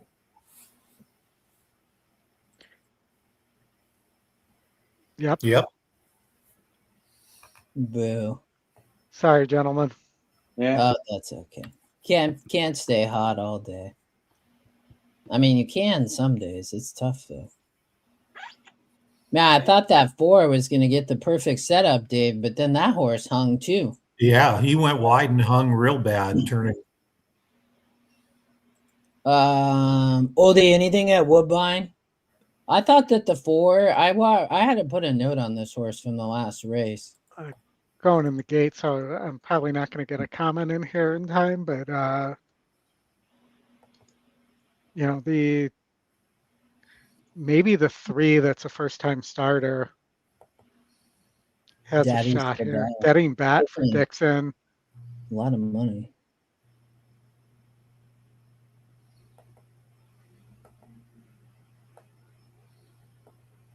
Catherine's Cub is the favorite. That horse is the favorite, has run 6 times in 5 seconds. And yet is still getting bet. The horse does not look to have much speed. Also ranked as a vulnerable favorite there. And he's an Atard with a 2% jockey aboard.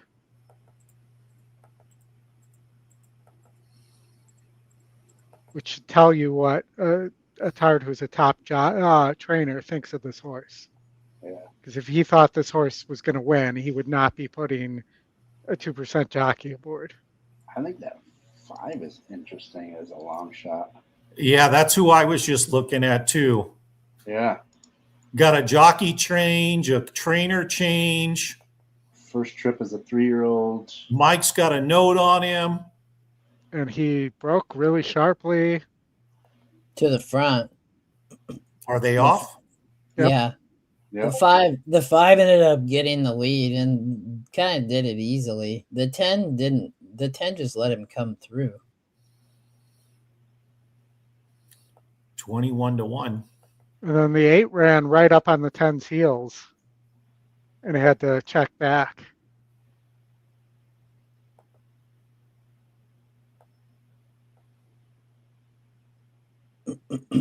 Demand that 5 doing it nicely. Yeah, he's hanging on. Yeah. 10's coming. See if he kicks away. He did a little bit, but I think Come on, 10's 5. got the number. The Come on, 5 Bob. He's maybe gonna not. wire him at a big number. 5. See, Mike, every time we like the same horse, what I know, happens? right? There's a 21-1 winner. Damn, we should have threw some money in. I didn't throw any money on it. Caught it too late. was running 3.5 furlongs. Where's this even at? CTD? No, that's not Century Mile. I don't know what CTD is. 3.5 furlongs. Huh. Ran back-to-back thirds. Nicely done. Comes to Woodbine. That horse was ready to roll, too. Yep. Was it top GSR? Oh, it was. Wow. Yeah. That's awesome. And if you look closely at the works, I mean, you can see it was working pretty well for Working really good. Woodbine times, too. Nice. Wow. All right. Well, we'll go to somebody, J May. We can look at the 12th and what is it, the 12th? Want to look at the Belmont now? We have 18 minutes. What do you guys think? You want to look at these last 2 races, or the other option would be Churchill or Santa Anita? Mike, do you have an opinion at Santa Anita 5th? Let me look. My brain is mush at this point. I remember what I did at 9 o'clock this morning, 8 or 9 o'clock this morning. I knew I had some price horses later and a couple of first-time starters. I think this was one of them. 8 or 9. You slept in late, huh? Yeah. No, Here I on the was left coast, I had to get up at 5 o'clock this no, morning. I was up at 6. I just didn't start handicap until 8. Yeah, the 6 is the Scotty Longshot first-time starter. I thought I had a chance here. With some solid works back in March 29th of the 48, 4, 7 of 19, and then followed that up with 2 bullets going 4 furlongs at 47, 6, and then 5 furlongs going a minute 6 out of the gate. Both of those out of the gate. You know, I'm learning from Mr. Dave here, and those 3 right there are signaling my attention right out of the gate. But remember, that's at Los Alamitos too, and that track runs a lot faster than Santa Anita. The other thing too is I think I pointed out here. I think there's 2 of them. One of them might have scratched. Yeah, there were 2 Idiot Proof, which is a funny freaking name. Fired horses here, and is 15% first time out winners, which isn't too shabby to be quite honest with you. And then he has produced 46% 2-year-old winners. So the offspring kind of wants to win early. So that's kind of where I was leaning on this Santa Anita race with that first time starter. Outside of that first time starter, I think the 3 get this second trip and then moving the dirt. These guys out west are doing this quite a bit as they send them out first on the turf, and then move them over into the dirt, get them antiquated with that, just getting a race underneath them and not hurting them too bad. And if you look at his last 4 works, were pretty darn solid too. So he seems to be like the most logical winner, and he's taking the money. But if I was going to beat him with a decent price horse, that first time starter took my attention. What about the 4 Positive Times? I mean, the horse 8 to 5 on the E Morning Line taking no money. I mean, 0 for 6. Wow. Yeah. My concern is he's going to gun for the lead. He just can't. He hasn't been able to maintain it. But that's on the turf. If you notice my note, I think this is the horse where I noticed that he takes to the lead and then drops anchor on the turf, but his running style completely different on the dirt.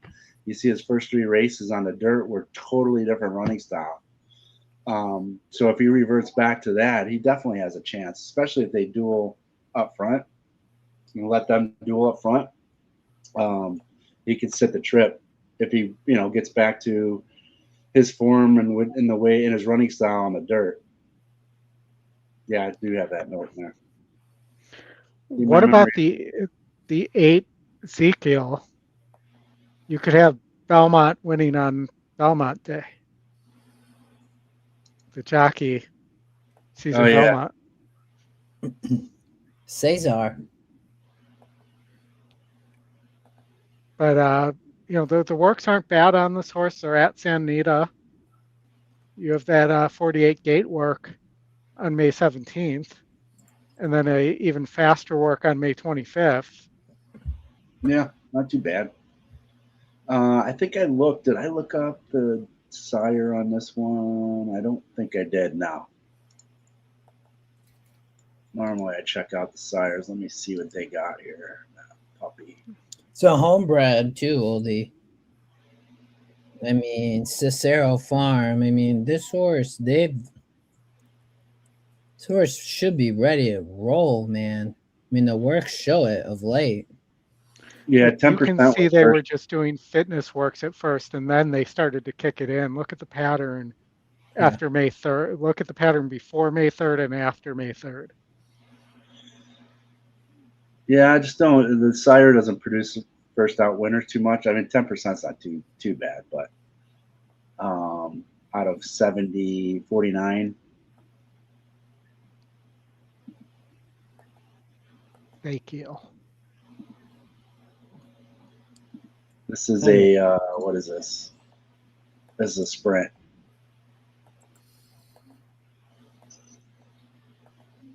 then the dam. And At the dam stats here. Yeah, not too many foals. So not a lot of stats. yeah, For the on the dam side anyway. damn. All right, let's head to Toga. I think that to me looks like the 3. The 6, I like your long shot angle. Maybe the 6. And Oldy, I think you're first or 2. Maybe one of the first or 6 or 8, but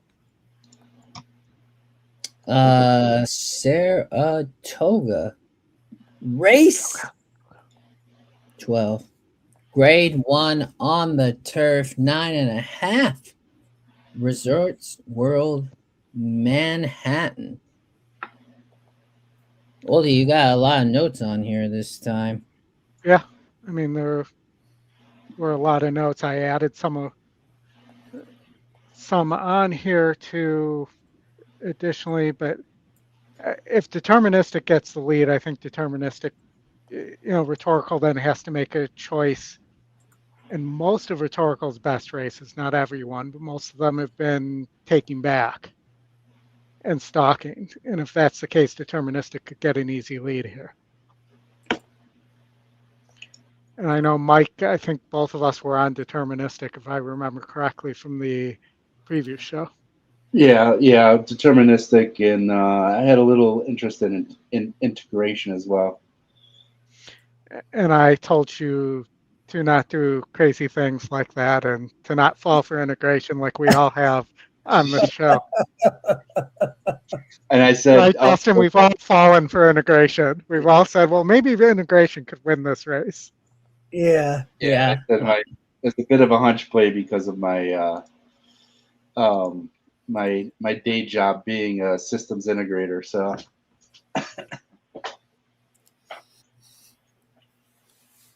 Be interesting to see how rhetorical runs after that huge run at Churchill. Yep. I mean, that was phenomenal. Yep. It was impressive. I mean, why you guys don't? Why isn't?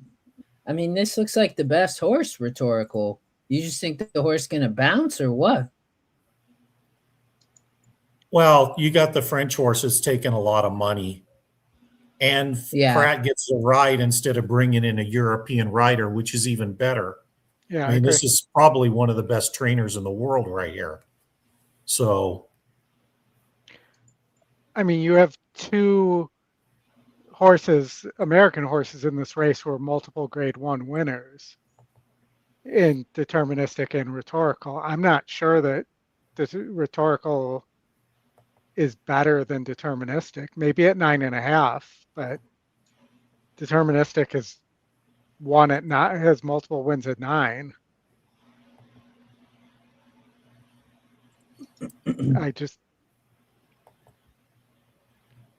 And that test score ran so bad in that last race. That's another one that you would think it's almost like a throw out. It was definitely the test score also lost these races back here at Saratoga, right? I mean, in the Saratoga Derby, didn't show up in a 74.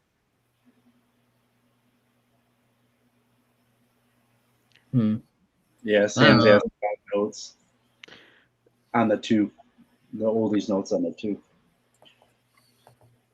Yeah, I mean, the long shot, for me here was the Scotty long shot, the 8-1 stripe, who's just missed a couple times in these type of races. And maybe if deterministic and rhetorical hook up on the front end, you get the kind of pace that 1 stripe needs there. Or maybe bright picture's just going to be better in that situation.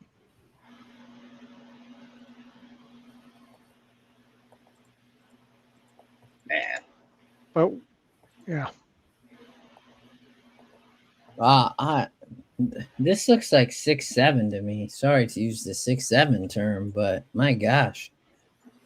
The race sim show it's wide open, but yeah, all the French horses have run second so far. They haven't got a win yet. That one yesterday was a big one that lost by a nose. was like 9-1. Yeah.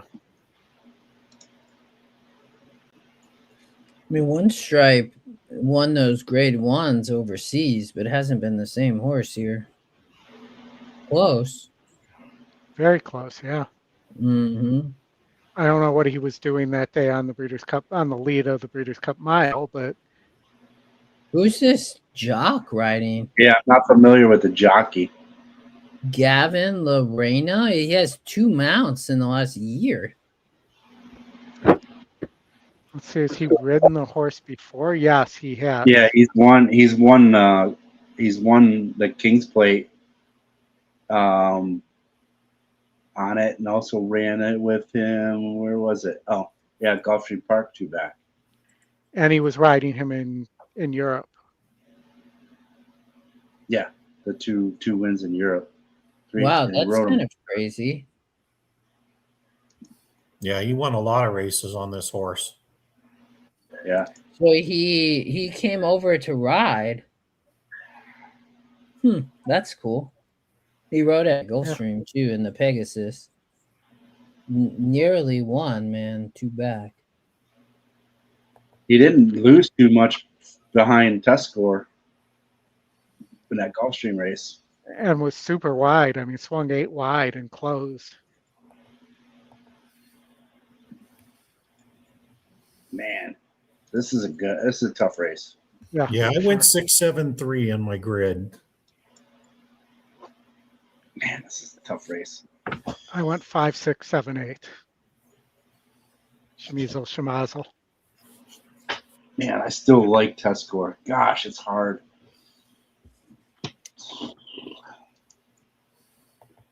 I think test score still can sit the right trip here.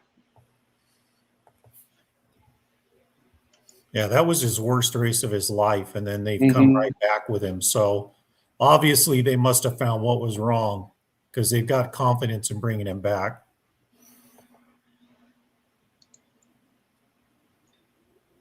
This is a tough race. I think I'm with you, Dave. Although I do think One Stripe. I'm not sure One Stripe can win, but the French horses look tough here, whether it's Bright Picture or Make Me King. But I like Rhetorical over it from all the other with the French horses. Yeah, 6, 7 are took the most money in the horizontals. They're pretty darn close to each other. Yeah, it's only paying pretty much $8 in the double. Yeah, and they're 41 and 47 in the pick threes.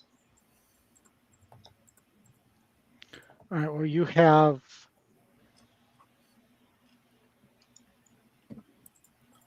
If you go to the doubles into the next race, it's Renegade is 1. So it's basically 4, 8, 3, 7 from Bright Picture. And they're all within $5 of each other. The 4 is the favorite though, 8-1. Yeah, Renegade. Yeah. And then the 3's 13-1, along with the 7, the 8-12. So yeah, and the probables that Marshall Graham had put out from the 2-day doubles from yesterday's Phillies races, Phillies and Mares, had Renegade pretty much going off at 6-5 or 7-5 on those double probables.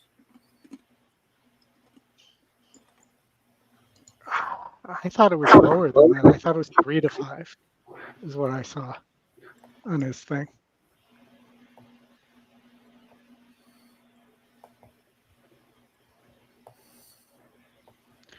I'm watching the San Anita race right now. Oh, shoot. That was going on. Your 6 is going to probably win the race. And of course, my feed went off.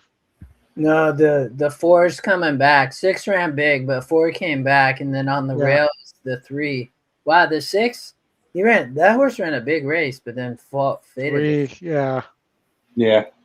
Yeah, 3 won it. The 2 took a lot of late money, and I think he finished last. The 3 horses I had comments on, they're there, I guess.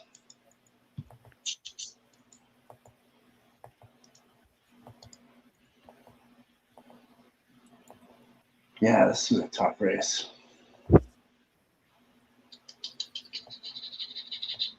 It's only a tough race if rhetorical goes with deterministic. If rhetorical takes back, deterministic's going to get an easy lead, guys. Yeah. I just think whatever happens there. I just think rhetorical, but in these French horses, man, these horses are the real deal. Rhetorical going to be right there. I rad one of the best in the world. And, deterministic hasn't done nothing wrong ever since he's left the dirt. Yeah. He was on the Derby trail and left the dirt, and they were saying back then that they thought he was a turf horse. Yeah. It's one of the few times they've actually gotten that right, though. Yeah. Oh, absolutely. Yeah. But you look at every single race since then. I mean, he's pretty much been first or second in every race in the last, 8 or 9? Yeah, I mean, he hasn't lost a race under 10 furlongs since August of 24. Yeah, and that he lost by, 3/4 of a length? Yep. I mean, he doesn't need the lead, but I think he'll be on the lead here.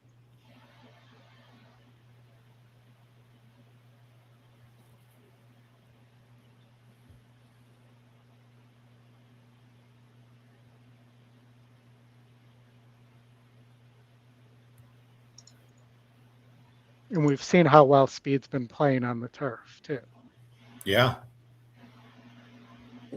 And that's probably why it's got to be one of those two, unless this is just a super horse. This French horse is just a super horse.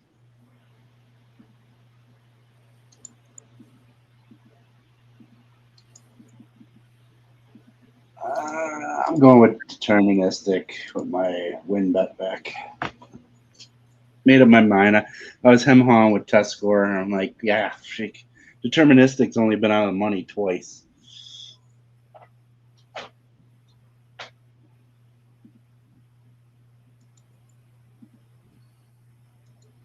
Nine to 2. Yeah, all the French horses have set the pocket trip like setting 4th or 5th. Mm-hmm. Yeah. And they've all shifted out in the stretch. They just are coming up short. They're just not getting there because it's tough to make up ground, on this track right now. Well, also, this isn't the peak part of their season either. Yeah. That they're aimed more at the fall. The fall. Yep.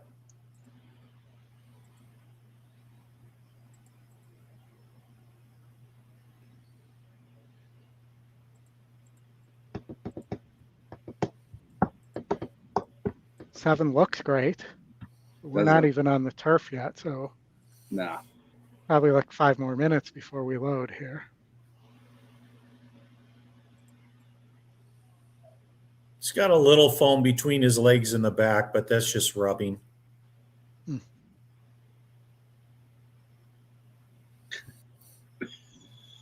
look, he's got his feet out of the stirrups to keep the horse relaxed. Was Paco's only ride today on Bookham Dano? No, he had another ride earlier or after that.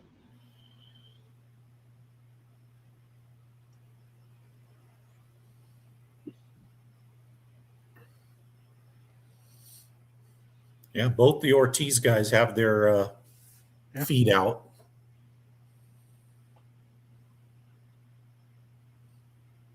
Those people are really happy they got on the camera there in their outfits. Yeah. I'm on TV. Yay. Look at the old lady on the rail there. At Oldy, the how come you didn't wear one of those suits to the Derby? I almost did. It was in my closet. That's what I figured.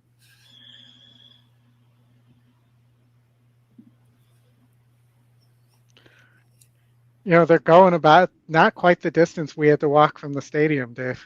Oh, absolutely. Yeah, that was a tough walk. Yeah. Steve. Oh, go ahead. Go ahead, guys.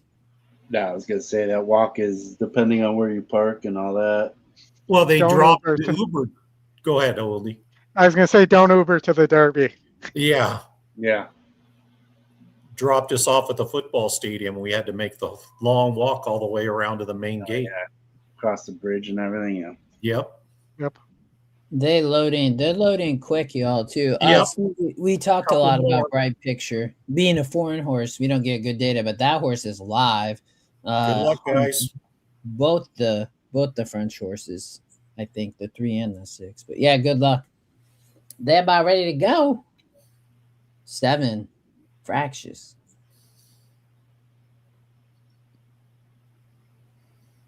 Look at Irad. Look at Irad. He's like, where are you, 5? Where are you? Did you see that? Meanwhile, the 3's on the lead. Nah, the 7 gonna have to rush up, but Irad up front. Wow. Go, buddy, go. I mean, this is what the race sim had. Oh, restart it. Yeah, that's all right. Rhetorical or deterministic can rate. Yeah. Bright Pitcher was going to get a perfect trip on the outside, and Battle of Normandy pulled out in front of him. Took his spot. Jose getting a gray ride on the other French horse, Dave. Yeah, that make me king. Yep, I was just noticing that. He's sitting in 47 for the half is very fast at this distance. He's doing it easily. Rhetorical. We got Rhetorical in the lead. Deterministic in second, seeing about length off. Jose Ortiz with Make Me King trying to slip the trip. Come on, 5-7. Battle of Normandy up to 4th. Test score scrubbing away. In Brat's 5th. already asking the 6, and he's not responding that well yet. Come on, Deterministic. Let's go, baby. Rhetorical on the lead, Mike. Deterministic trying to run on for second, about a length back. Test score coming. Deterministic up to challenge, Mike. Yeah, baby. Here comes. Come on, 8. No, hang on. Hang on, Rhetorical. Hang on. Oh, no. It was test score. Bro, that was your other horse, too. Were you trying to get a double or an exacta home? I was trying to get an exacta. Oh, I thought you were cheering for deterministic, and then you started. I did it 9-2, Mike. I just played that as a straight win bet. I did. I did play my win bet on it, but I only had $10 in the contest left. So I played it. I played a 5-7 exacta. I should have played 5-2. Yeah, and Oldy, there's back-to-back races where you just had to throw out that Churchill race, with Kingsbridge and with test score, and just throw it out and say it's not the norm for them. You guys, that killed me. That's 66-1 in that exacta. That would have put me. There were 2 horses that had won who were multiple grade 1 winners in that race. And one of them won the race. I mean, that was the way I figured it was probably going to happen. I thought it could have been the other way around, but either way, I mean, those horses just seemingly had a class advantage over the field. Look who ran 3rd, too. Well, the One Stripe. Yeah. Unfortunately, that's what One Stripe does every time, right? We should remember that for the summer if you stay in needs to be in a grade 2. Or you just use them underneath at 8 to 10 to 1. Look at how slow they came home. Is that right? 150. Wow. 132, 150. Oh, because they had that extra half. That's why. Yeah. It's 9.5. Yeah. Yeah. Oh well, I'll take the $50 win bet. But that double would have, or that exacta would have put me in probably in second place in the contest. What a nice horse track that record? Deterministic ended up being. James said another track record. Is it? I mean, I'll have to take his word. I'm not turning the sound down, so. I should have looked at the probables to the two. Oh well. Yeah, I should have played the double, but I just figured take the money here, and I have the Met Mile double and my pick 4 alive to the same horses in the next, the 2, 7, and 8. Oh well.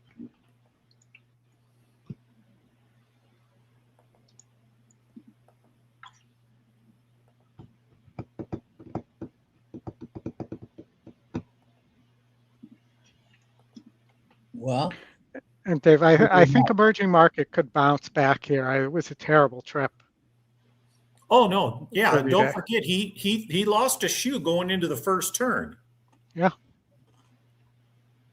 So he only finished 7 lengths out of first place and threw a shoe in the first turn. So and it was a had front, a couple it wasn't a bumps. Too, that there were multiple issues. And you saw yesterday with Counting Stars, who also had multiple issues in the Oaks, that, you know, getting a cleaner trip in a smaller group can help some of these horses in those cases. Yep.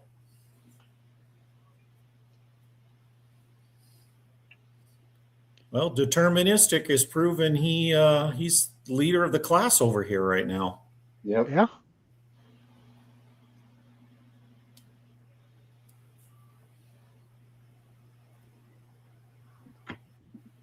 we got 40 minutes till the Belmont.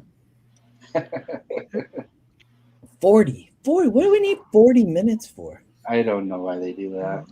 Oldy will go on a soapbox about it too, because then I'll give you the whole thing about how every other sport has figured out that they have to speed up their pace of play, as baseball called it, to meet what the audience wants, and horse racing is slowing things down to meet what the advertisers want. Yes. I don't even know if the advertisers necessarily want it. If you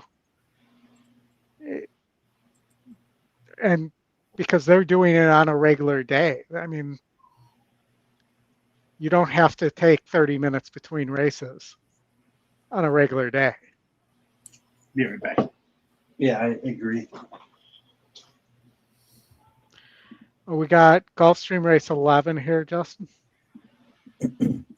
Yeah, I thought this was that last race tricked us.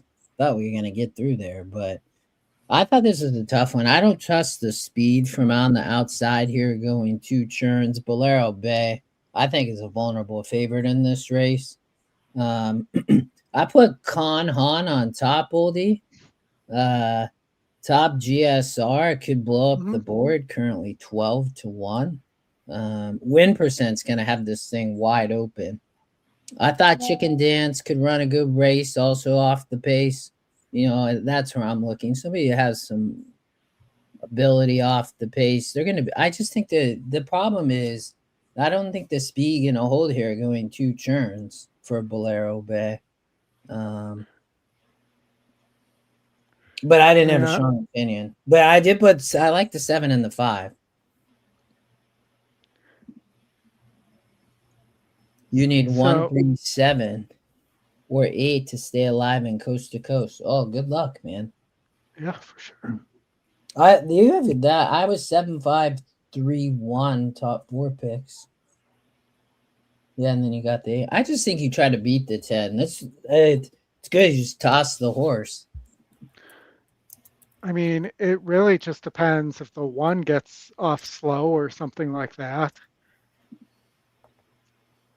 But if it really is going to depend what the one does here. But Edwin is going to be aggressive, I think. No, he will be. Yeah. I can't remember who.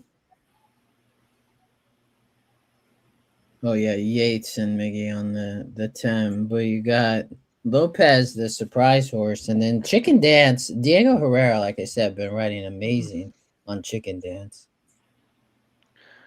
Amazingly, they still haven't gone official at Saratoga. Yeah, slow. All right, we're in the gate at Gulfstream.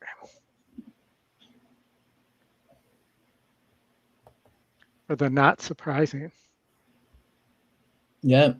All right. 10 gonna show speed, but I think they're gonna go quick here. Edwin, The right one there. I think did enough to make the 10 go fast. He did. The 10 definitely kind of cleared over. That was close. Mhm. Then he looks over his shoulder. Wow.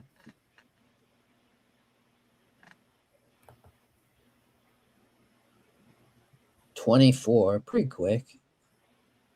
They're still putting a lot of pressure. Look, the 10 tries to slow it down, but then the 3 right there.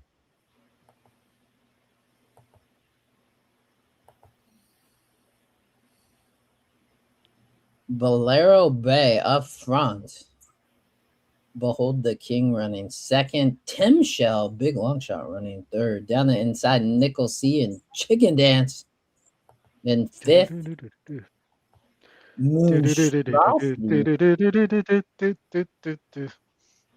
Sorry, doing my Chicken Dance music. Chicken Dance is going backwards. But hey, look who's coming. Con Han. Come on, Con. Chicken Dance is coming too, up the rail. No, Con Han to the outside. Oh man, Con Han is so wide though. 1, 2, 3, 4, 5, 6 wide, Con. Here comes Chicken Dance. Chicken Dance! Chicken Dance and Con Han. Come on! Oh, Chicken Dance, get going! Chicken Dance! He's got it. Chicken Dance. Got it. Good call, Justin. Yeah, beat the 10. That was all trip too, because they got the much shorter trip, didn't get caught out wide and have to give ground. Yeah, no, for sure. Did it? Who was riding there? I can't remember. Was that Diego? See, Diego. Yeah. Diego. You can Sam. Oh, you can always 50 cent pick 4 paid $4.30 there. I know, Dave. We should have had that. That was a bummer. Yeah, they just needed that 5 to get up by a nose. Mm-hmm. I think I used all my luck in my pick 5. Sam, fire away. Sam, what's the handicapping question?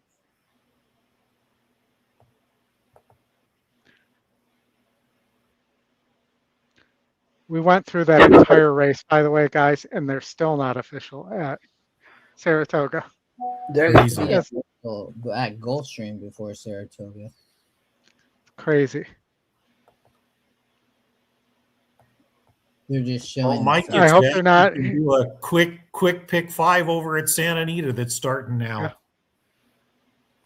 We had that rated, I think, as the top segment of the day in terms of different bad favorites. Too. For chaos? Yeah. Wait, okay, there's Sam's question, Oldy. Huh. What is the most important handicapping factor?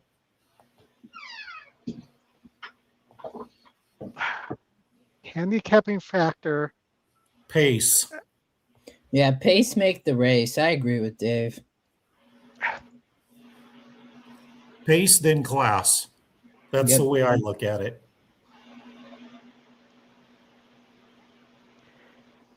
But I think pace, class, all those things, but also, making a factor out of how am I going to make money by and what is my goal? if your goal is to win, you may not necessarily make money, but if your goal is to make money, you might choose to play differently and you might handicap differently and those factors might change. But I know I'm talking in circles. Well, but I think saying like play the right sequence, Yeah. understand the sequence, play the right races, like you know what I mean? I think that's but I mean I think all that makes sense. And find bad favorites. Yes. Find bad, especially if you're playing horizontals. Like find sequences where you don't like the favorites because then you're gonna get paid good. Or really competitive sequences. Yeah.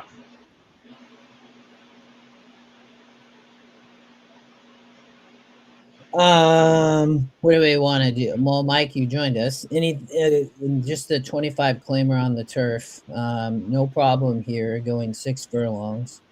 They've all won once, Mike. Yeah. Yeah, this is a rough group. Oh wait, 12 won twice. Somehow. Oh, just the 12 won twice.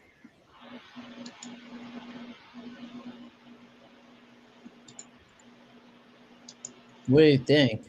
Who do you have it's here? wide open. I didn't have a strong opinion here when I was doing this one. It was one of the tougher ones I had with this morning.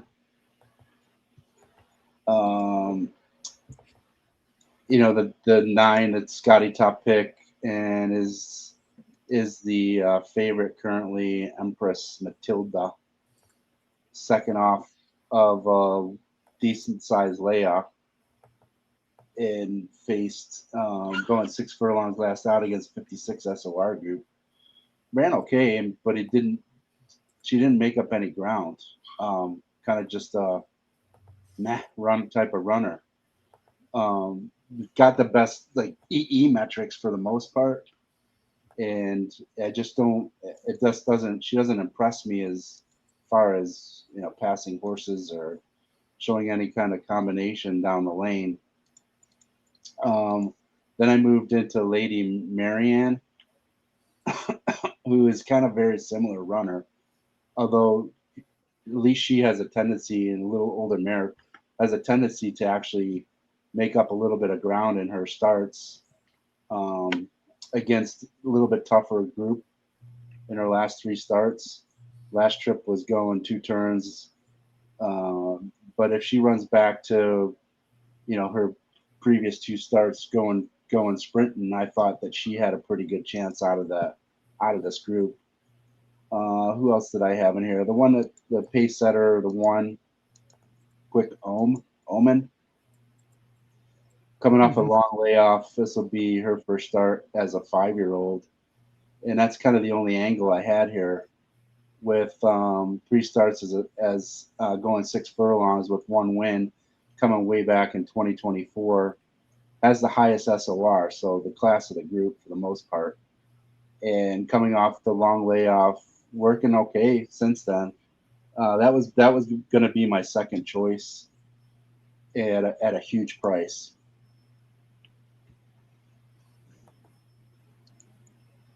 Yeah, 45-1 currently. Yeah. Mm-hmm.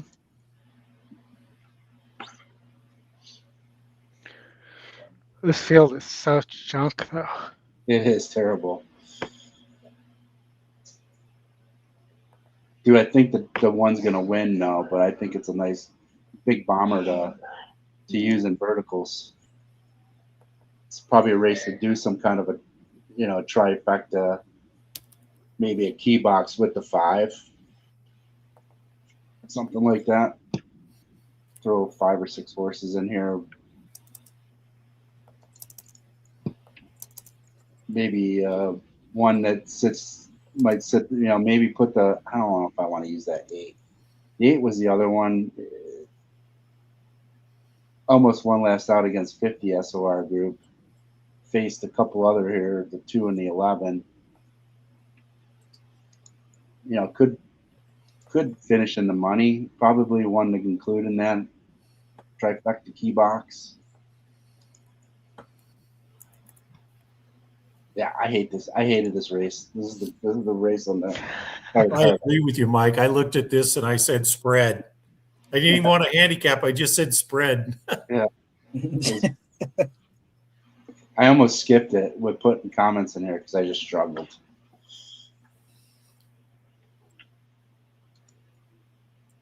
The other one I didn't put a comment on, but it's just too many layoff lines recently, was the 4 at a price.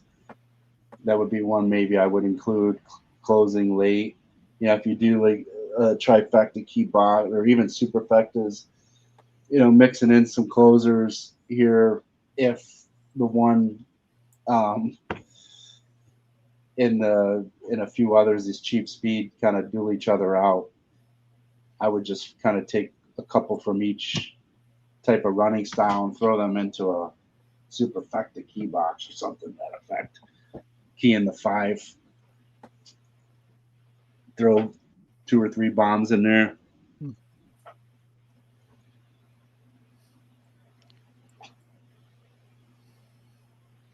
Not bad.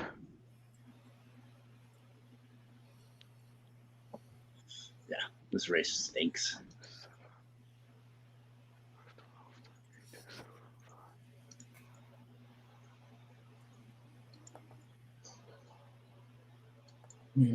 Got a minute to post. Pick 5 pool got almost 200,000 in it.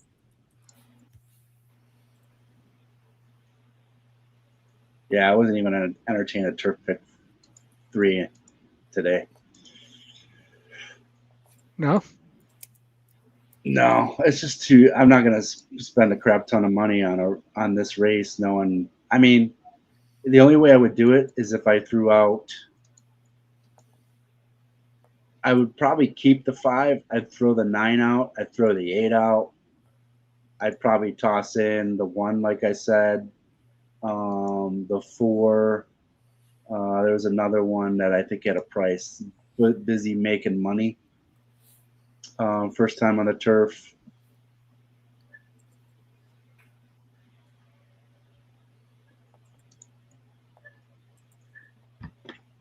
I could see throwing the 8 out. I could see throwing the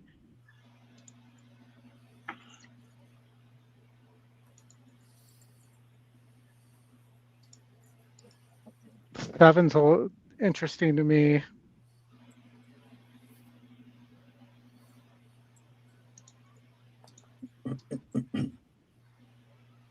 And I kind of struggled in the last 2. I would single the 9 in race 8.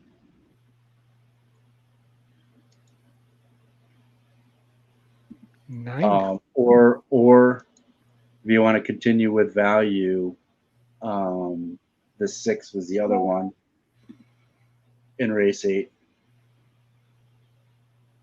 Try it. All right, they're loading. And then we'll probably we got Belmont in like what, half an hour? My goodness. Hi.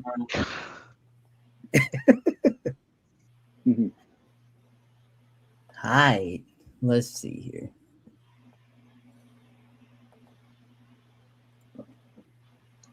Let's down here. Let's switch to my other. I'm out of the tournament now. The pick 5 to Renegade is 748. Wow.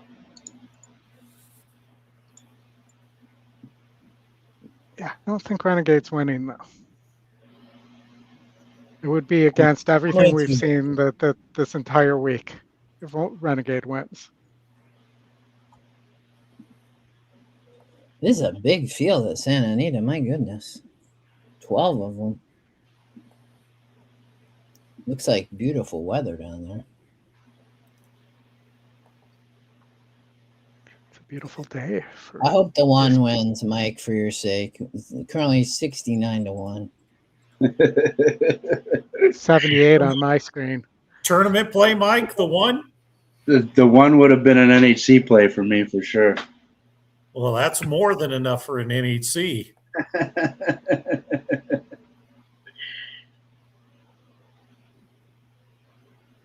The Preem got the lead. Empress Matilda up for second. I think that wasn't Gonna a go good the Vron way. Yeah, The that Bronco. one didn't show the speed that his numbers were. Nope. Touton. I think that horse kind of broke slow too. Like that was a tough. I don't think that horse liked the rail. Man, the premium on the lead looked tough here. Yeah. The one's that nothing left. Just whoever was gonna get to the front, maybe. The 9 coming. 8 Yeah. still got horse though. Preem. 9 stops though usually. 9's got him easy. Look at the Here comes 5 my- is here comes my rolling. 5. That was my top pick. Not gonna get there though. Wow. Oh well. Kind of win it as it was with the odds. Oh, well, yeah. I wouldn't have bet that race anyway. 2-1. Nope, we lost a jockey too. It looked like on one of the horses.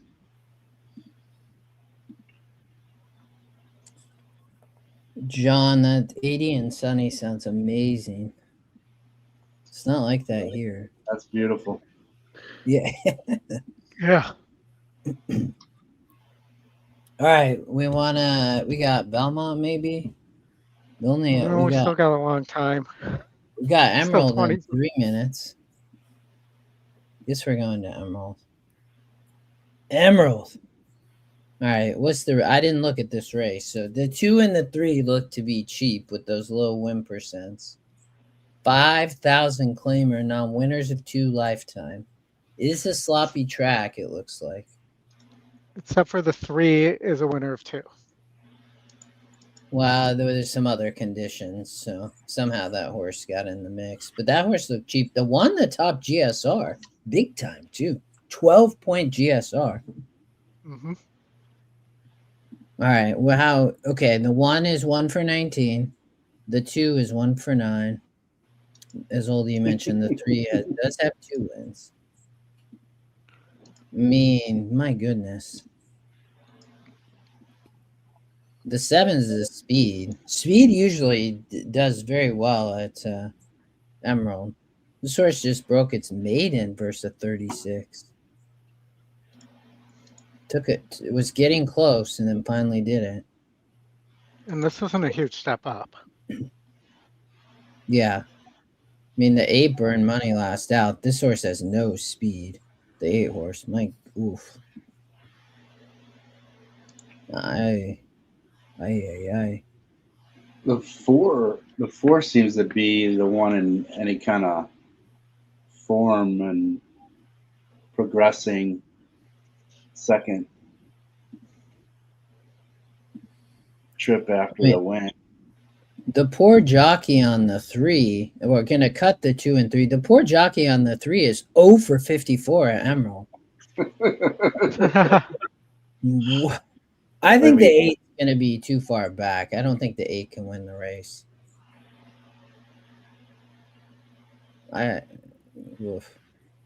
So the 4, Mike, won a 28 at Turf. Came here, faced the 1 and the 8, and ran 3rd in that 42. The jockey on the 4, Justin, trainer on the 4 is 4 for 9.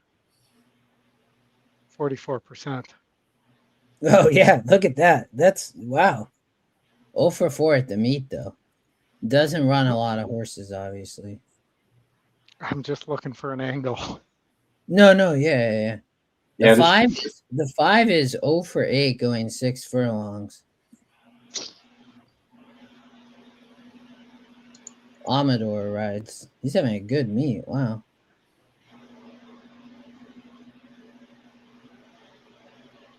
I mean, these horses couldn't beat 38s and 40s. This horse been running at this level forever.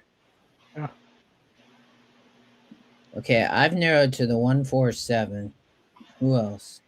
Who's gonna new trainer? So I'm playing the trainer angles. The The 8, I think you got to include. I just don't think this horse can win. I'm just trying to find but the trainer is good trainer, so you are right there, Oldy. And this jockey Blake's been having a great meet. He's going blinkers on. So, yeah. You might be right. Maybe this is the actual winner. The morning line says 6-5.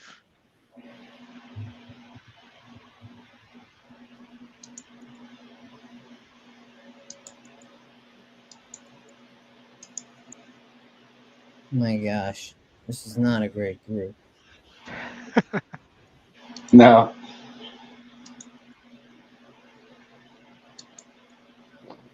I don't know. I think it's just I don't think the 2-3-5 can win, but maybe should have played a cheap pick 4.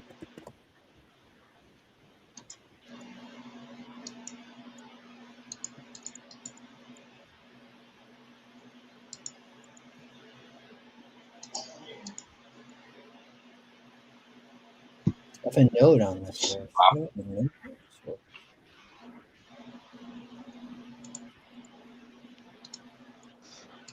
This is Emerald. Let's see what the.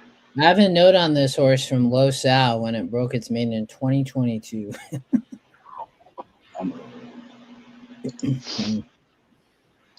Well, they're loading. I don't have enough of an opinion here. I'm going with the price on the 4.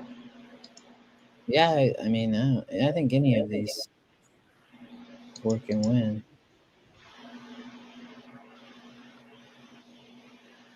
The 8 or the 5. The 5 the favorite. What? Why is the 5 the favorite? The 5 is 3-2. What? What is Take it. Don't complain. Just accept the gift. It is the heavy favorite in the horizontals too. Oh my gosh, that's wild.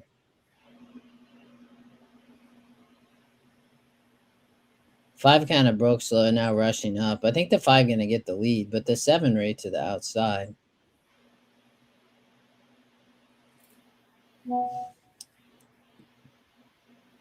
The 2 really pressing that 5. This should set up for your 8, Oldy. Yeah, Smart Cap's at 8. The 4 running a great race, Mike. Yeah, it's sitting right there. Starting to pass a horse at least, and actually making a move. The 4 got a lot of horse. I think this 5 going to stop still. We'll see. Oh, the 4 going to go up the rail. 4's going to go up the rail if it's. The rail was good last time, remember? The rail was good last time. The 8 was it? rolling. Yeah, there goes the 8. 8's rolling. 8 is a rolling. Just keep rolling. But now he's stopping. No. Yeah, 7's coming. No, 8. Oh, it's going to be close. A neck. Yeah.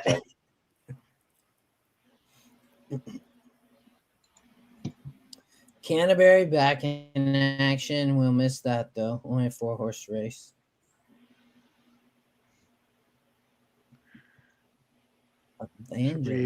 Down. We got Saratoga in 17. You want to talk Belmont? We hear your opinions. We definitely haven't heard your Dave's opinions yet on Belmont.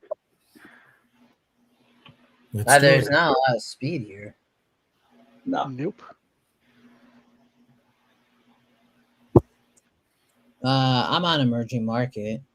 That's my top pick. I was on emerging market for the Derby, though, too. I don't know. I thought this was kind of a tough race.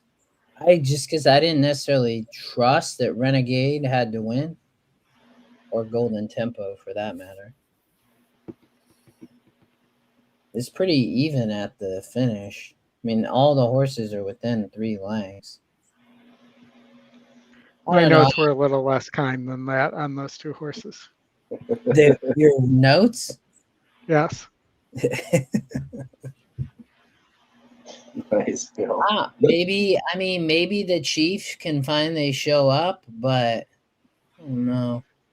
It's kind of, I put the Chief Wallaby and Commandment kind of in the same bucket. They're kind of the same horse to me. I think I'm just sticking with emerging market, I think. Dave, what about you? You know, I'm kind of the belief that the Derby, for whatever reason, that race just really broke down, and not too many horses ran well that were close to the lead. And I think any horse that was kind of close to the lead in the Derby is going to be kind of forward in this race, which is going to play as an advantage over this type of track, the way it's running. And I decided I was coming back with the same selections I did in the Derby. I've got Chief Wallaby on top. I've got Commandment in second. I've got, what was the other one? The 8 as my third pick. And then I've got Renegade as fourth. And that's where I had Renegade in the Derby, was fourth. Mm-hmm. I think if the Derby doesn't play out and these horses just are not as good as they were touted coming into the Derby, then maybe the 6 or the 2 are the surprise factors in the race. For sure. And I do think that if Junior rides another bad race on Wallaby, they might have to think about a jockey change in the future. He, for whatever reason, he keeps that horse tucked in, down inside, behind horses. And I don't think the way this horse runs with his head cocked out to the right, I don't think that's where he wants to be or needs to be. And with a smaller field today, little more speed favoring on the track, I think he's going to be forward, maybe set third or fourth. And let's see what Junior does with him this time. But I wouldn't be surprised if Commandment won either. I think both of them basically had double 100 buyers coming into the Derby, and they didn't get those numbers by not running well. And I thought that the Fountain of Youth and the Florida Derby were, two of the better productive races going into the Derby. And I kind of have to stay with that opinion in this race today as well. Emperor will call the race. Yeah, I always thought Chief Wallaby would be a runner. I'm surprised that horse hasn't shown up yet. So David heard this to death from me. Dave, you did the Derby weekend, but Chief Wallaby's the kind of horse that just finds an issue in every race and is always working well. And that you're always going to get that report out of the Mott barn because the horse is great in the mornings. So it's let me start with Renegade and Golden Tempo. It's very, very difficult to win at 1.25 miles coming from that far back at Saratoga unless you're just light years better than everybody else in the field. And the two of those horses look like they were flying in the Derby, but it was actually one of the slowest final quarters in Derby history, and that they were just running the fastest of the exhausted horses. There, and you don't have that kind of speed here to burn up this race. So unless Power Shift is going to go out and run 22-2, 22-3, because that's why he's here and Rapoli put him in as a rabbit, you're just not going to get that kind of pace for those two horses to win here. And on Commandment, the GPS data that Equitrack published before the Derby said Commandment's stride length and stride frequency would struggle to get 1.25 miles. I love Commandment. I think Commandment was was one of my favorite horses going into the Derby, but I just can't see Commandment getting in 1.25 miles. That's how I landed on Emerging Markets up top. And, if Power Shift isn't here to rabbit and gets an easy lead, we've seen how the track is playing. Power Shift probably has a big shot here, but there's just no speed here for these closers to close into. And, I can't see it being beyond the 2 or the 8 here in terms of where it's coming from, unless somebody unexpectedly shows speed that we're not expecting, like maybe Chief Wallaby stays out of trouble by going to the lead.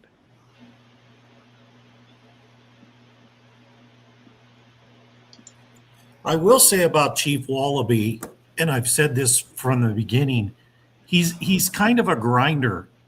He's not a horse that has a quick turn of foot. Yeah. And that's why I think that the jockey that rides him is going to have to understand that. He's going to be a horse that's never going to give up. He's always going to be there at the wire. He just doesn't have a quick turn of foot to blast between horses or get himself out of trouble. If this was 1.5 miles, I would like it even better for him, because I think he's a stayer. He'll just grind all day long. Yeah, I agree. He's going to have a jockey that rides him that understands the type of horse that he is. And right now, so far in 2 races that Junior has rode him, which was basically, I'll throw out the Derby, but if you go to the Fountain of Youth or if you go to the Florida Derby, that was the same situation that Alvarado put him in those two races, is that he tried to come between horses and from behind horses. And I think he's got to be outside earlier, and he's got to stay outside. And I think he'll get a full run out of him. But he drew an inside post, though. So he's probably going to end up covered up again. So maybe they should gun him and see if they can get him to the lead. That's what I thought too, is just send him early and get him to drift outside. And just kind of, you see a lot of jockeys do that, where they've got horses that they need to keep them on the outside, and they'll go into the first turn just staying wide and force the other horses to go inside. Yeah, I think that was his trip in the Florida Derby, wasn't it? Well, he stayed down behind horses, and he got stuck because Puma got the jump. And then he was behind Puma, but at the finish line, he was actually outstriding Puma to the line in the Florida Derby. But Commandment was on the outside and had all the momentum. Mm-hmm. And he couldn't make up that kind of ground because he doesn't have that kind of quickness. Yeah. And let me just ask everybody to hit the like and subscribe, and also follow Dave at Racing Downwind as well on Twitter here. As we lead up to the Belmont, we'll have Justin on the call here.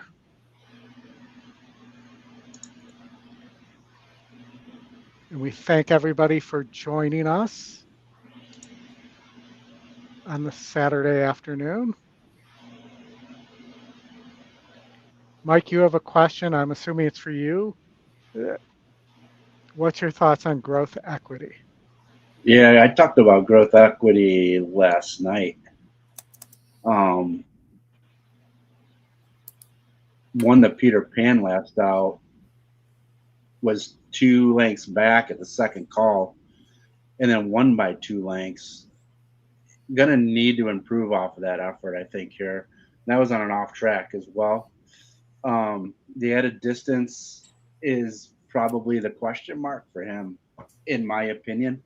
I just don't think that this is going to be his best distance. I just don't think the added furlong is going to be rough for him. Nice horse. I think he needs to stay, at the 1 1/8 or mile is probably his wheelhouse and top as far as distance goes. Yeah, Scotty once told me that that horses under the GSR of 70 don't win Grade 1 races. Yeah, and again, it drops stretching out here too. So I still think he's more of a mile and an eighth is probably his tops.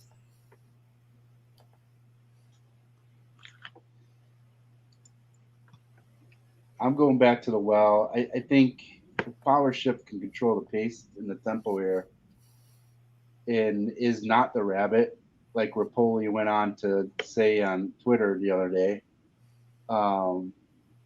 Has a solid chance here the way the track's been playing.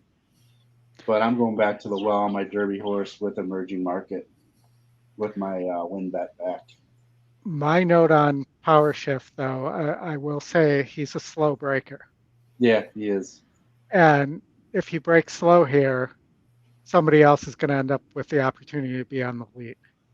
Yeah, and to me, Chief's the one that should take advantage of that, in my opinion.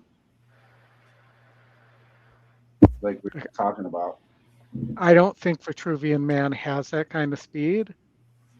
No. But maybe Growth Equity, I mean, 2 back in the 1 turn mile maiden breaker was right there on the lead. Maybe that horse finds itself on the lead. Because of a Power Shift slow break. And then we'll really see if he's here to rabbit and Power Shift rushes up.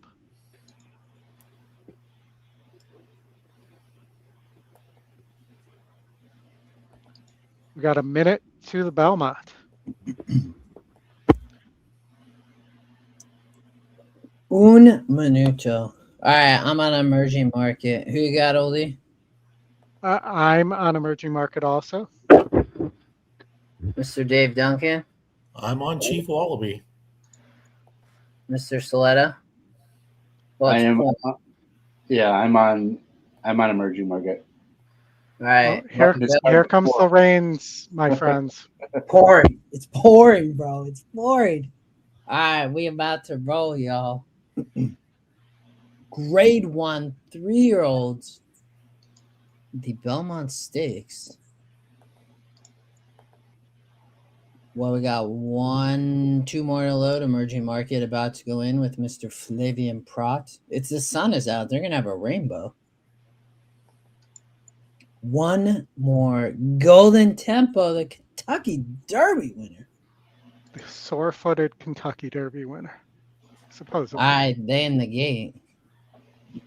And they are off. Pretty clean break. Golden Tempo broke a little slow. Up front, we have Power Shift to the lead, followed by Growth Equity down on the rail. Vitruvian Man is 3rd. 4th, Chief Wallaby.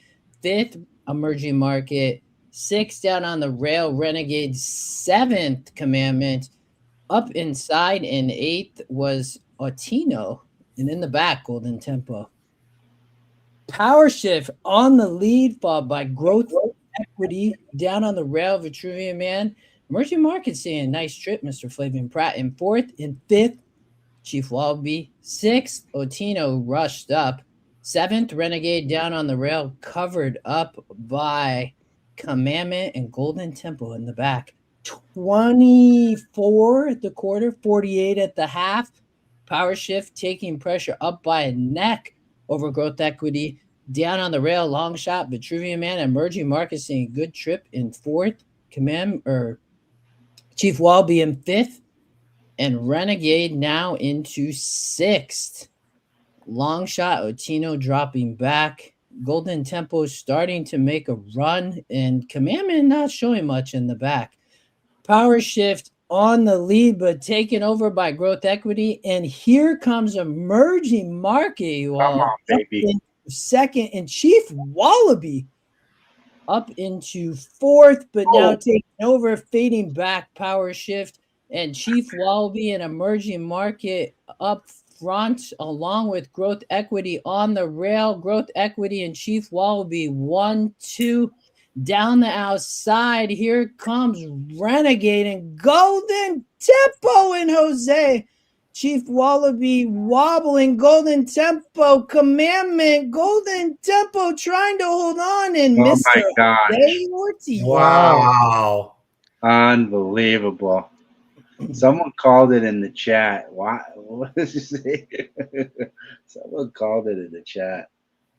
Was it Sam? Yep, Sam. He goes, if they go crazy, it could happen again. You call oh my gosh. That's insane.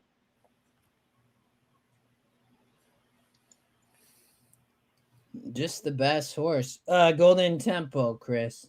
I Yeah, didn't probably expect that the kind of best speed duel with them, but Well, but is there? No, it didn't look like as bad of a bump as it.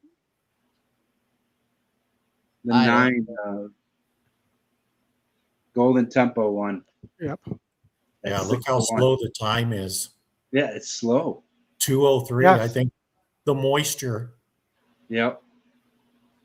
That Golden totally Tempo, changed it. Tempo broke out too. Yeah, Golden Tempo did break. It looked like a little bit slowing out. Yeah, might have won the Preakness too. You're right. Yeah. Definitely the best of the group. Commandment ran a big race there. Golden Yeah, Temple, well, and- Commandment, Renegade in the Wow. top 3. Chief Wallaby runs 4th. Wow. But also not a good group of 3-year-olds this year. Yeah, for sure. For sure. Thanks, Chris, for joining us. We love that people come. Yeah, you're at work, get a tune in real quick. Appreciated everybody who tuned in too. Will, you just missed it. Golden Tempo won. Go ahead, Oldy. I was just going to thank everybody for tuning in and spending their time with us.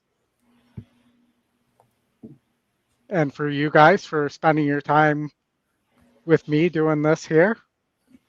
Yes, Oldy, that was And fun. Yeah, we had a good time. As always.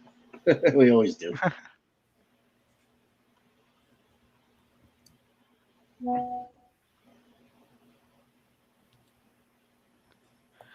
That's crazy. A 9-7 exacta 6-1 over 6-1. Jose over Johnny V. Thanks, Scrat. Yeah, thanks, Scrat. Al. Nice, Al. You hit that, Al? Thanks, Sam.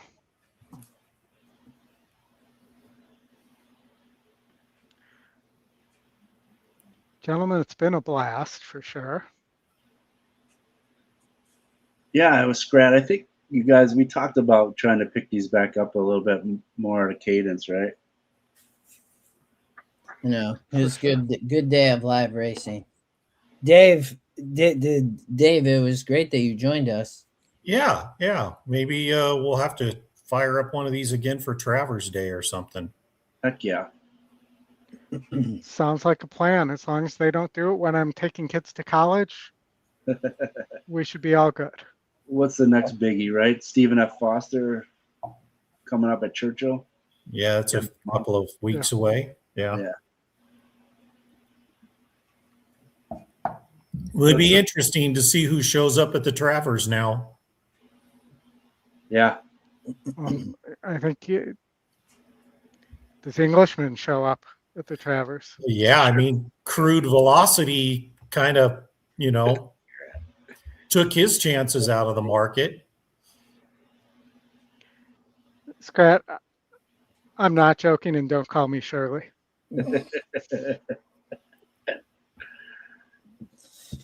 All right, Oldy, we closing it down?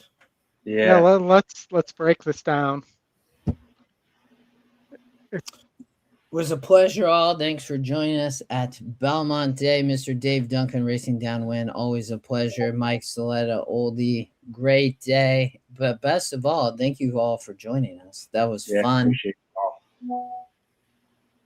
Great win by Golden Tempo and Mr. Jose Ortiz. Cherie DeVoe on fire, winning all these big races. But like we said, we'll be back again soon. I'll be doing a video Gulfstream tomorrow. You can tune in there. But for EquinEdge user, also notes in there. Oldie covering New York, Mike covering Santa Anita, and Dave, we gotta have you do some guest picks sometime. So Absolutely. all right, y'all. It's a pleasure. Thank you. We'll see you all soon. Take it easy, gentlemen. Thank you, everybody.